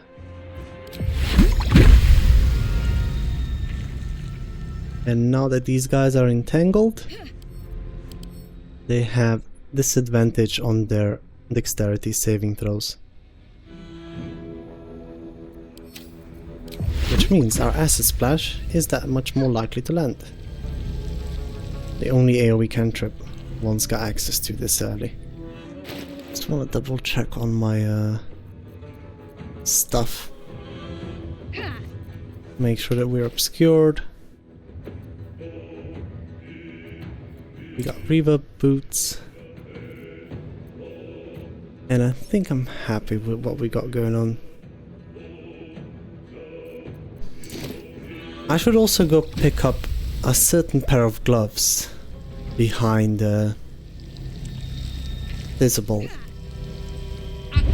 that are gonna help out a little bit. I'm sorry, no, it's Bloodlust. I thought it was an action refresh. Like, what?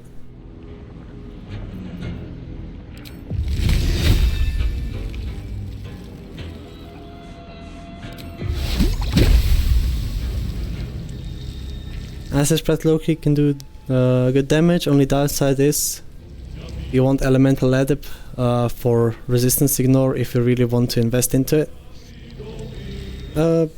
I disagree. I mean, Elemental Adept is not a necessity. Yes, ignoring resistances is nice, but it does not reroll once. So... And it also ignores resistances for yourself. So if you have Universal Resistance Elixir on, it is not going to help.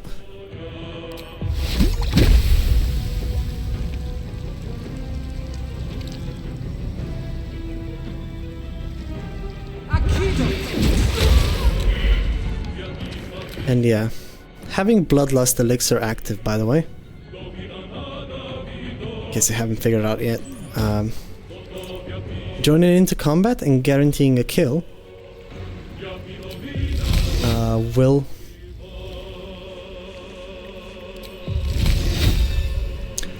allow you to action refresh straight into it, and then because it's technically a different turn once you begin combat, you get your action back once more. So we procced Bloodlust Elixir 2 times already.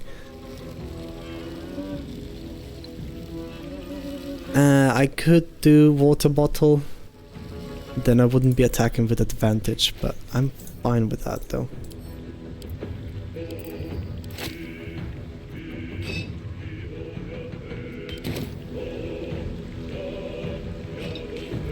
And I'm doing the Water Bottle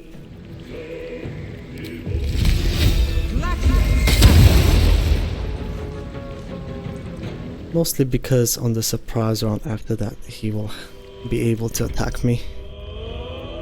Alright, Nimbus, you're pretty much done over here. And now this guy is reverberating. Next time he gets damage he'll get dazed. We'll get minus to the AC.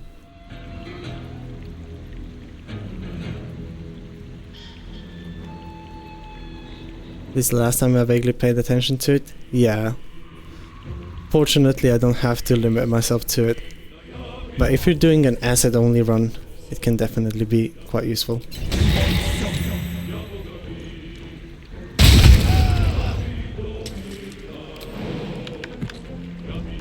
But yeah, having a giant ass dog that can leap about the place and do a 3d6 damage, quite handy. Time to press ahead. Well, that's the helpers done. This will cause Auntie Ethel to summon her clones on her first turn. However, that is not a problem for us.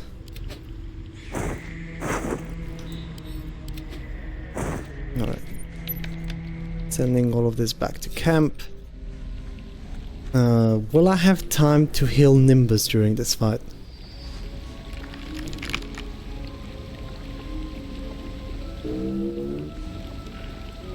Michael Wick involving?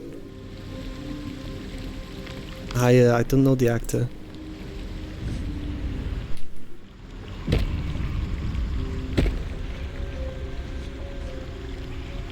Is that the dude you posted next to the... in the emote? Is that him?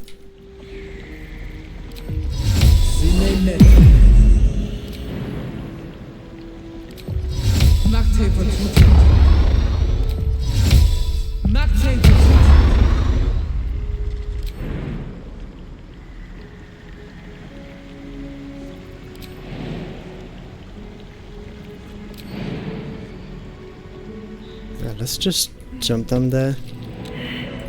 Can't be bothered dodging all of these.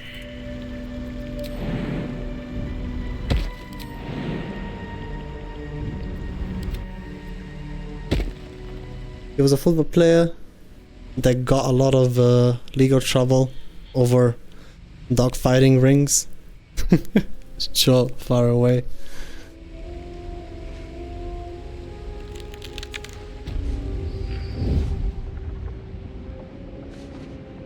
Alright, so approaching this fight.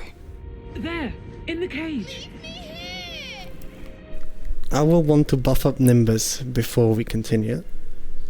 So I'm gonna go and save my arena real quick.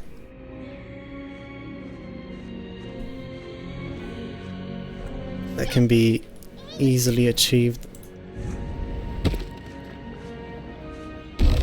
by pressing the console, and now we can go straight back.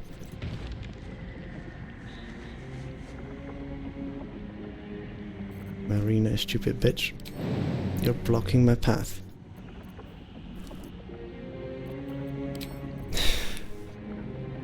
And I didn't bring invisibility potions. Okay.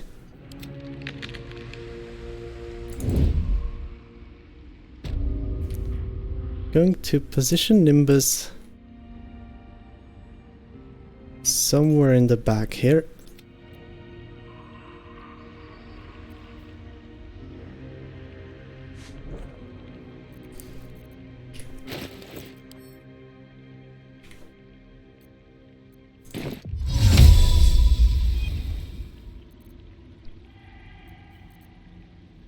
He's got poison resistance already. Hag will come in and she will start casting Hold Person around.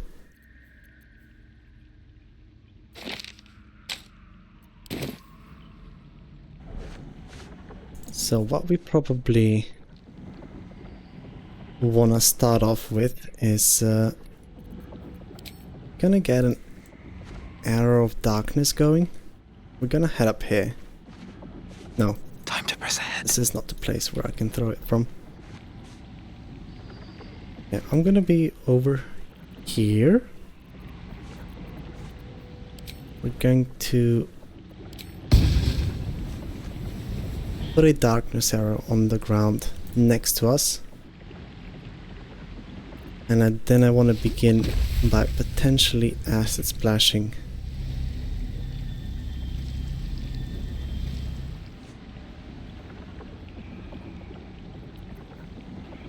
On that point, I definitely want my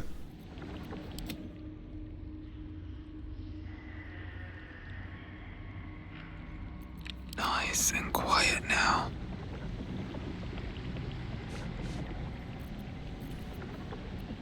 Wait, can I just drink an enhanced sleep potion and get back up there? Jump behind Marina?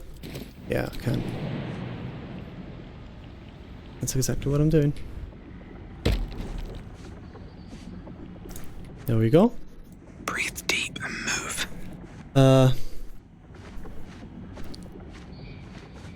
Just passing through of it being thematically appropriate of having a human shadow sorcerer named Michael Vick was all.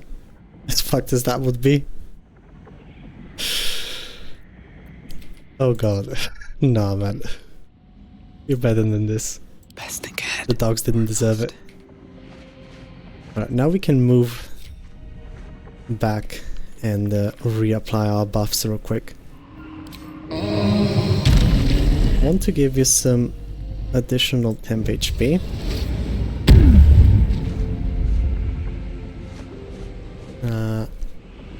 We're gonna be using darkness arrows. We want some way to apply reverberation, and we want any pluses to our attack rolls that we can get.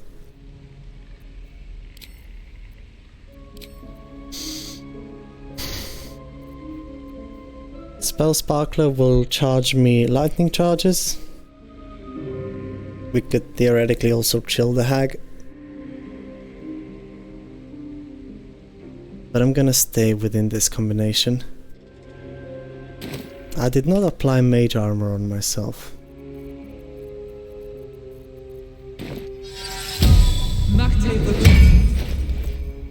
Raise my AC a bit further.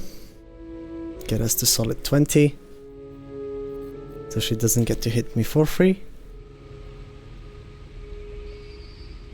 And the concentration of choice wants to be this. Can I cast See Invisibility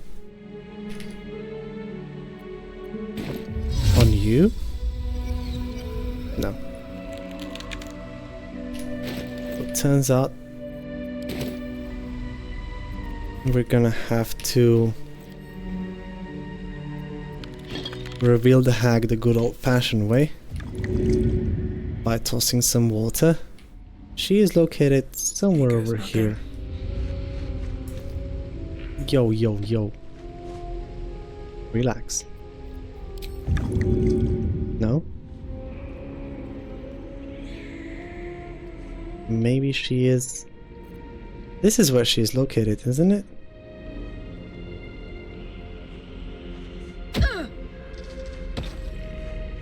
Just out of view.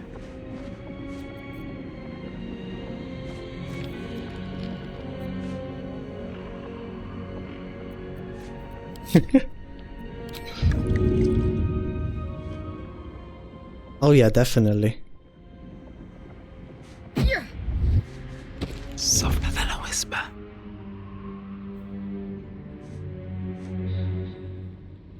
No? Is she over here? I would swear to God she starts her turn right here.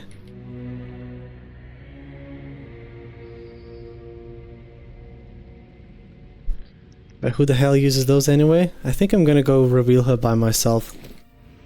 Water is clearly not helping out, so I'll just cast See Invis on myself. That's so annoying though.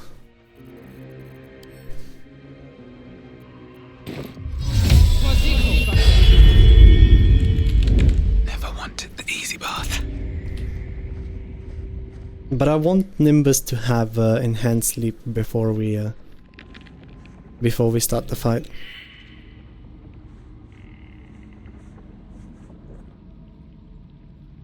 As long as we stand over here, eventually she will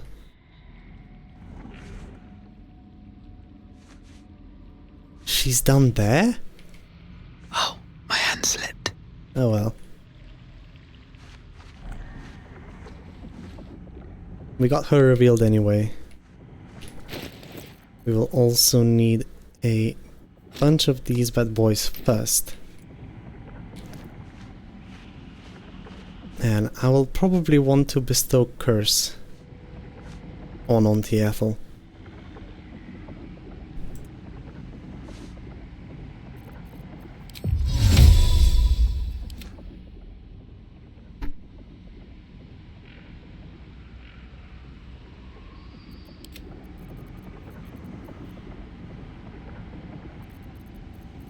Alright, we are ready. We're gonna do this. Nimbus is going to jump right behind her. He's going to be the one to initiate combat. Breathe quiet. Move with care. We're going to fire a darkness arrow right over here. And we're going to begin by making Auntie wet real quick.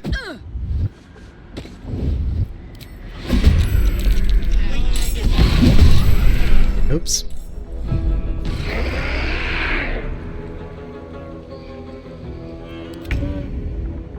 But we did get our action back. So that is already super duper nice and amazing. Did she get reverberation though? She did not. So, just to increase the survivability a little bit, we're going to begin by tossing a void bulb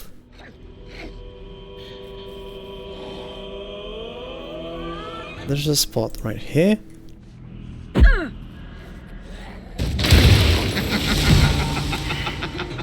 Get rid of most of the clones.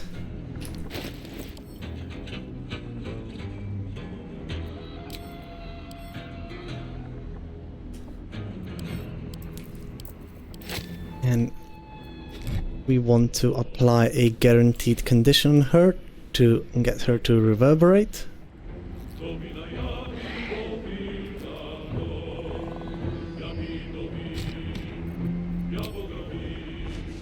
This should be close enough.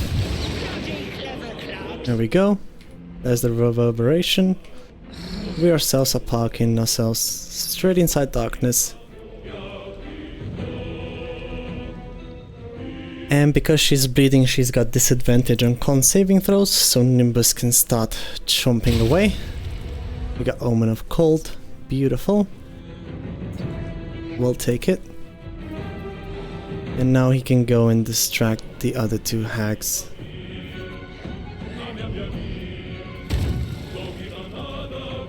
We could always use the most practical of magic, battlemancy.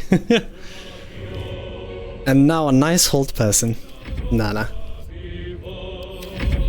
You do not understand. Oh wait, darkness is out?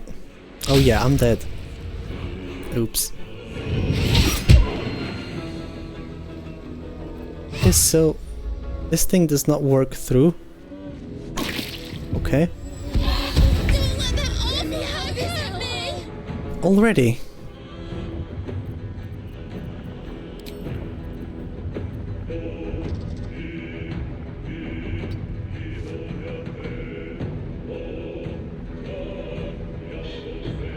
I'm sorry. Hold on a minute. Alright, refresh my darkness before these things go badly. Kinda got lucky RNG here. And let's deal some more damage onto you.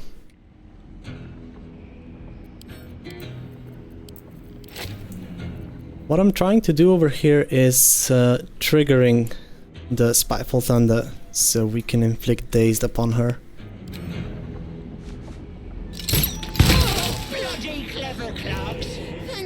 There's the dazed. This darkness will remain here for 3 more turns, so it won't disappear on us. Nimbus did not get more of them made by taking damage on the temporary HP, so that's good to remember. That fucker kept me in paralysis for 6 turns, damn. But yeah, this is why I didn't concentrate on the darkness. You can't roast the dogs, they are aware they're the bestest boys, Ethel. Like, it does not work like that. Alright, now that she is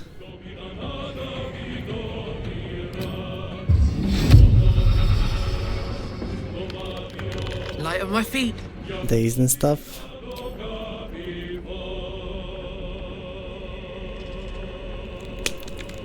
This is annoying.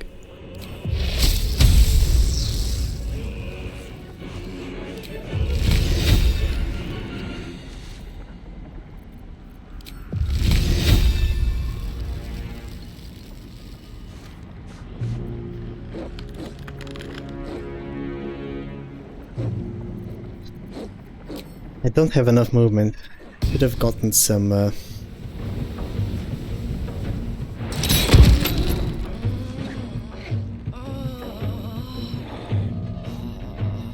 sort of light source before I continue this.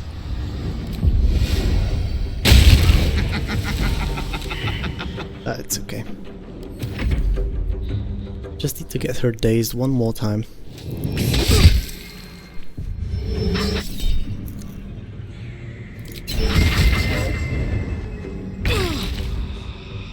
Alright.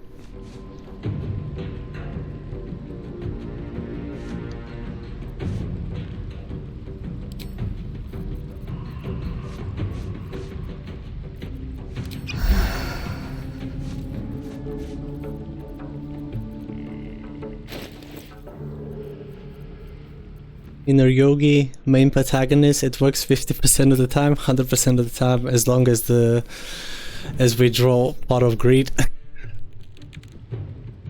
God damn. Reaction Ring or Gaffle Movement Elixir is a massive gamble. As long as we stay in darkness, she cannot target us with it.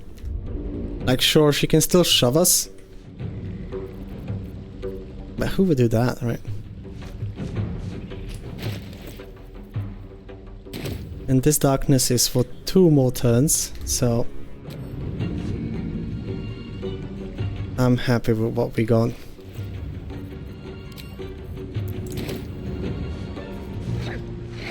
Give me this. Let's get burning onto you. There's the dazed. Make sure that we are more inside of the darkness. But yeah, this is another thing with darkness, Mick. If they can't see you, they can't target you with a spell that requires targeting. You have this? Since when? Hello? Yeah, nah. No thanks. I'll pass.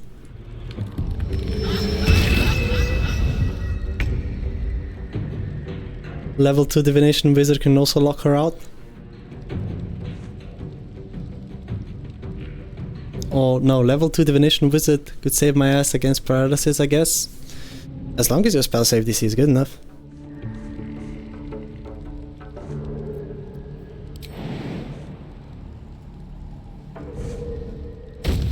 Alright. Time to go.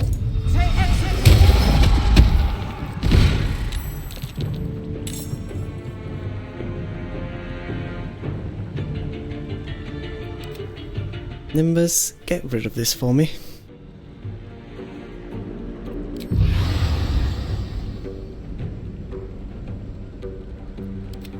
Oh wait. I don't want to accidentally kill my arena. If that happens, I'm saying goodbye to my hag hair. Just roll good, turns out. And this darkness is here for one more turn, so the only one that will be able to do anything about it is Auntie Ethel, which is located all the way down there, so I am what we refer to as safe. Now we cast Bestow Curse on her. We selected the Dread aspect, and as long as we keep her dazed, she should keep on skipping her turns. Hopefully. How are you out of enhanced sleep already though? That's crazy.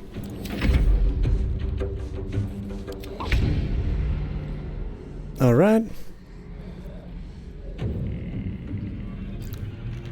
So what happened was Auntie Ethel was hit. Failed a saving throw against Bestow Curse Dread. That is beautiful.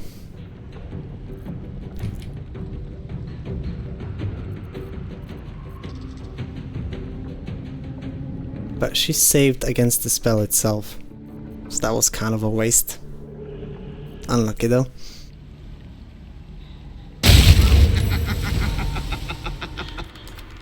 Oh wait, no, this is the one. I'm looking at the wrong one.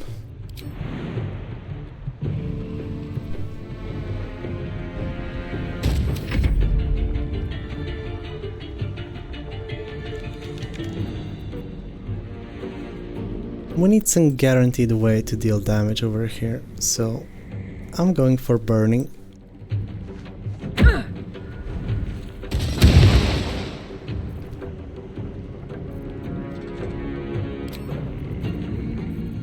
For my bonus action, I'm going to heal up a little bit.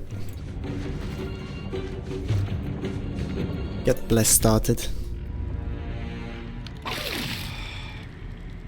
Reapply the Dazed, giving her disadvantage, and she will have to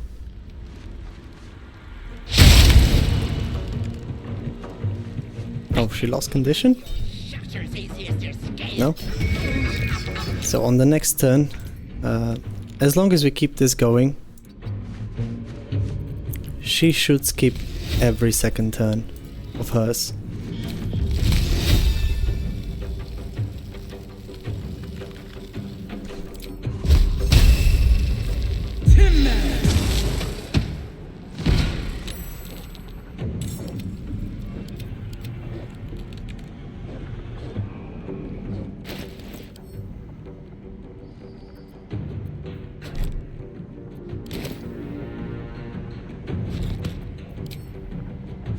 And no problem if you don't have movement. You can just use void bulbs to transport yourself around.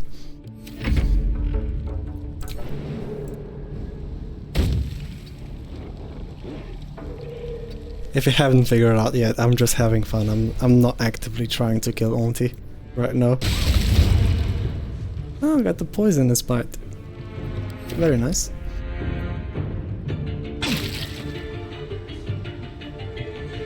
She did save against the thing though, so that's unlucky, I guess. Ethel abuser? Uh-huh.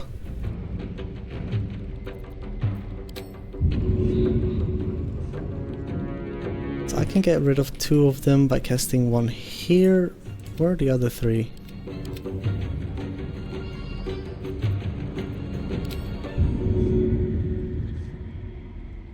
Guess I can throw 1 over here.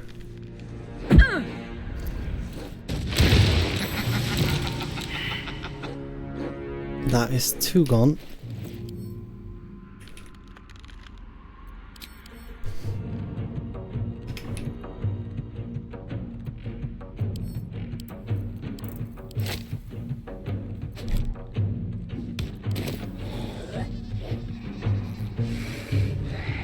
Go somewhere over here. Nah. Good enough, I say. It's another 2 gone. Auntie Ethel herself is invisible. But I don't much care. Nimbus is going to have a potion. Possibly split, if you can, real quick. Good boy.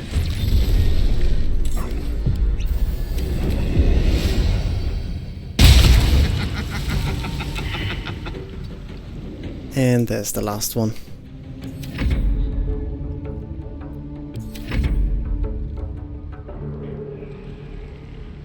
It's not abuse if she's kinda into it. We don't kink the same, however king questioning isn't off the table. Yeah, she's just a fucking savage. Like fucking hell. Relax. Relax, Ethel. Do we have anything on you that will damage you over time? Not really.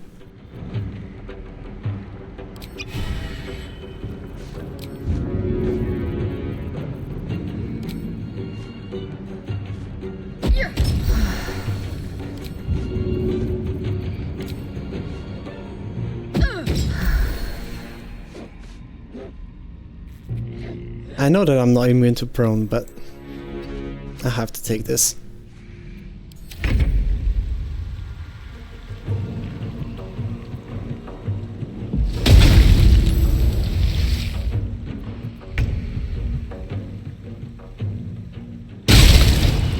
Oh, Omen of Acid.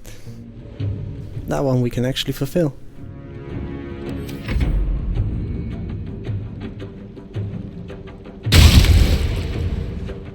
Omen of Fire. Very nice. And she's only 4 HP away.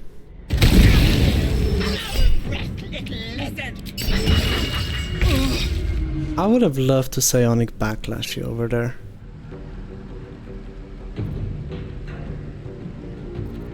That would make things much easier.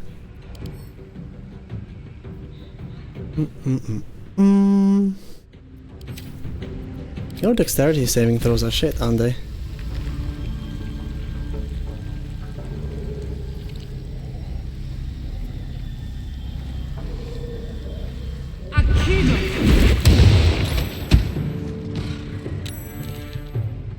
Yeah, no, I'm not doing myself any favors with that.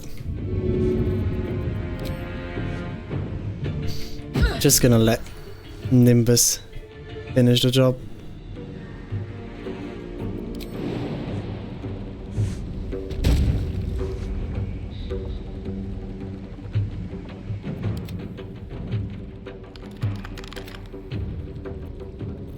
Yeah. We only need to do 8 more HP on her. Oh damn. Wait! Oh. Wait just a tick! Oh, they fixed that? It's a waste of time. I was sure because she was too far away she couldn't chat with me. and she is under the effect where she can take damage. I was almost certain that this would fail and she would just continue combat. It's not out of the table yet because the dialogue is not over yet, but it's just a rare patch 8W. And the Ethel works the way she's supposed to. I'll give you power. You want to be Nice job, Larian. tough? It's your choice, sweetness. And we're gonna go with intimidation. Wait. Not a hope. I'm not re-rolling that. One or the other. Keep the girl, I'll take the power. Here. What? Deal's on, girl. And you're not leaving my side till you deliver. Best of luck, Auntie. It's only the deal that counts. Bye-bye, pet. Alright. And we finally got our +1 to charisma. Now, because Auntie Ethel took Marina away, or if Marina happens to die,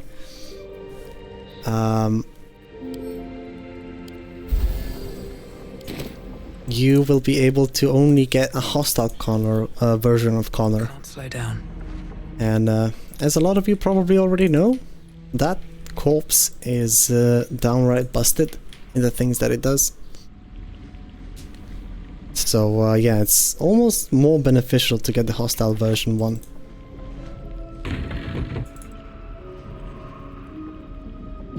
Not the most hated tune, but she's high up on the list. Oh yeah, same. Like, even after you save her for the first time, the first thing that she does is scream at you. So like, okay, nah, I'm done. But here is the magic branch that we were going for. Bitter Divorce. Second piece to Chronomancy. Ever-seeing Eye, protection from evil and good on demand. And we're going to take Broken Promises for the strength increase. I don't know what's the other potion that is good over here. Well, quote unquote good. I reckon it's only useful in the last fight. Anyways, Broken Promises gives us +2 to our strength.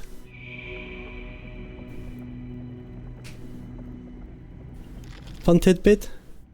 The Dread Overhauled Warlock mod overhauls Connor to being a undead bard, summons and warning bond.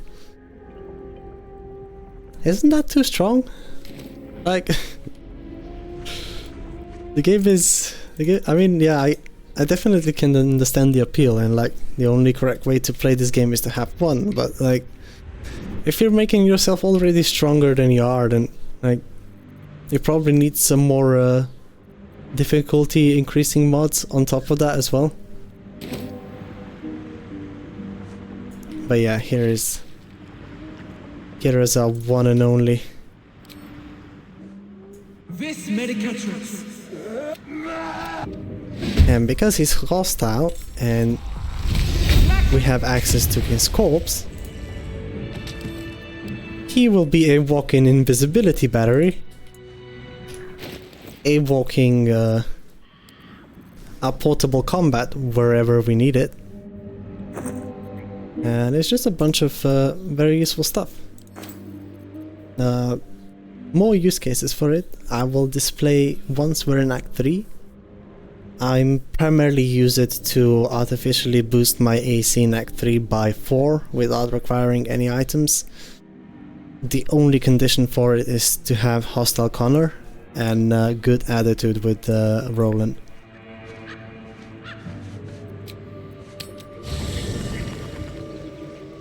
I do wonder though,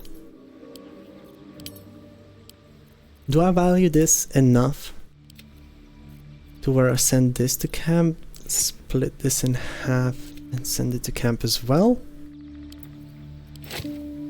Probably. And just keep it on me every time I want to go invisible for 2 turns. Very handy. On 18 charisma, now that with the necklace of elemental augmentation and potent robe would both deal additional 4 damage, add additional 4 damage to all of our damaging cantrips. So yeah, slowly moving places. On this note, however, it is getting a little bit late and my cats are annoying me constantly, so unfortunately for you, it is lunchtime for me. I'm going to take a quick break, 30 to 45 minutes max.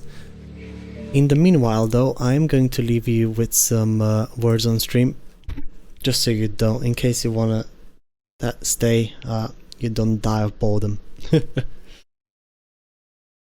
So yeah, thank you all for watching thus far, and I can just set this up. There we go. Enjoy the game. See you in a bit.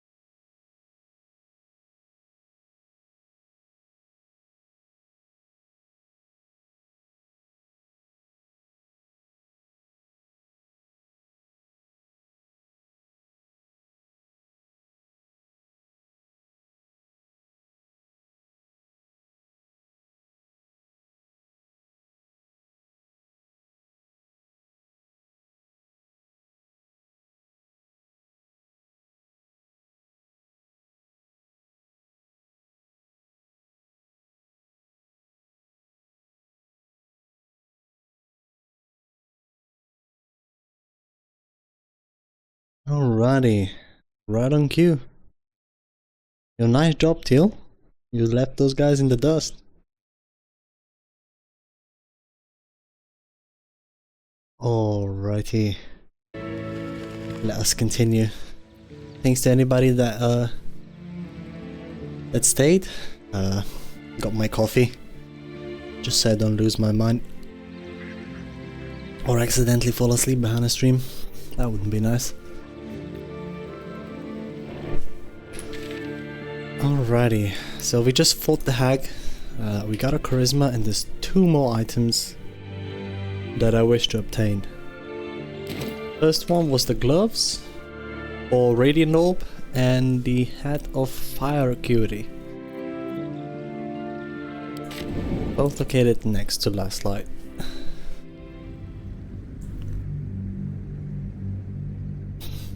By the way, how are you doing, Till? Long time no see.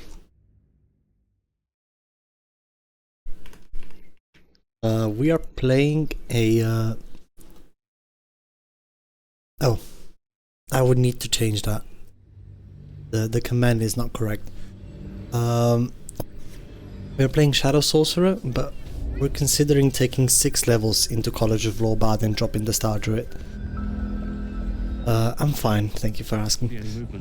The idea is that we buff up Nimbus and support him throughout the fight to the point where he can take all of the aggression. Now, there is something off about this, and also that being the whole point of this build is there's no crit immunity, and if we play our cards correctly, we shouldn't ever need any.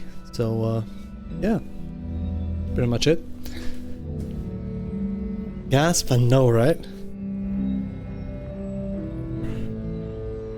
I'm a heretic against my own Bible. There's more where that came from. But yeah, we are starting to realize that Nimbus is way more powerful than he looks like. And it is definitely helping him.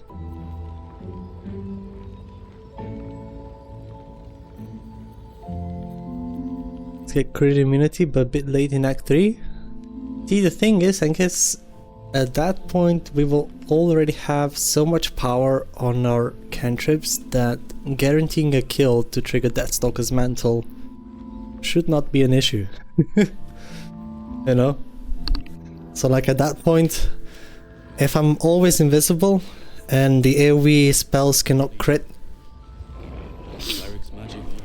I don't really, I shouldn't really need it, but that is given that Nimbus can sustain all of the BS pressure that we put on top of him. Speaking of which, we'll need to drink that real quick. And on my way. I'm not quite sure yet, but we need to take on the Strange Orcs as well. We are gonna need more fire, more arcane acuity. And the helmet of fire acuity is probably the easiest or most reliable way to stack that up, since it does work with Alchemist Fires.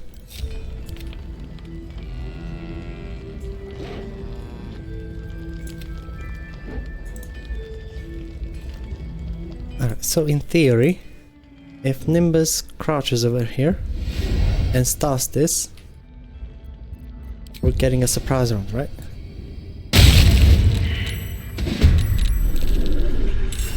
No?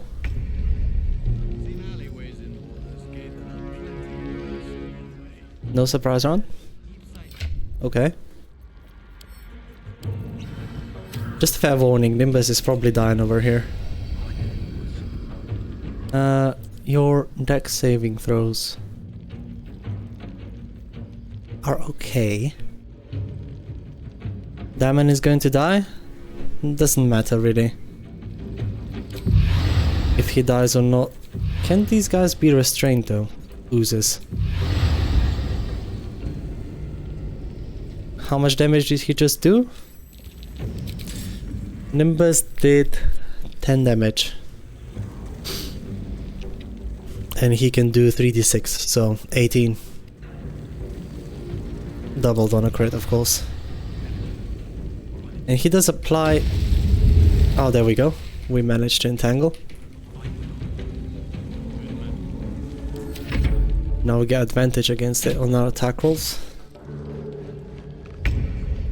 And he also applies Ominous Bite, which right now he's immune to acid, but if we were able to deal acid damage to him, we would get our sorcery point back. The Ox always comes pre-injured in Act 2. Thing is, do we have this active still? We do. So I'm going to take this opportunity, spare myself a water bottle. You should also go exclamation rules in the rule set to make a bit more sense out of this build. But primarily it's letting Nimbus tank. I think the Ox is neutral. Would have been able to cause a delay damage tick if you want to put neutral to surprise round. Ah, that's good to know.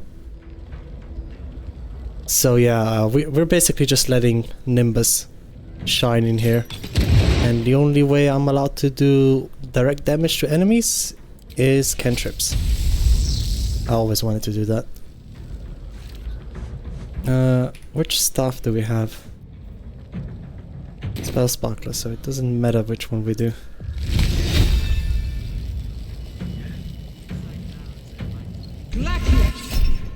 And I'm going to do a crit.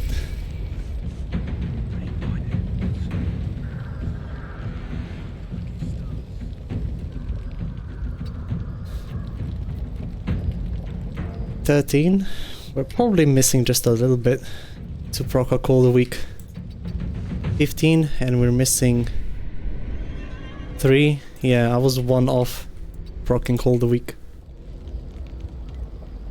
Oh well.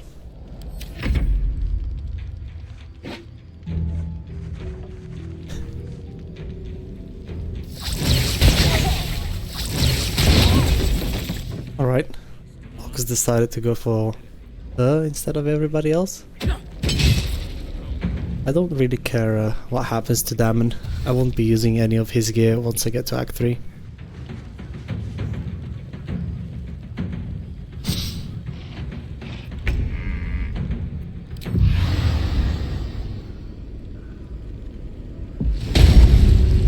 Huh? Hello? Anyway. I don't think I'll ever look at an ox. That was the Strange Ox. And only in Act 2 does he just when I think I've seen get it all. At least Head of Fire Acuity. So make sure not to kill him before in Act 1. And this is pretty much all of the items that he can provide. I have to keep going. Alrighty. So this is one upgrade, and the next one will be the measles.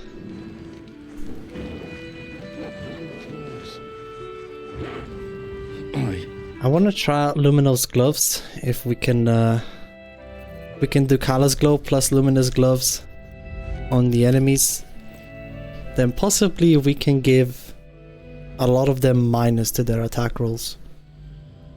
Just overall roll stat decrease together with Reverberation. If I get 2 stacks of reverb, that's already -1 to attack rolls. Wait, hold on. Am I talking out of my ass? There's -1 penalty to strength, dexterity, and constitution saving throws. Oh, so it's just saving throws, not for the attack rolls. Never mind then.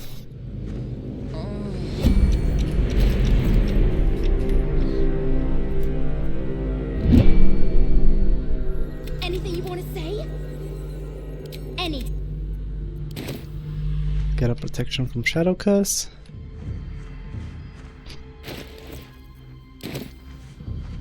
Luminous Orb is the one that affects the attack rolls, yes. Unfortunately, I'm not doing that with Luminous Armor.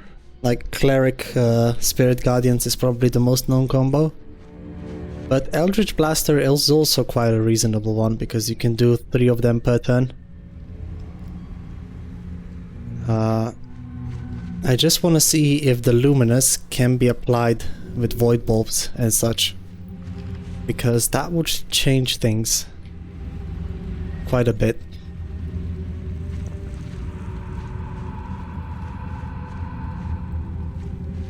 Because if we can illuminate the target, right?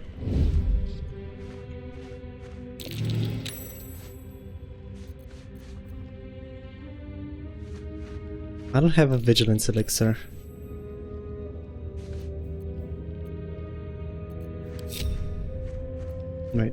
Wait over here.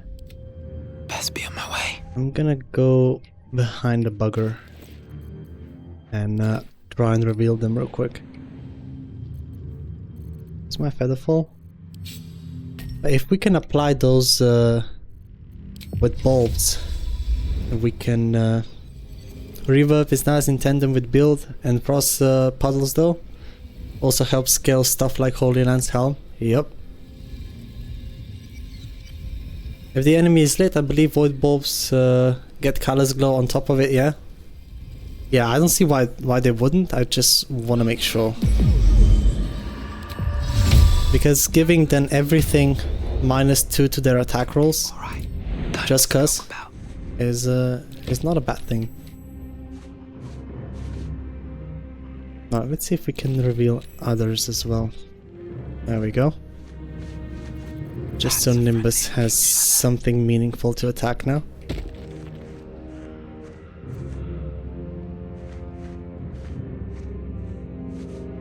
Could use Coruscation Ring too. So I could go against enemies that have really good attack rolls. I could apply Radiant Orb. Give them minuses to their attack rolls, therefore buffing the tankiness of,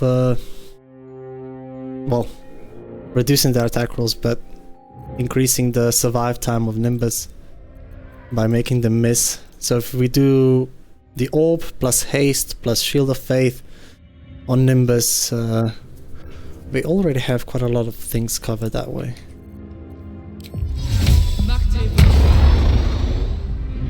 Alright, so do this, and this, and hide.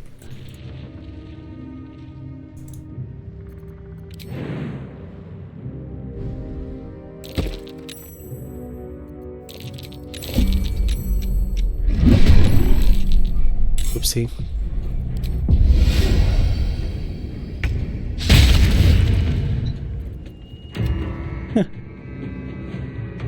Let's go. What is the AC on Nimbus? He has default a 18 AC, with Shield of Faith from Priestess Gut is 20, and with Haste is 22. So not a lot, but it's something, you know. At 22 AC, and if every enemy has -2 to their attack rolls, he's definitely not dying to Flaming Fists at that point.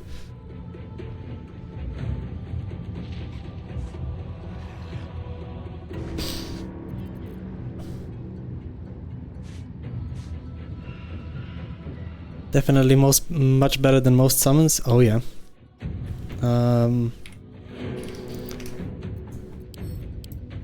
Let me see if I can get some Void Bulb action going. Get this over here. Place myself over there. And I will need some more strength to do this.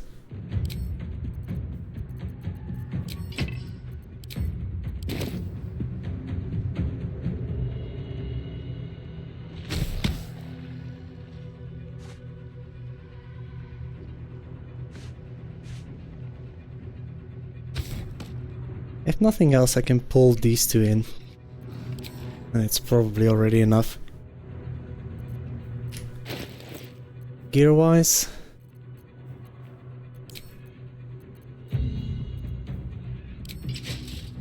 probably want this. Just in case we don't manage to kill anything on our first merry-go-round.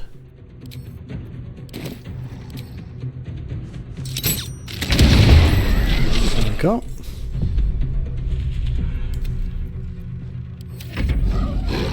We'll need better initiative than that though.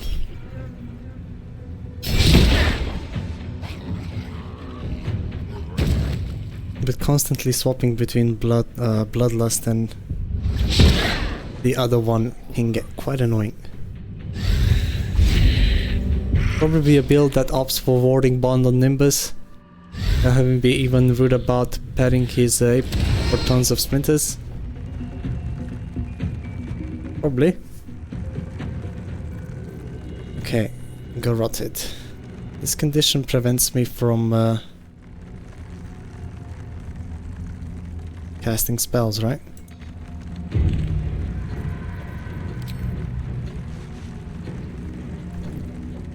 Damn. Yeah, I need to go back to Vigilance Elixir. Otherwise I'm kind of fucked.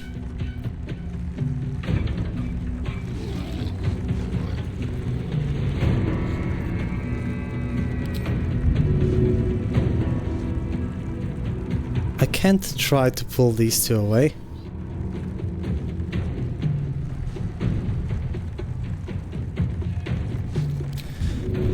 And neither can I be unrestrained right now.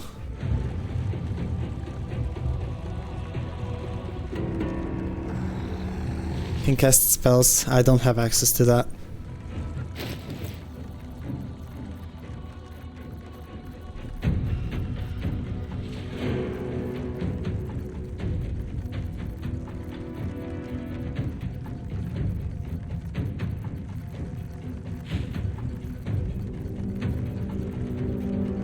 Damn.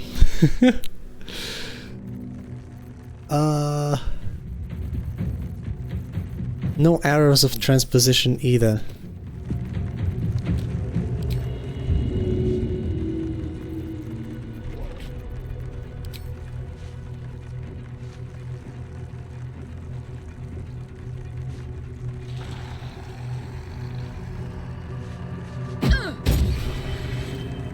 Probably want to do some haste.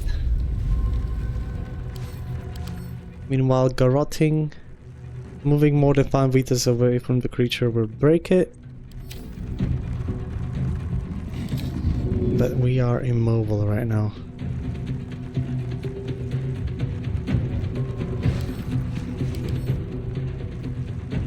They don't have good strength saving throws.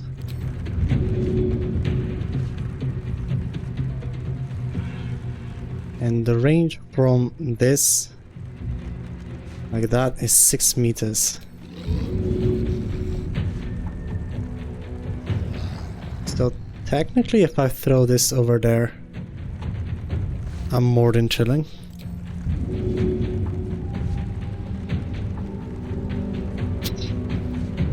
Could always just go for a heal. And this is not a concentration. So I can't hope to break it with that. Is there an easy sort of prone I have?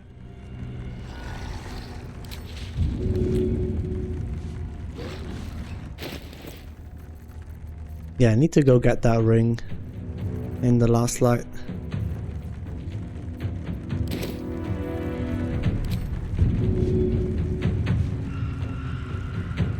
Because if they save on the spell, on the strength save, DC of the bulb is not that high.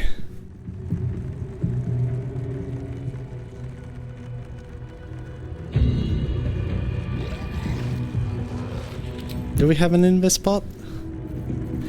We don't even have an invis spot. I was begging to die when I went in here.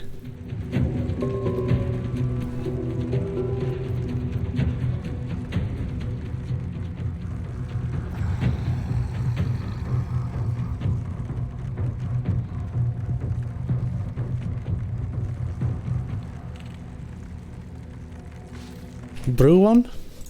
I don't. Ingredients are with Shah right now.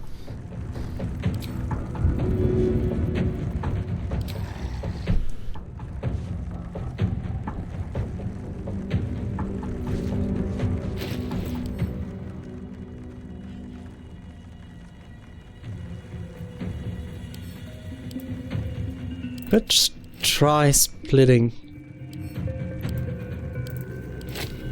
a bit of grease on the floor. And then void bulb it away. One right behind the bugger. And one a bit more further. So that way they make a saving throw for the void bulb and the grease at the same time.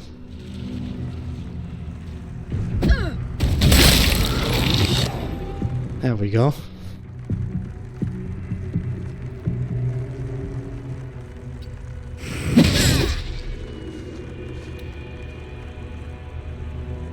These buggers have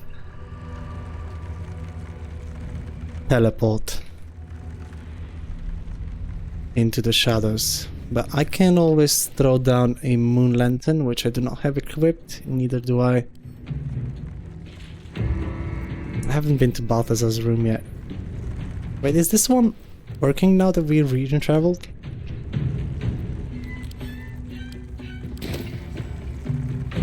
Nope.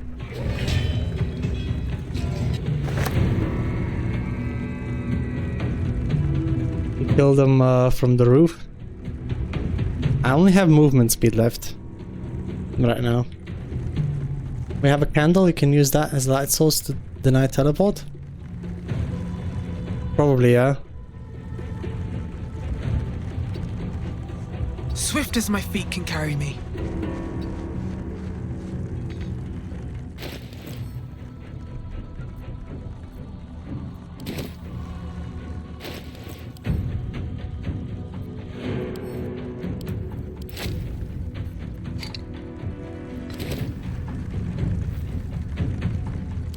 But it's Shadowfell.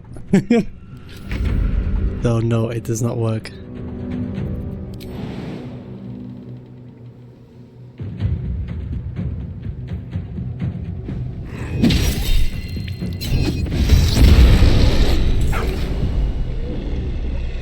Nice, Nimbus can do this. He still has to make a dexterity saving throw to even dream of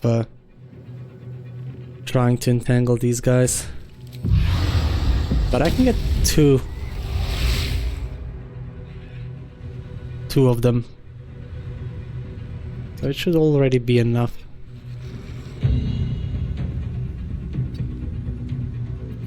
And leave him somewhere over here.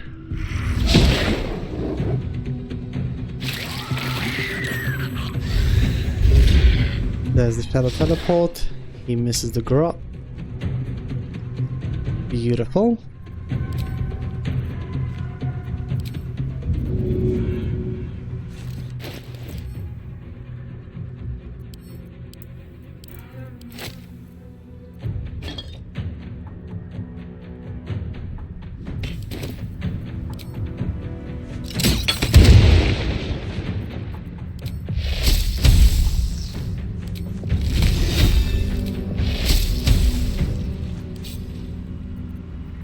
Come on.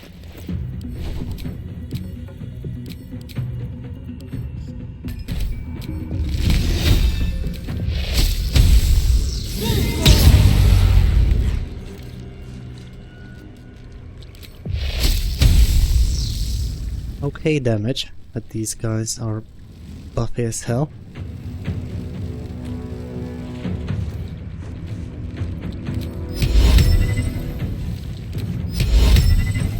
Too many hit points for that. I think I'm just gonna give you a quick blind. Also give you some disadvantage.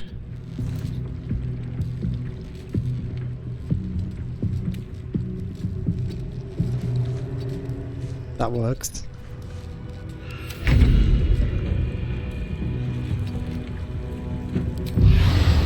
Unless you can go and do the same thing again.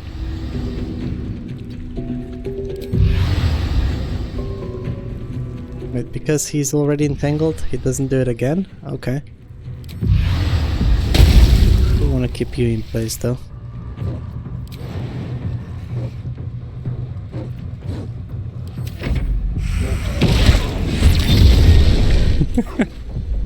Oh yeah, there we go. Grot the dog. You got this. It's beginning. Guess he's blinded, he shouldn't... Oh wait, you can teleport even if you're blinded? Oh, he wasn't supposed to be able to see that. At the ready.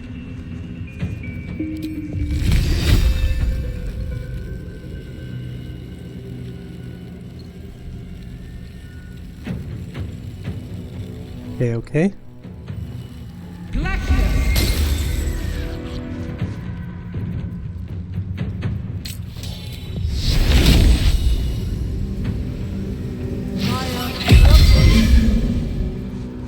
And I'm gonna get ready to take my lethargic turn.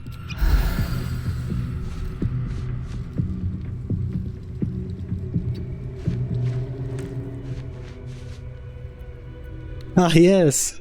The Russian's nesting dog. Let's see how many dogs are going to end up being summoned. I mean, as long as they keep on doing the garrote and not killing them off with it.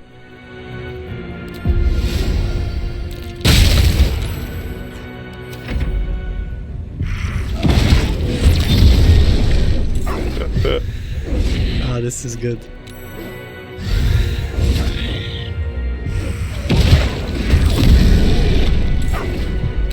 Come on, do it again. So they're all just garroting the dogs, and while they're garroting, they're not doing anything else. I'll take it.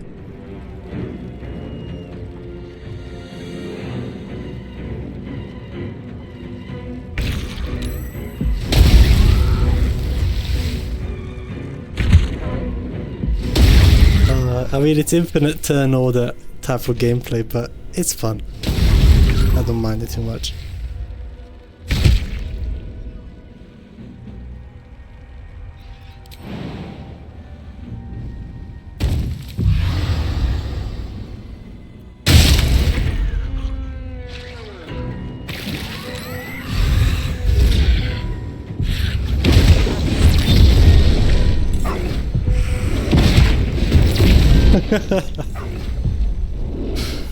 More! We need more!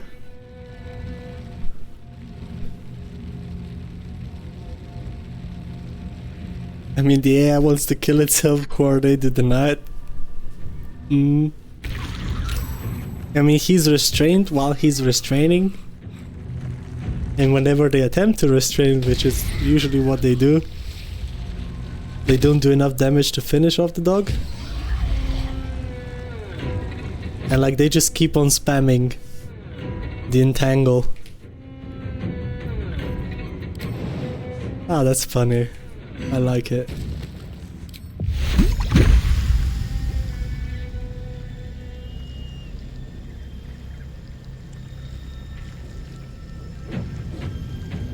No, I don't want to target Nimbus with this. Shouldn't have made me your enemy. There we go. These boots have seen everything. That's more fucking like it.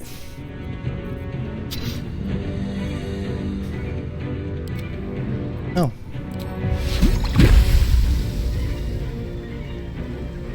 Another omen of acid. Don't mind if I do.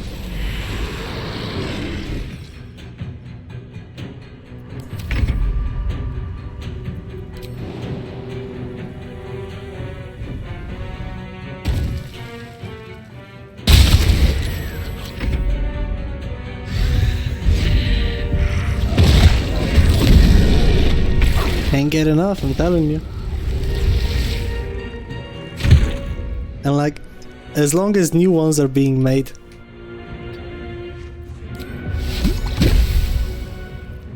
this is really nice actually.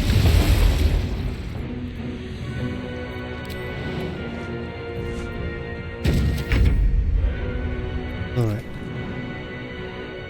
Back to our friend we go. I want another sorcery point. One kill. Good job.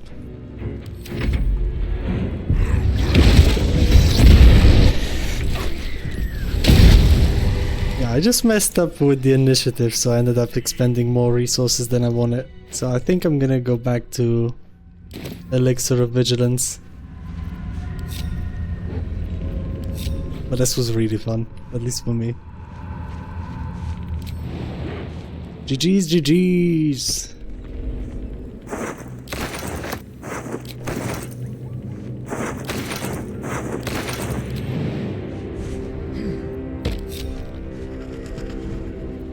And this is the chest in question.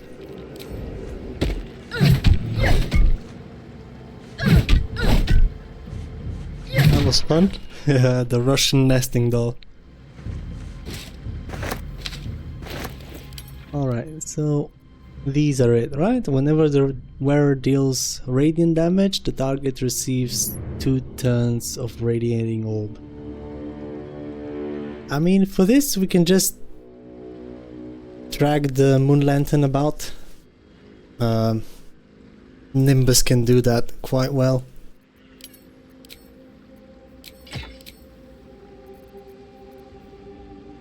But we'll need Callous Glow first. And I still haven't gotten everything. Okay, Staff of Crones I don't need. I could also just take Far Aloof and keep shrieking around whenever they try to entangle them. We can get some nice things going. Coruscation Ring can create a life source if you need it. Sure, but my thought trade is that if I prepare the moon lantern, right, I can just toss it on the ground. Nimbus is meant to be in the center of attention. So like, at the ready. You know, what's stopping from him from just picking the thing and dragging it along? He's got decent strength to do so as well. And like Ring of Spiteful Thunder for my CC spells is also something I wanna keep going, you know. And it also, Spiteful Thunder reduces their AC, making Nimbus that much likely to successfully attack. Because the little shadows, as long as there's somebody to be entangled, also I've found, they mostly prefer to spam the AoE as much as they can.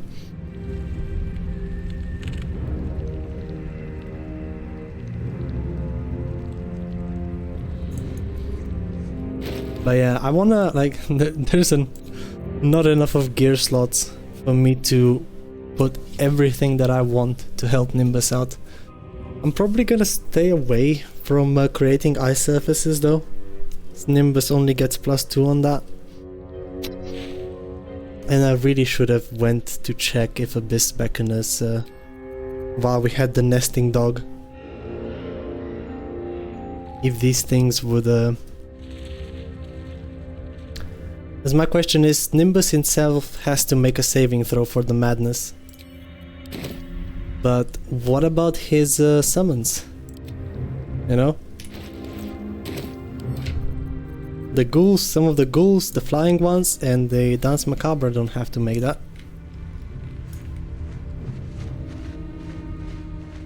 Walking death.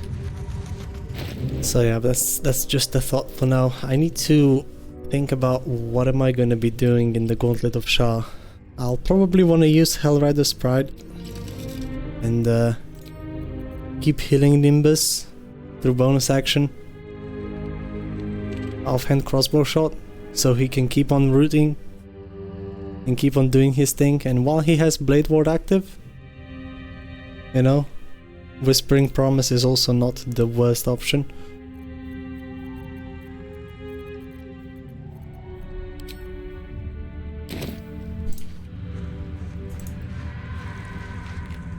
Luminous armor would be would need medium armor proficiency. So if we really want to buff up Nimbus, at that point I guess we maybe respec, go for Cleric, 2 stars Druid, and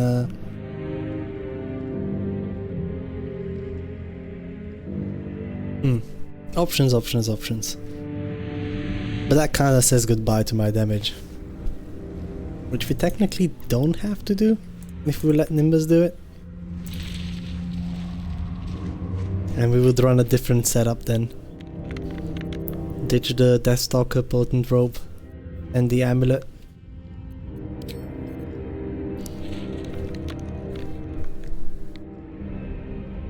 And go for something more CC orientated.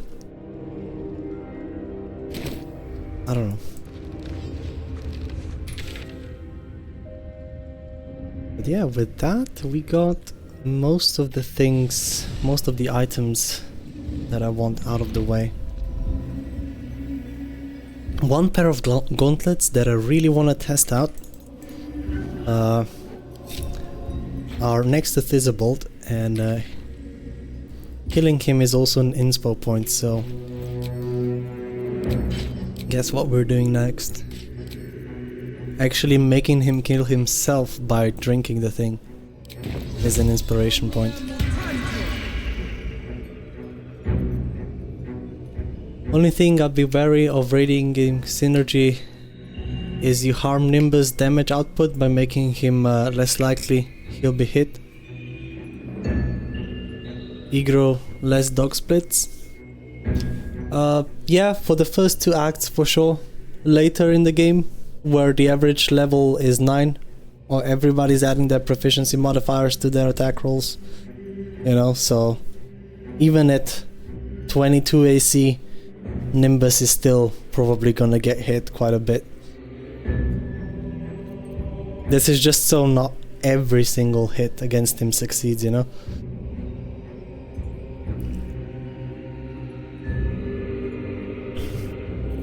But yeah, what I really wanted to do is also use slow, because this thing can target up to 6 enemies at once.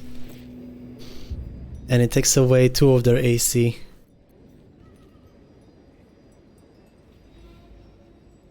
And reduces their dex saving throws. Not that I would need that for anything. I'm mostly after the AC part. Oh wait, doesn't take away their bonus action? I have some confused knowledge about this then. Oh well.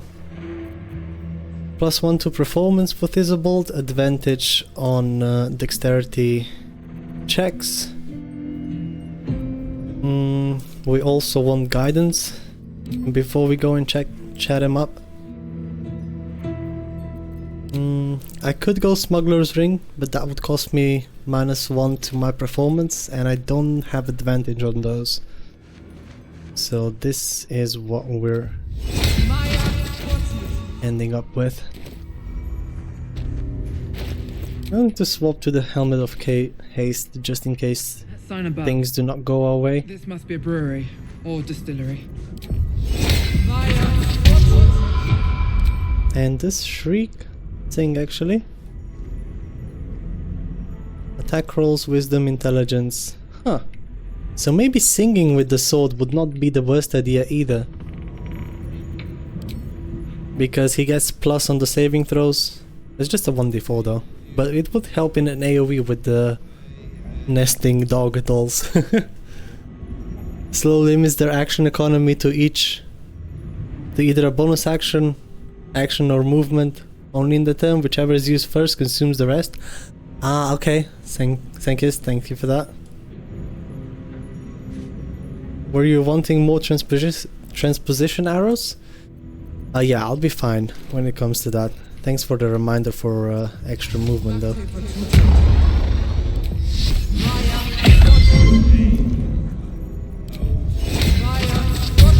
Do we apply that?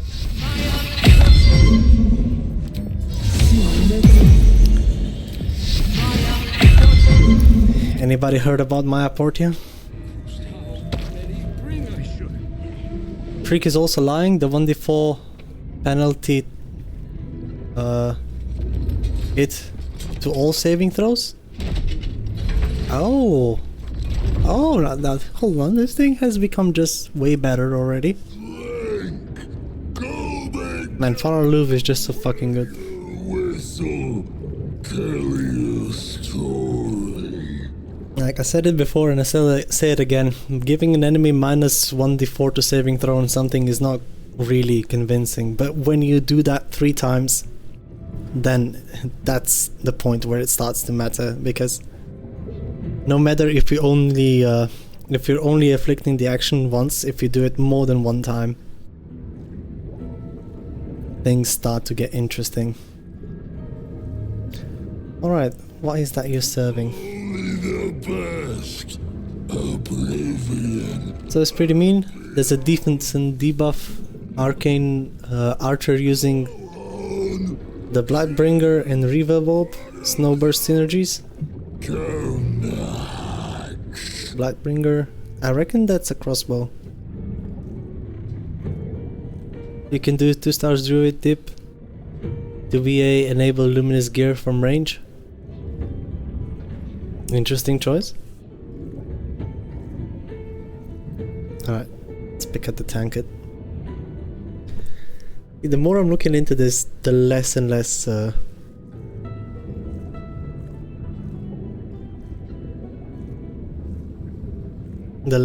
my build is starting to make sense past level 6. Leaning in. Let's go though. We're going to do a sleight of hand.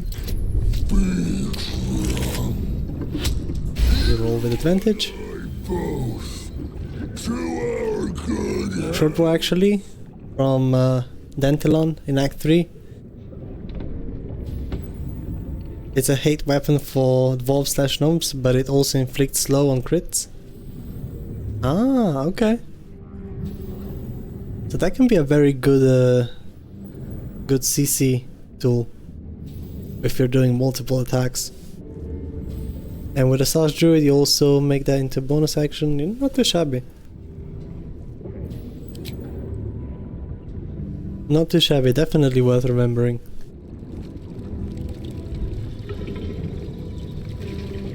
Alright, bottoms up.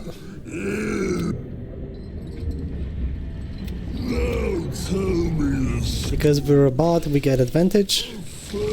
And always the last dialogue or performance is going to be the one with the lowest DC, that being 16.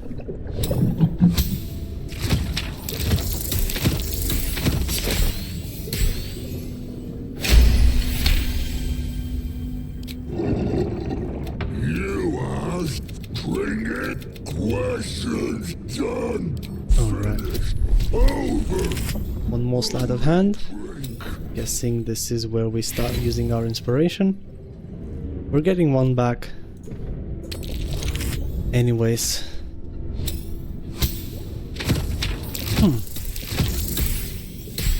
See, I haven't looked too much into Act 3 weapons yet. So I'm not aware of everything that they have going on for them. I reckon there's a few very sick combinations. Tell me of foes felled, villains vanquished, beast bastard. With proper bonuses, this shouldn't be too hard. And this is the last one.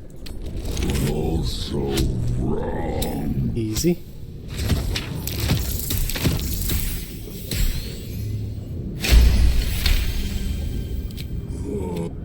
You want father's talk. And lack of moderation is the key. Inspiration. We also get all of the XP. And the one and only praise be. Too easy, too easy. Thorm hated the bard's tunes. The item that I'm after over here is hidden behind here in this chest, more accurately.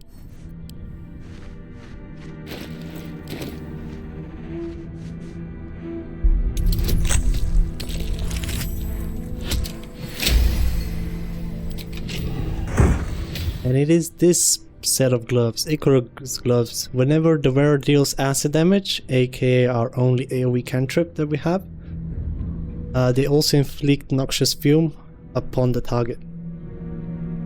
Hostile creatures in a radius of 3 meters take 1d4 acid damage. I believe you can start to imagine how this could come in useful. Question is, do Dark Justiciars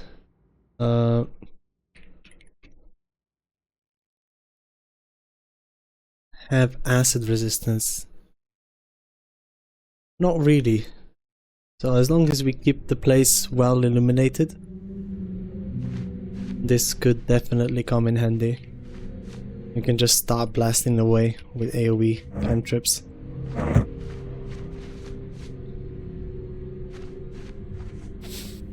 Always room for more. Our fun interaction is an infinite punch barbarian or Eldritch Knight fighter. If you blind the duelist prerogative, you can use it to give yourself a reaction point on equip, which throw returns does. So if you bait an attack of opportunity with soul rejuvenation ropes, you can counter punch, which triggers extra attack, which then allows you to throw DP as a free action. You can basically just endlessly loop that. That's so dumb. I love it. Probably not worth an entire build around, but since all of the items begin in Act 3, or most of them. Research notes, the visible, unfortunately, a deep purple stain darkens the final Very page, fun one. obscuring your mind with the corpse rose. Alright. Get Isabel's belly brew.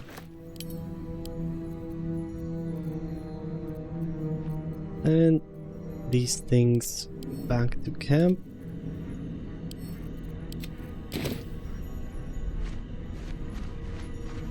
Order an extra movement speed with Nylurna. Yeah, I'm familiar with that one. That one's also super cool. Or combining it with it.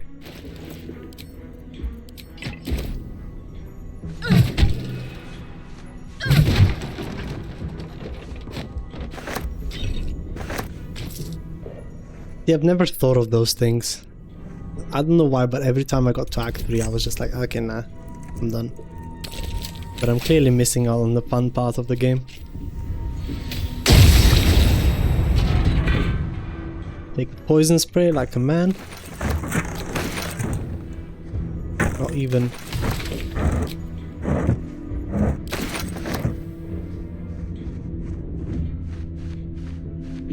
Alright, and a couple more things in the back over here.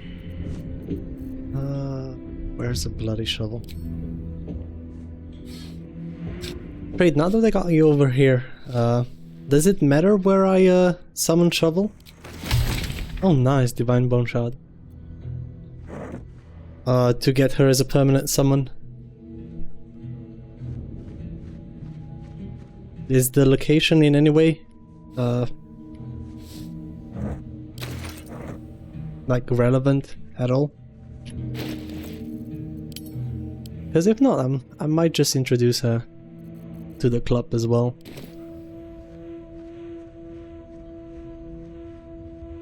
Pretty funny interaction, but it's hard locked to Act 3. But I think that trick of getting extra attack also applies to repose mechanics, such as Bloodthirst or Battlemaster Post. Right away, sir. It shouldn't? Yes. Alright.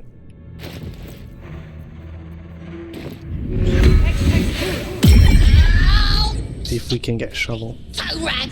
Never summon shovel, never feed shovel, now call shovel! Huh? Who are you? Oh, nice to meet you, dickhead. Last nippled meat slab called me shovel. Don't like it? Change. Oh, Jesus. I love this little imp. She's the best. Don't care.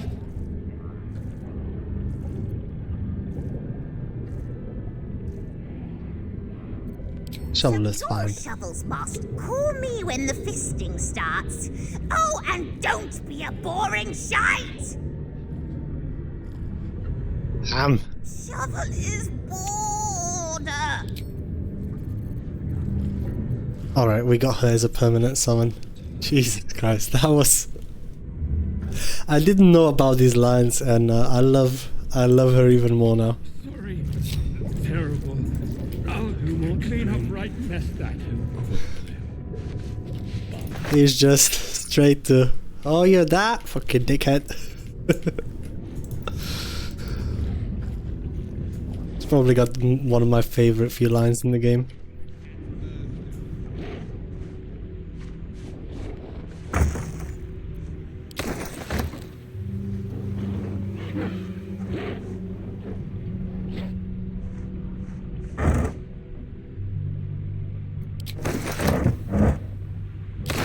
HK47? Oh. Polarization, yeah. Alrighty. We are level 7. We need a couple more at least one more level before I want to head down to the Gauntlet of Shah. So we still haven't dealt with the fish folk. Those guys are permanently drenched. So let's go deal with that bunch first. It's some free XP.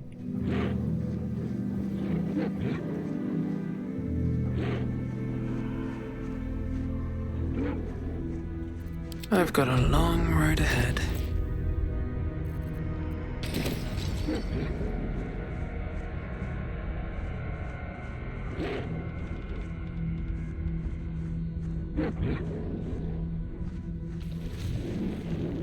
Also grab the waypoint.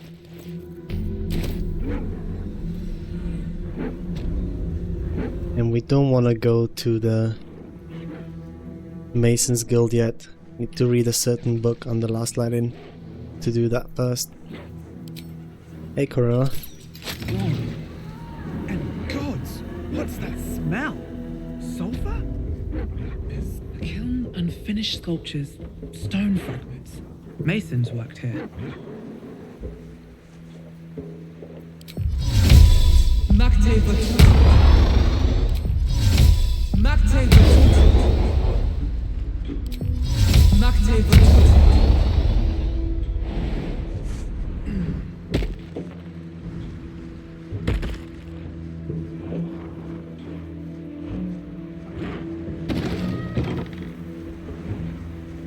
We also gotta go and grab Arabella. A couple of things.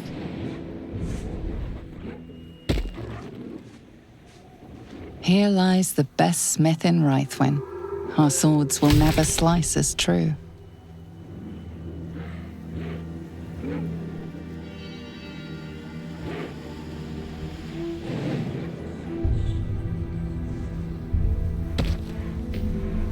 Piles of bodies. Very old by the looks of them.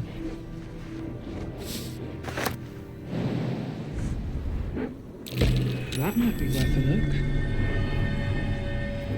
Leave everybody else down there.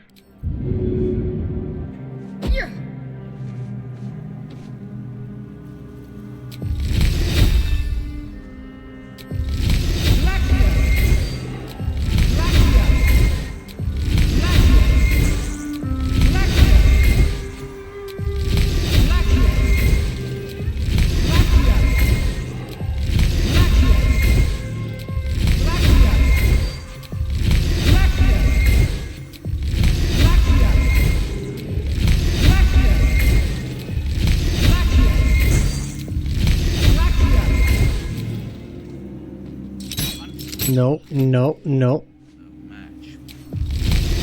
There we go. Run and valid.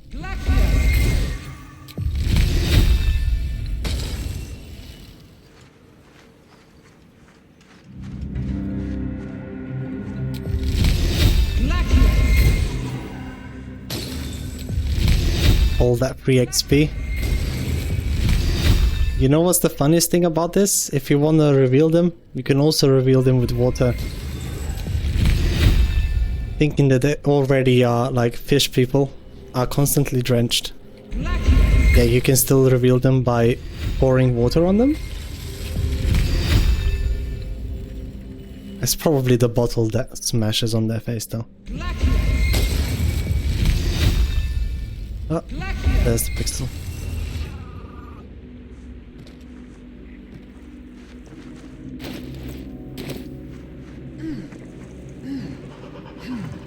So satisfying? Yeah. There's one more chieftain we have to get. I'm probably gonna end up selling the lightning jabbers. Don't really have a use for them.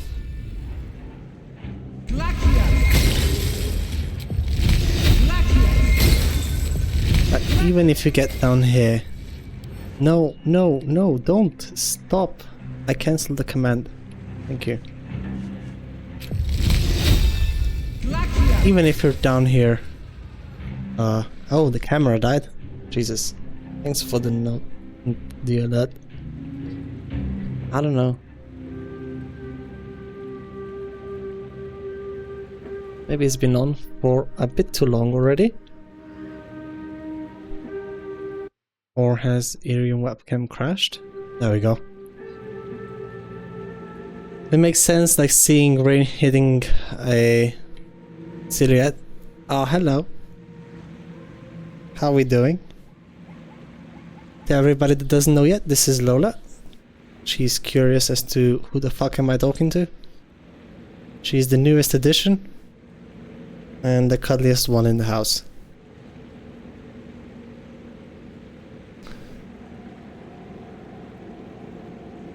Like rain hitting a silhouette.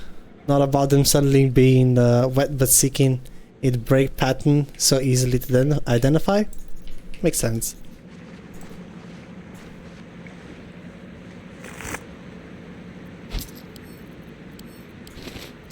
And that's all of the grace she's willing to bestow. She is off to the chair, cleaning herself.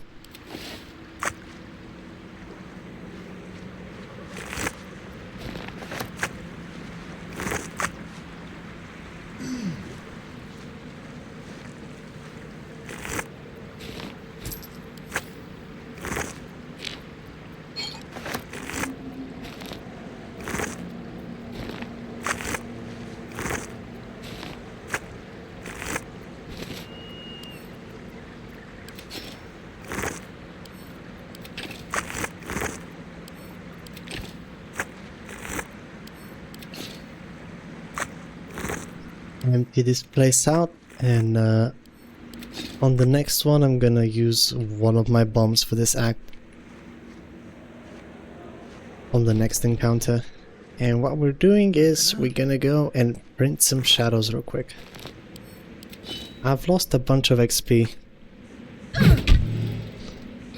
going to the crash to obtain the necklace already, so I would more than love to make some back. And what other better way than to create some enemies that don't exist otherwise? Without using any cheats, of course.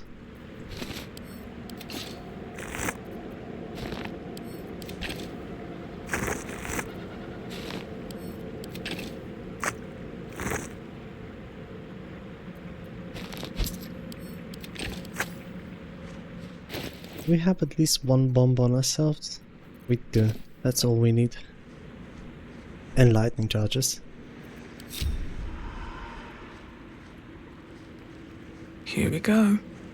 But yeah, for all of you that don't know what I'm talking about, there is a way to print shadows in this game.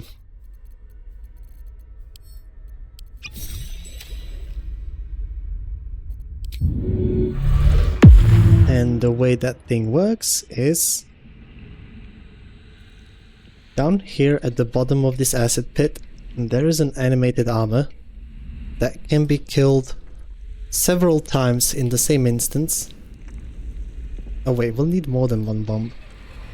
I'm full of shit. Last let in. However, if you kill that animated armor, on the same instance a couple of times, you can make yourself some shadows. And the maximum amount of times you can do that so far has been managed to be done is 7. If I get 5 out of that, I'm gonna be more than happy. I will have a speed pot, thank you very much. Also some health pots, don't mind me. And here is where I'm using my 5 bombs of the run of the Act 2. Got one already, one more from here.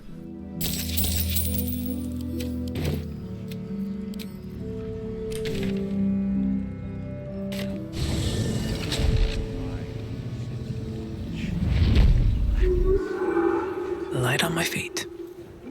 Raphael is still talking to himself. Still alive, so that's progress.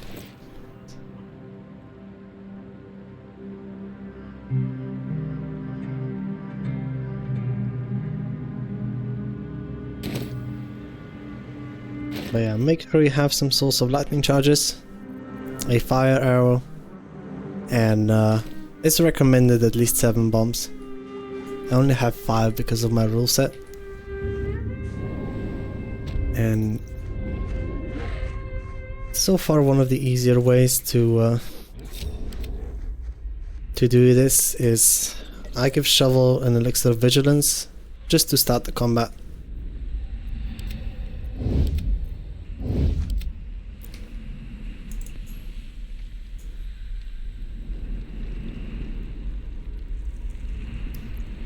So then I can sneak down there myself.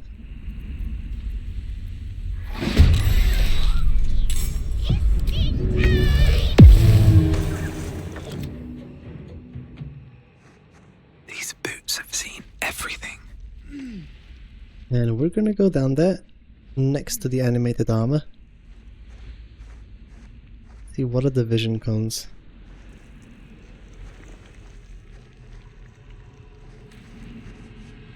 Not that horrible. Going to split all of these up.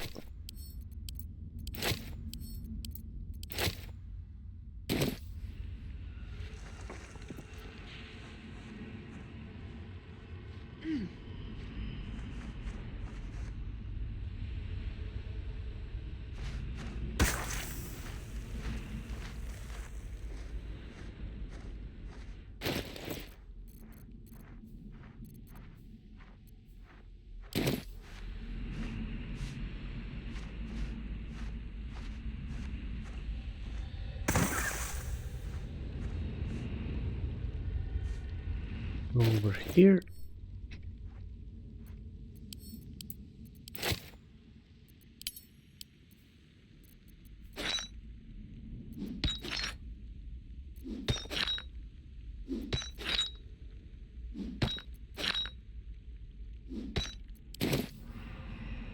Place them right next to the animated armor.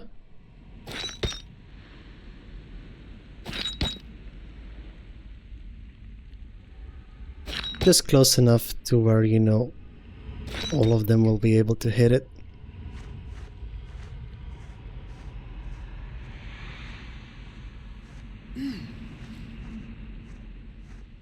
And now we're gonna go back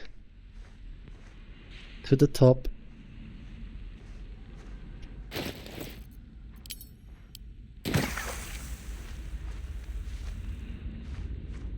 Meanwhile, Shovel is still holding the combat for us.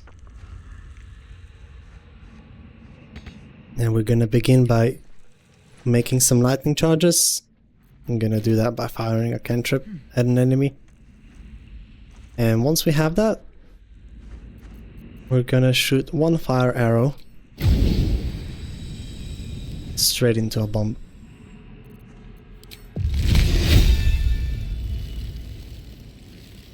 There.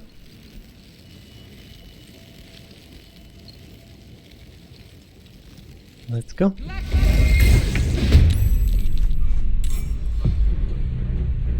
My initiative is hit.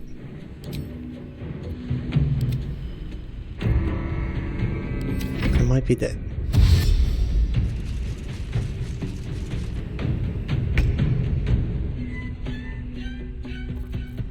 Oh well, I fucked it up. Gotta go get myself an elixir of vigilance. Need to find a way forward.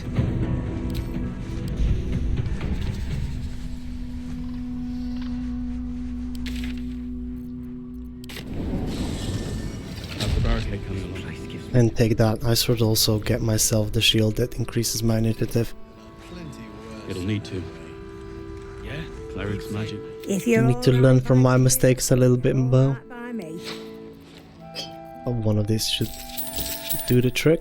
take care now.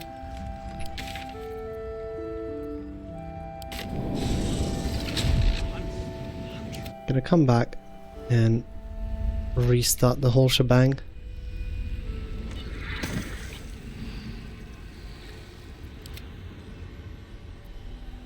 Need to find a way forward.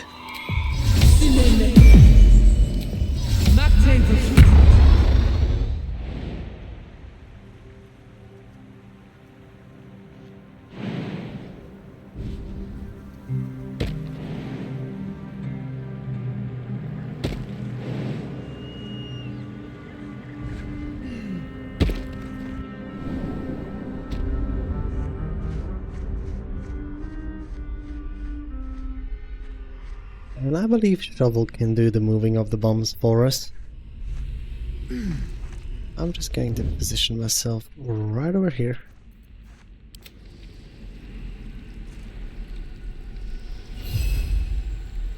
No.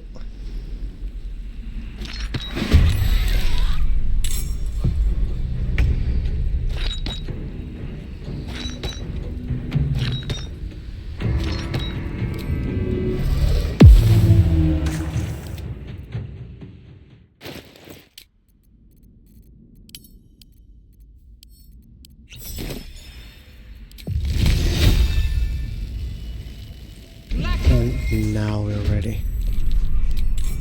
There we go. We have our lightning charges, we have a fire arrow. Lightning charges make bombs explode multiple times. And we can just aim one of the bombs up and do a kablooey. We got 1, 2, 3, 4, 5 shadows out of that. This is the combat log. We didn't kill any of them, by the looks of it. Oh no, we did. Oh, this is just the animated armor. XP, I think. So yeah. Got a bit of a bonus to our XP gain.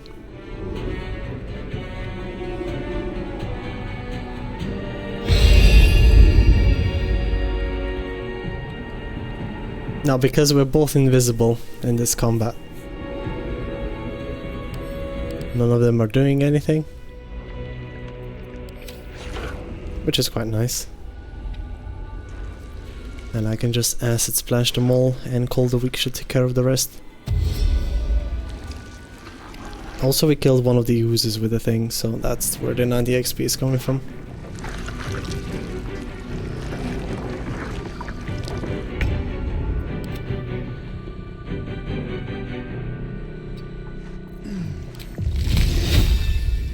Alright, since we got this, these guys are resistant to lightning, right? Yeah.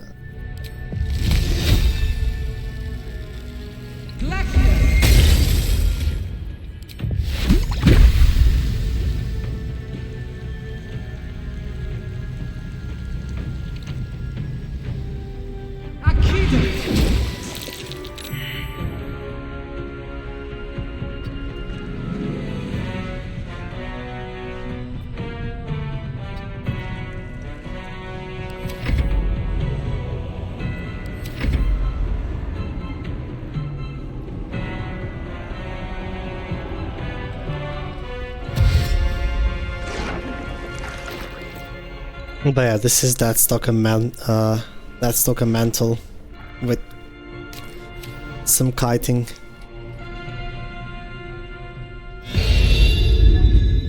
Oops.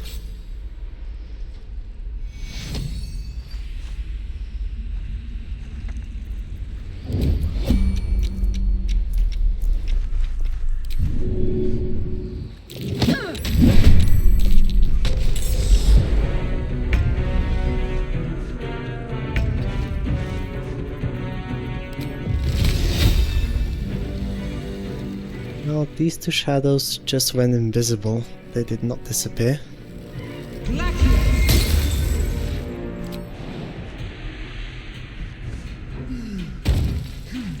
So we can just start falling back a little bit. And bring Nimbus into the action.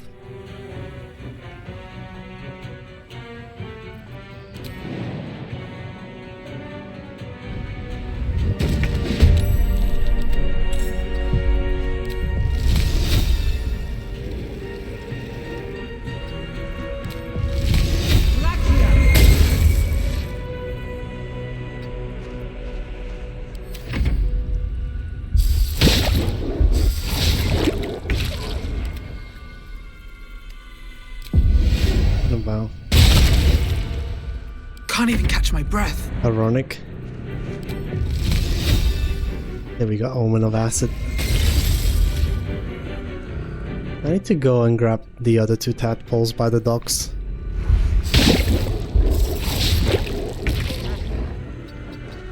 Because this is... we're not really rocking a cold week efficiently.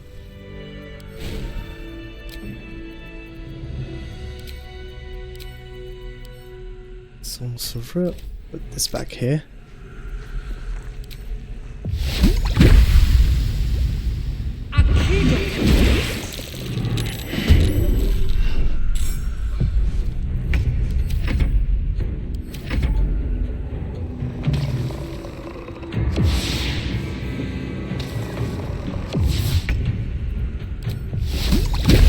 Well, not really a mystery to where they've gone.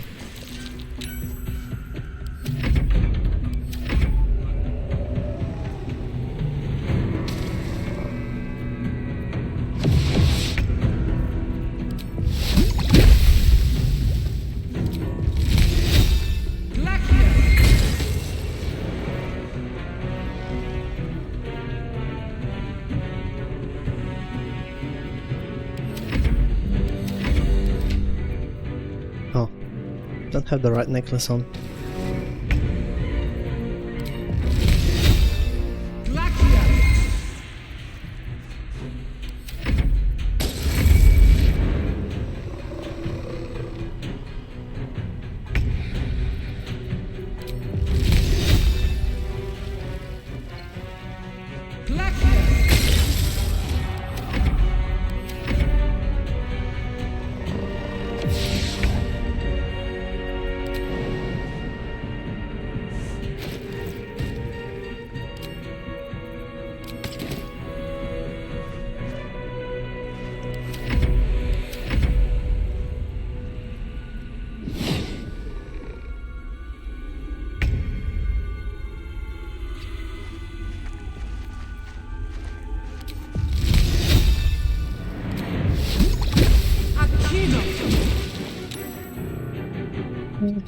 I wanted to test.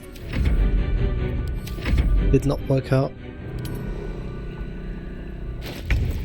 This thing should apply. Yeah, it does apply to acid as well.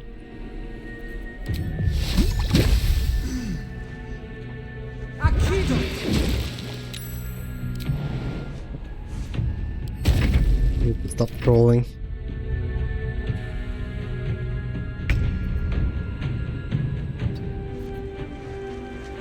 Shadows have natively quite good dexterity. Beautiful death.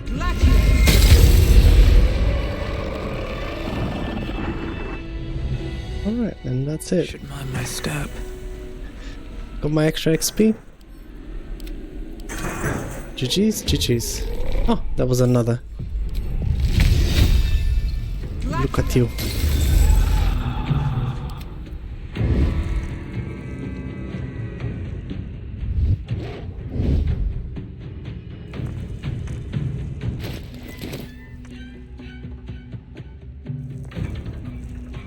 And Gale has Metal Minster.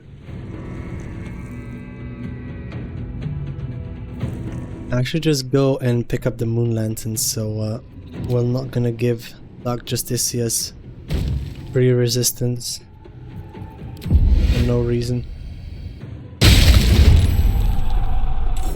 Well, so much for peace.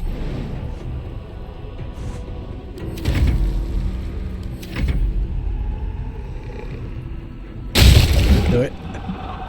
Yes. That was Omen of Lightning. I don't care if the shadow used to drain me. And we also got another sorcery point back. Moving ahead. Back to Moonrise Towers. Let's go explore the second floor.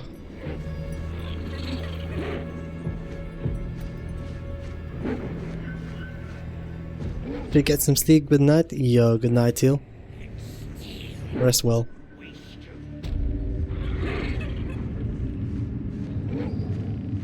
Minty is dead, so there's no checks to be rolled over here.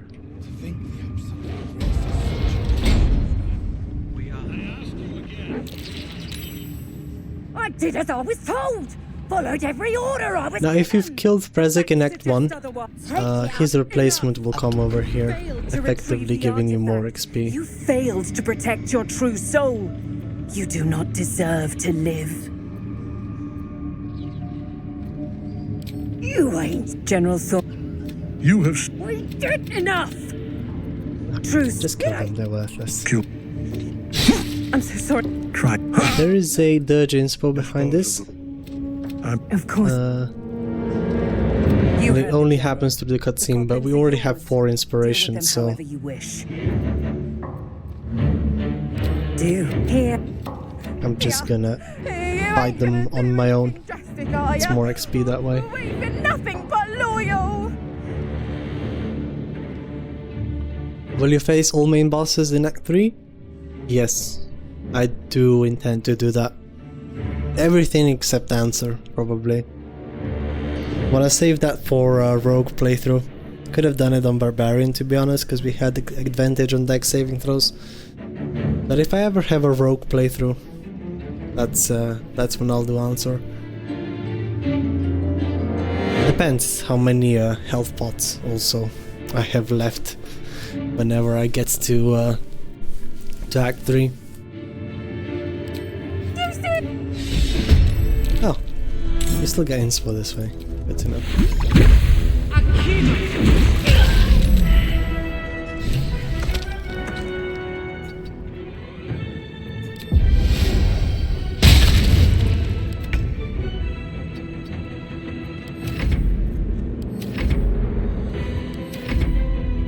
Won't go easy. That's what you think. Wrong move.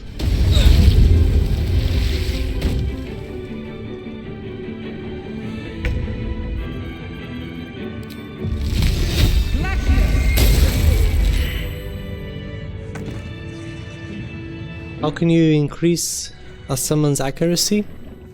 You check which... if you're looking stat-wise purely, you want to take a look at the stats. Usually the highest one of these two is the one they're using to attack with their weapon, or bite for this example. Nimbus is his strength, so giving him an elixir. I can even show it to you. Wait, did Nimbus bite successfully? He didn't, right? No, he did not. But yeah, if you want to check, you can attack an item, see which stat they're using for their attack rolls. If it's strength elixir.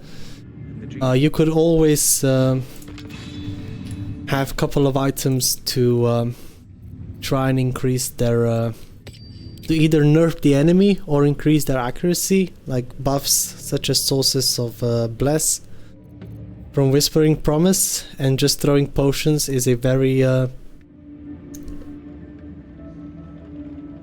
Very good way of doing that. Would a Tavern Brawler pass on to summons, or it's only in wild shapes? It's only in wild shapes, unfortunately.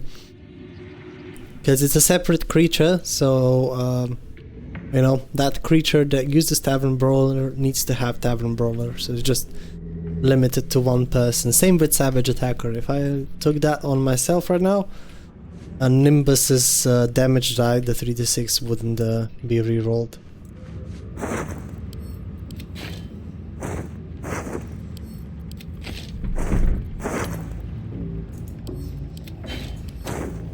Breathe deep and move. Alright, 120 plus 50 XP for this encounter.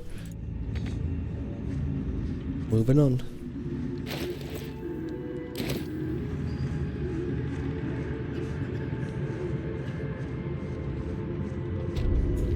But yeah, there's also buffs, and then another way on top of that is you can try and nerf enemies.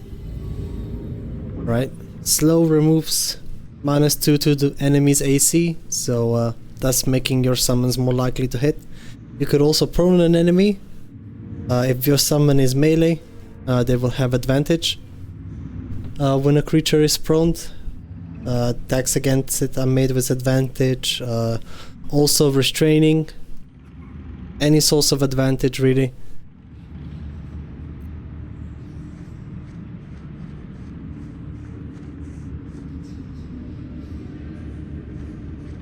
And yeah, you could also give them elixirs of heroism. That is also a bless, and then a normal bless. You could stack those together, so it give plus 2d4 to their attack rolls, so they would get either from 2 to +8. And yeah, buffing their attacks though, that's a little bit more exclusive though. And Zyrel seems to be bugged.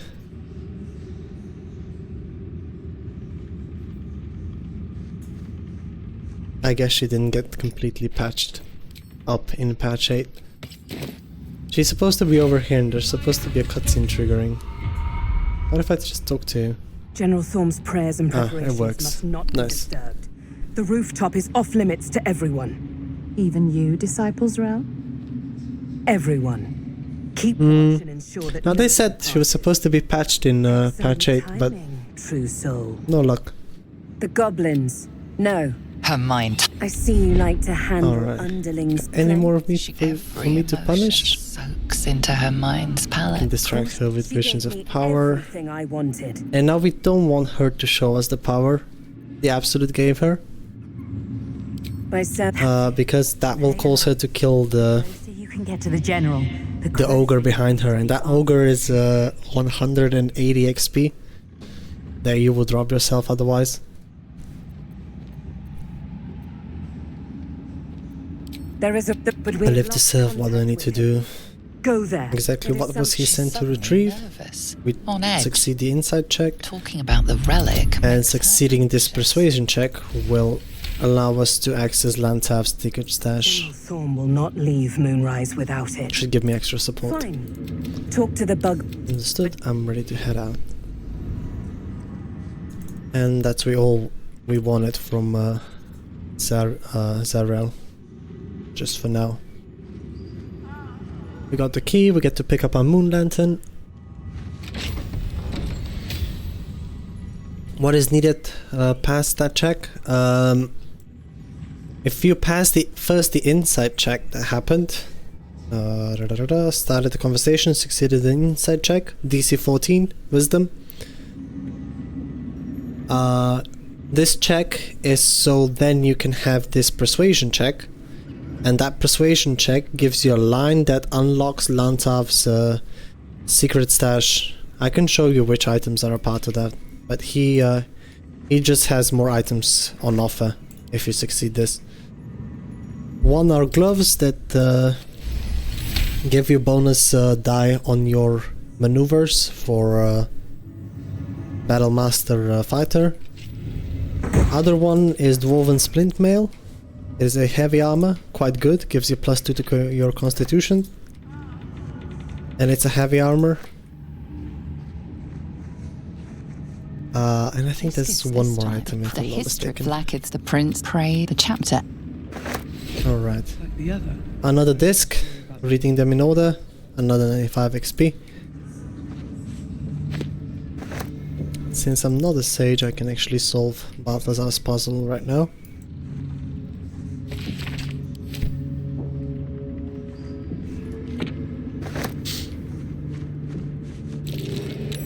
That might be worth a look.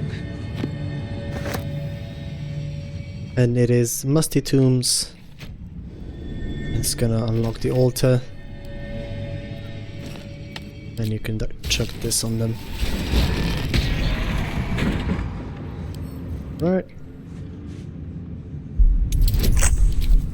I'll pick this thing up.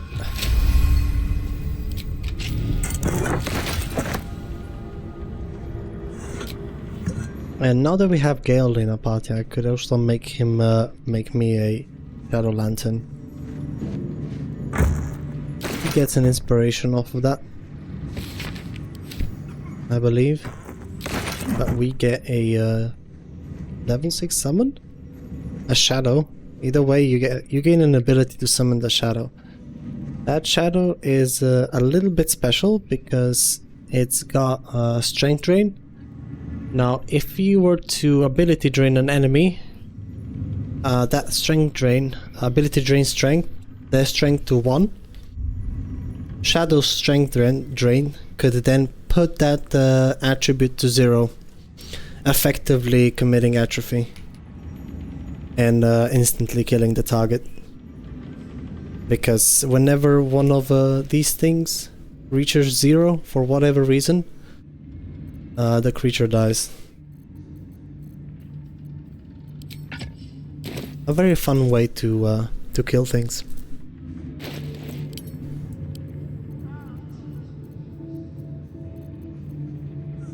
I don't need you, neither do I need you. I can send all of this to camp and equip a Moon Lantern. There's also a Spine Shredder amulet I could get from a Mimic from up top. I don't think I would ever use that instead of Necklace of Elemental Augmentation. This one works a bit too well. So, regarding that, that's pretty much it I want from Top of the Moonrise. Except for more XP, but that can wait for now. How far off are we now? 3.3k.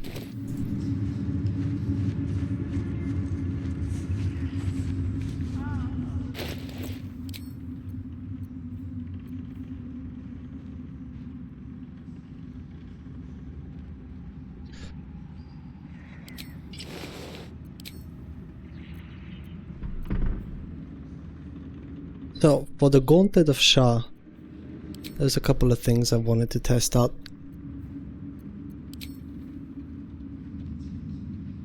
I want to use Icarus gloves, see if the Noxious Fumes have a spell save DC. I'll also be wanting to put on Head of Fire Acuity, and Nimbus will not need to save on anything.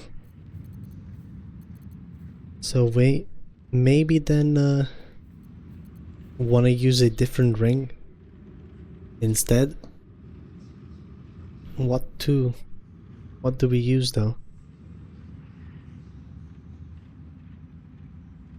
Do we have any better options? I could go for the one whenever you're obscured. You get +1 to your AC. Do I have fire spells? I have something better. I have a fireball that doesn't do much damage. Yeah, it burns them. And for each tick of the burning that they take from my surface, I get fire acuity. So like, when it comes to stacking, the only thing I could swap off over here is getting Helda's Armor, plus Alchemist Fires, plus Head of Fire Acuity. And it's probably my favorite way to stack it. You could also do float Helldusk if you're doing weapon attacks.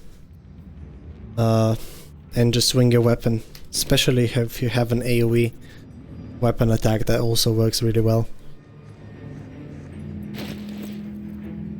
We still have to clear 3k XP somewhere. I could go and talk down the other two Thorms as well.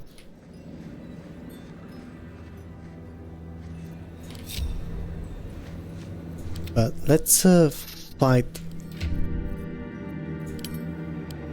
the shadow in the middle of the courtyard here.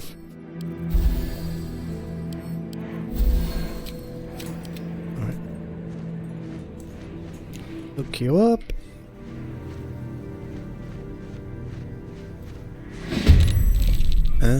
Who? Oh, it's you. But yeah, I can either do that, or I also have fire breath, or when they're standing right next to me. Alchemist fire is usually probably a better idea.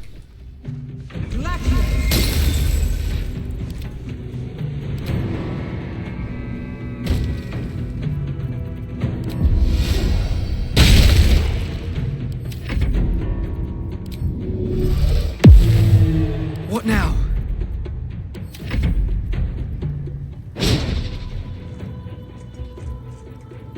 Do it. Another one? Omen of poison. Another fight. Let's go. Can't really do that. Got my sorcery point back at least. Wonder if the gods. A very unique sword Karnes is carrying. That deals additional 1d4 damage against restrained enemies. However, this additional 1d6 of psychic that is stated below the sword. Ayo Ansel, thanks for the raid. Welcome in everybody. My name is Nemesis. We are doing a Disciple of Nimbus BG3 solo honor run, and we are rocking 6 levels of Shadow Sorcerer plus 6 levels of College of Bard, and we're attempting to let Nimbus shine in battle. Meanwhile, we ourselves keep hiding away in our invisibility as a Dirge Sorcerer. You can do exclamation mark rules in the chat and exclamation mark build to learn a few more details about the build, but you're also very welcome to ask more questions. However, this additional 1d6 damage die that is on the sword only remains there until you long rest. So, in case you want to use that 1d6 psychic damage on anything, make sure that you pick up the sword whenever you want to use it, because it gets nerfed after a long rest.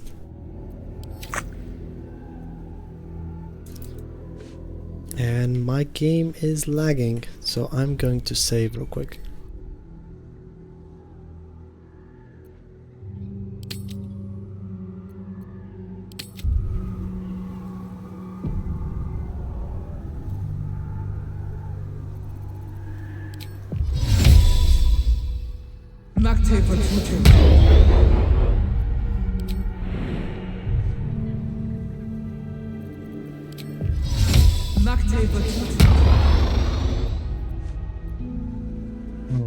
We ourselves are gonna go back over here and hide.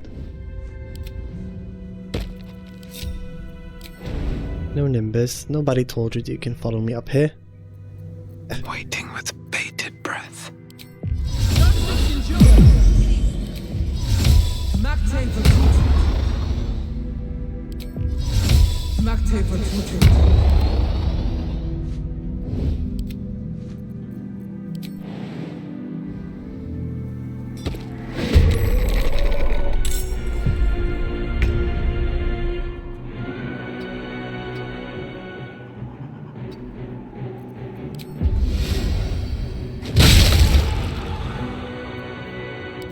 There we go.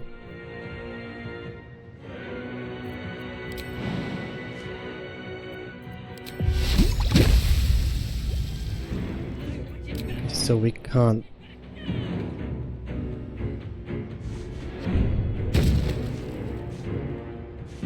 Hope you have fun and good luck with the run. I gotta go, guys. Bye bye, mate.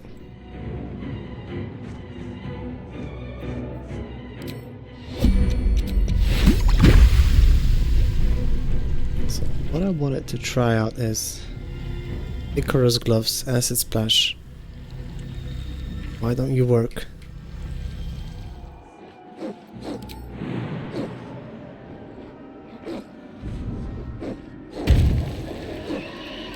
I'm just curious.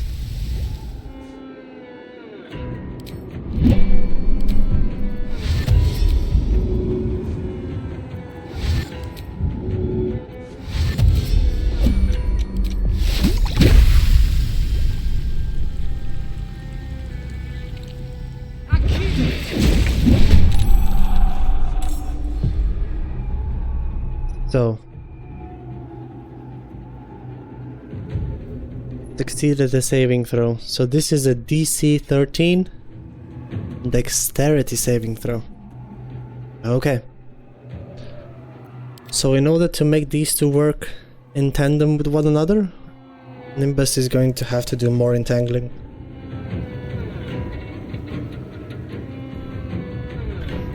Good to know. I won't give in.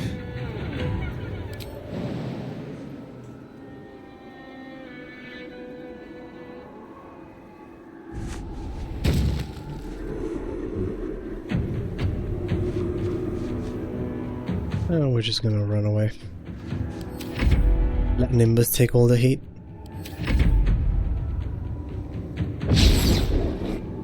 Miss.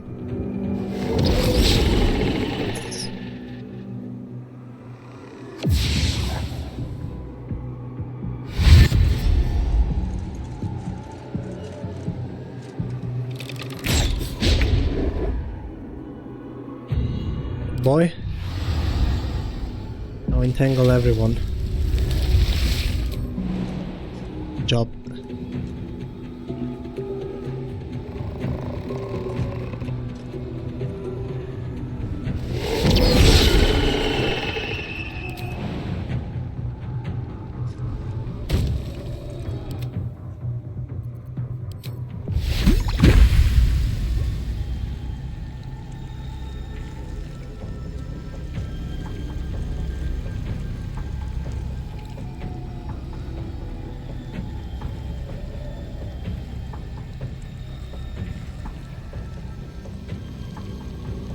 It's just a very annoying angle to deal with.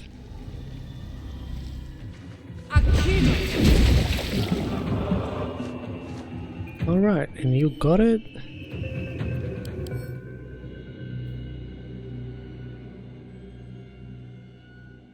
Takes that. Fail the saving throw. Shadow failed the saving throw. Oh, so that one also got it then. Yeah. Nice. So everybody but the carrier.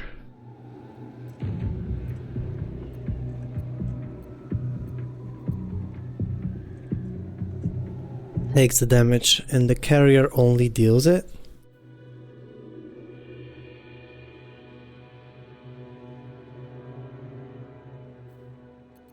It says hostile creatures. I don't like the way this thing is worded. And move. Not gonna lie.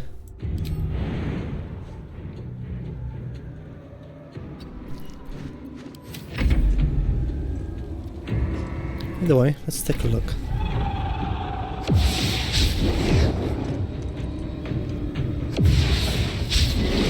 So Shadow was hit? It wasn't the one, right? No, never mind, it was the one.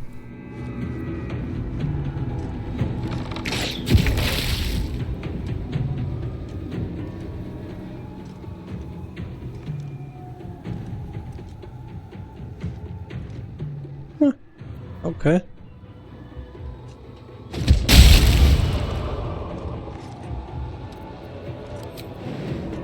I get it now.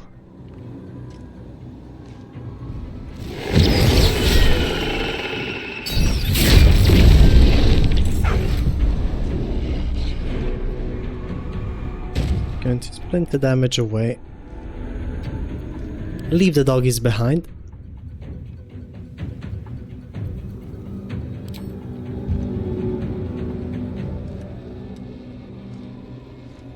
And while these guys are entangled, I'm gonna get myself some fire acuity going.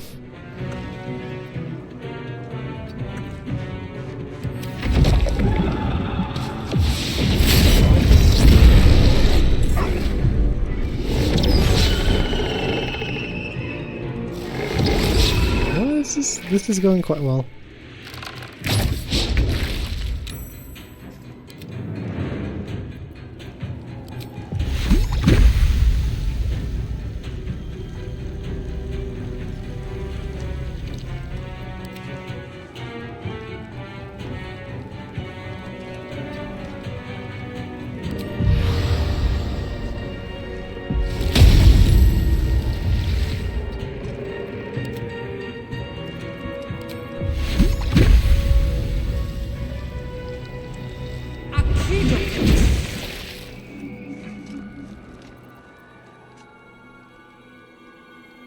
Another step forward.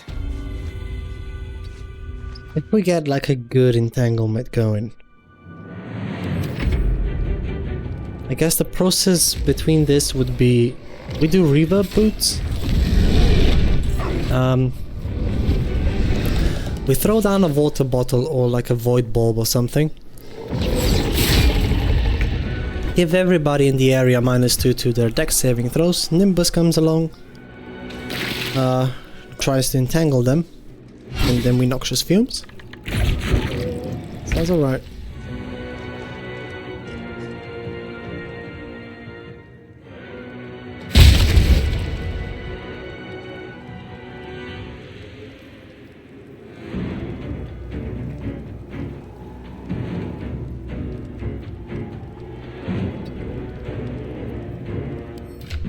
And the thing does actually do what it says it does. You have a vigilance elixir, so you are mighty precious to me.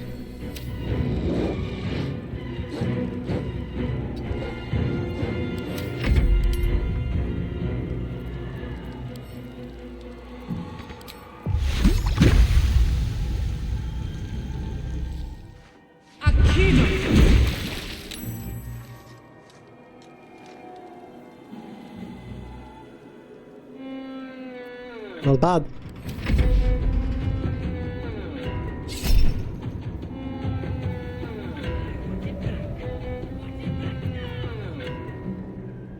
They rolled 21.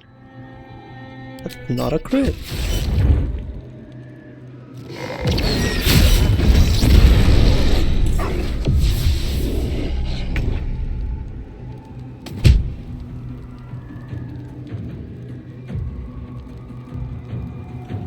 We are very squishy. We'll need to focus on killing enemies on each turn.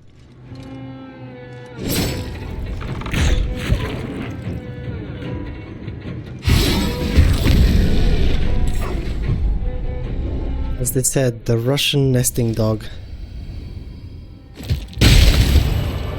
is really making the plays over here. Come on, can't stay idle.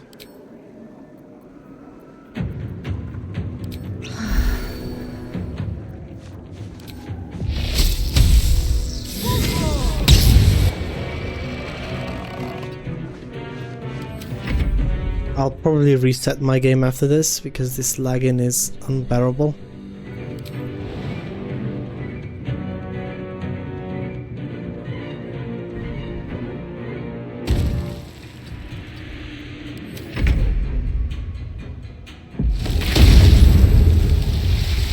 It's usually after you have this game open for like 4 hours, normally in Act 2, I start saying goodbye to all my FPS.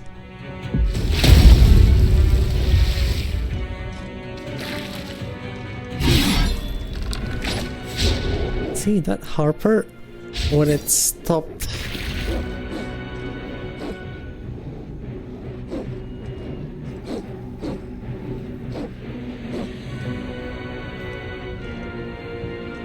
taking the acid when it lost the noxious fumes, apparently it also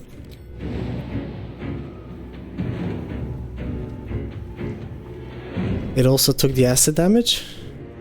So on the last take they take damage themselves as well. She was alone this whole time.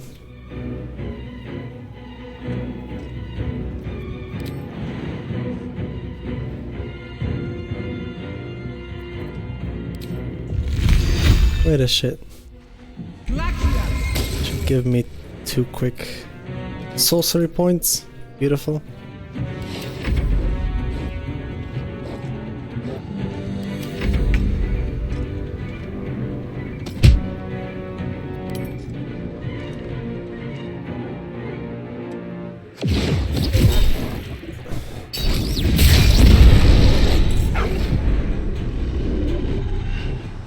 I'm starting to think that maybe picking up Warden of Vitality on level 10 would not be the worst idea. I don't know what's the range of that spell.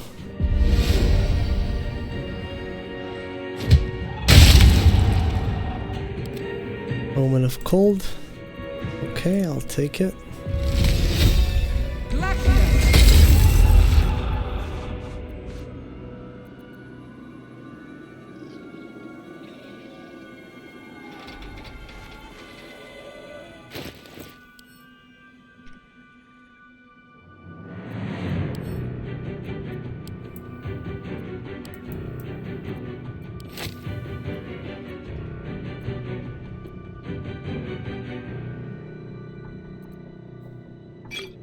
Always in the middle of this town.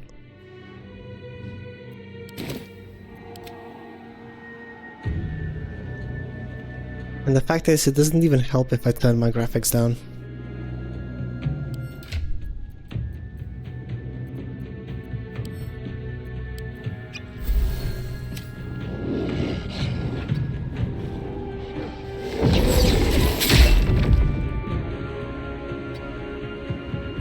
Blood comes easy these days.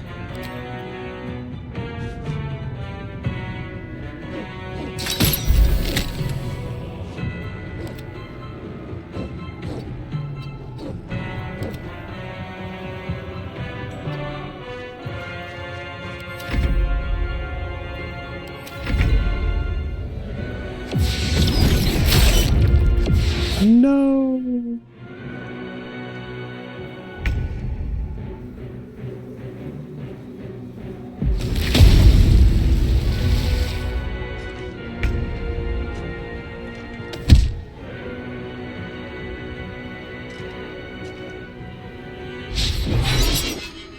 I love it how these two are still preoccupied. Let's find that shadow real quick.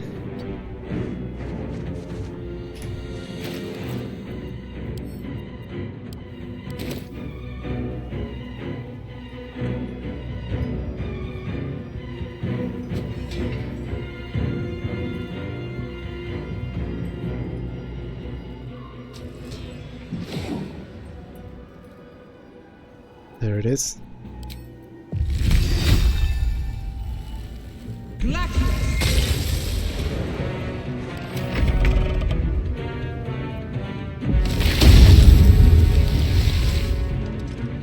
Yeah, when it comes to distracting enemies with crowd control, this is not half as bad. Am I thinking too much? And maybe we just take Life Cleric for the AoE heal. I can give them all Blade Ward.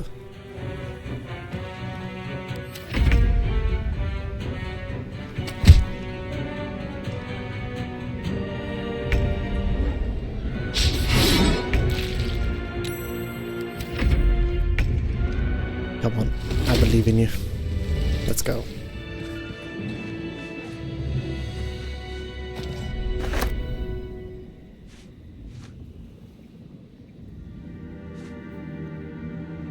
Okay, so Icarus Gloves plus Acid Splash. Definitely a combo not to be underestimated. It can have some nice rippling effect.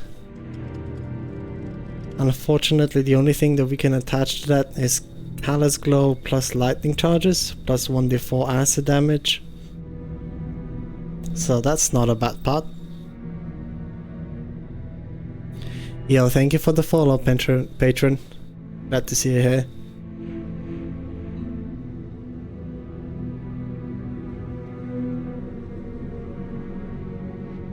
This is probably the combo I'm going to be going for the Gauntlet of Shah.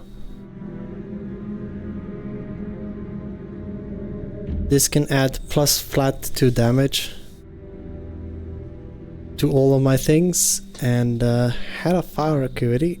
Only procs on Alchemist Fire, not on the burning itself when they take it, because that's a condition they're suffering, but only on the initial Alchemist Fire throw, which is still not too bad. If we hit at least 3 enemies with this is 6 stacks, 10 is max. And they decay 1 per turn. And we can always offhand crossbow shot that for good acuity. And then acid splash into a combo.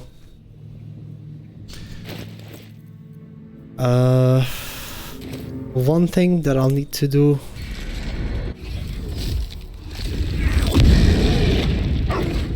more often though is open up with this.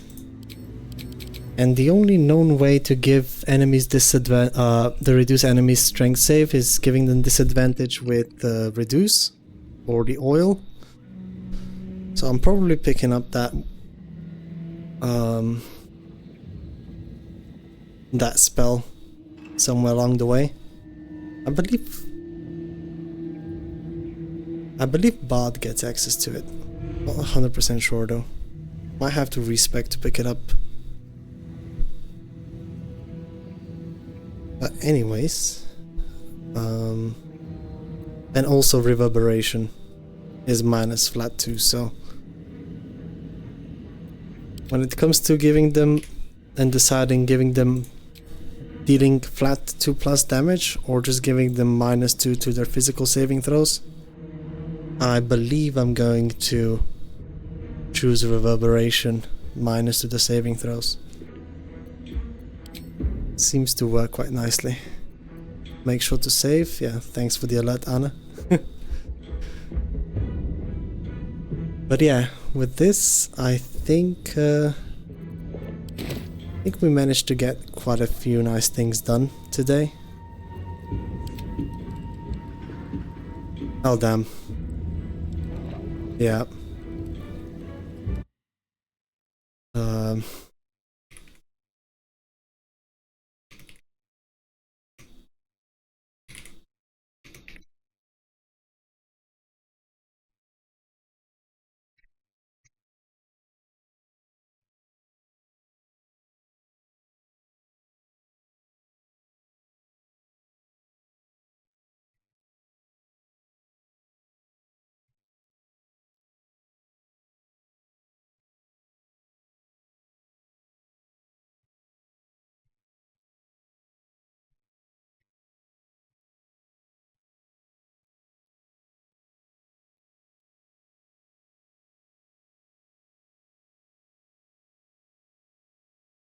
So yeah, thank you all for watching again, and let's see if I can find somebody to send you off to.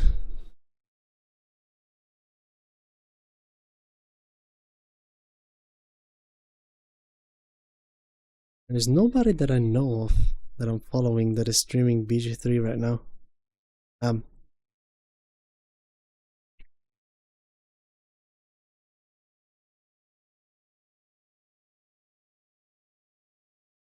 Thank you for the stream. Thank you for showing yourself over here. Love to see you all tagging along for the journey. Let's find someone to send you off to though now.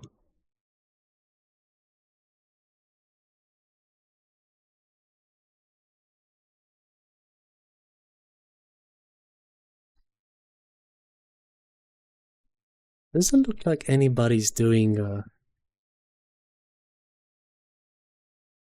any solo on the runs.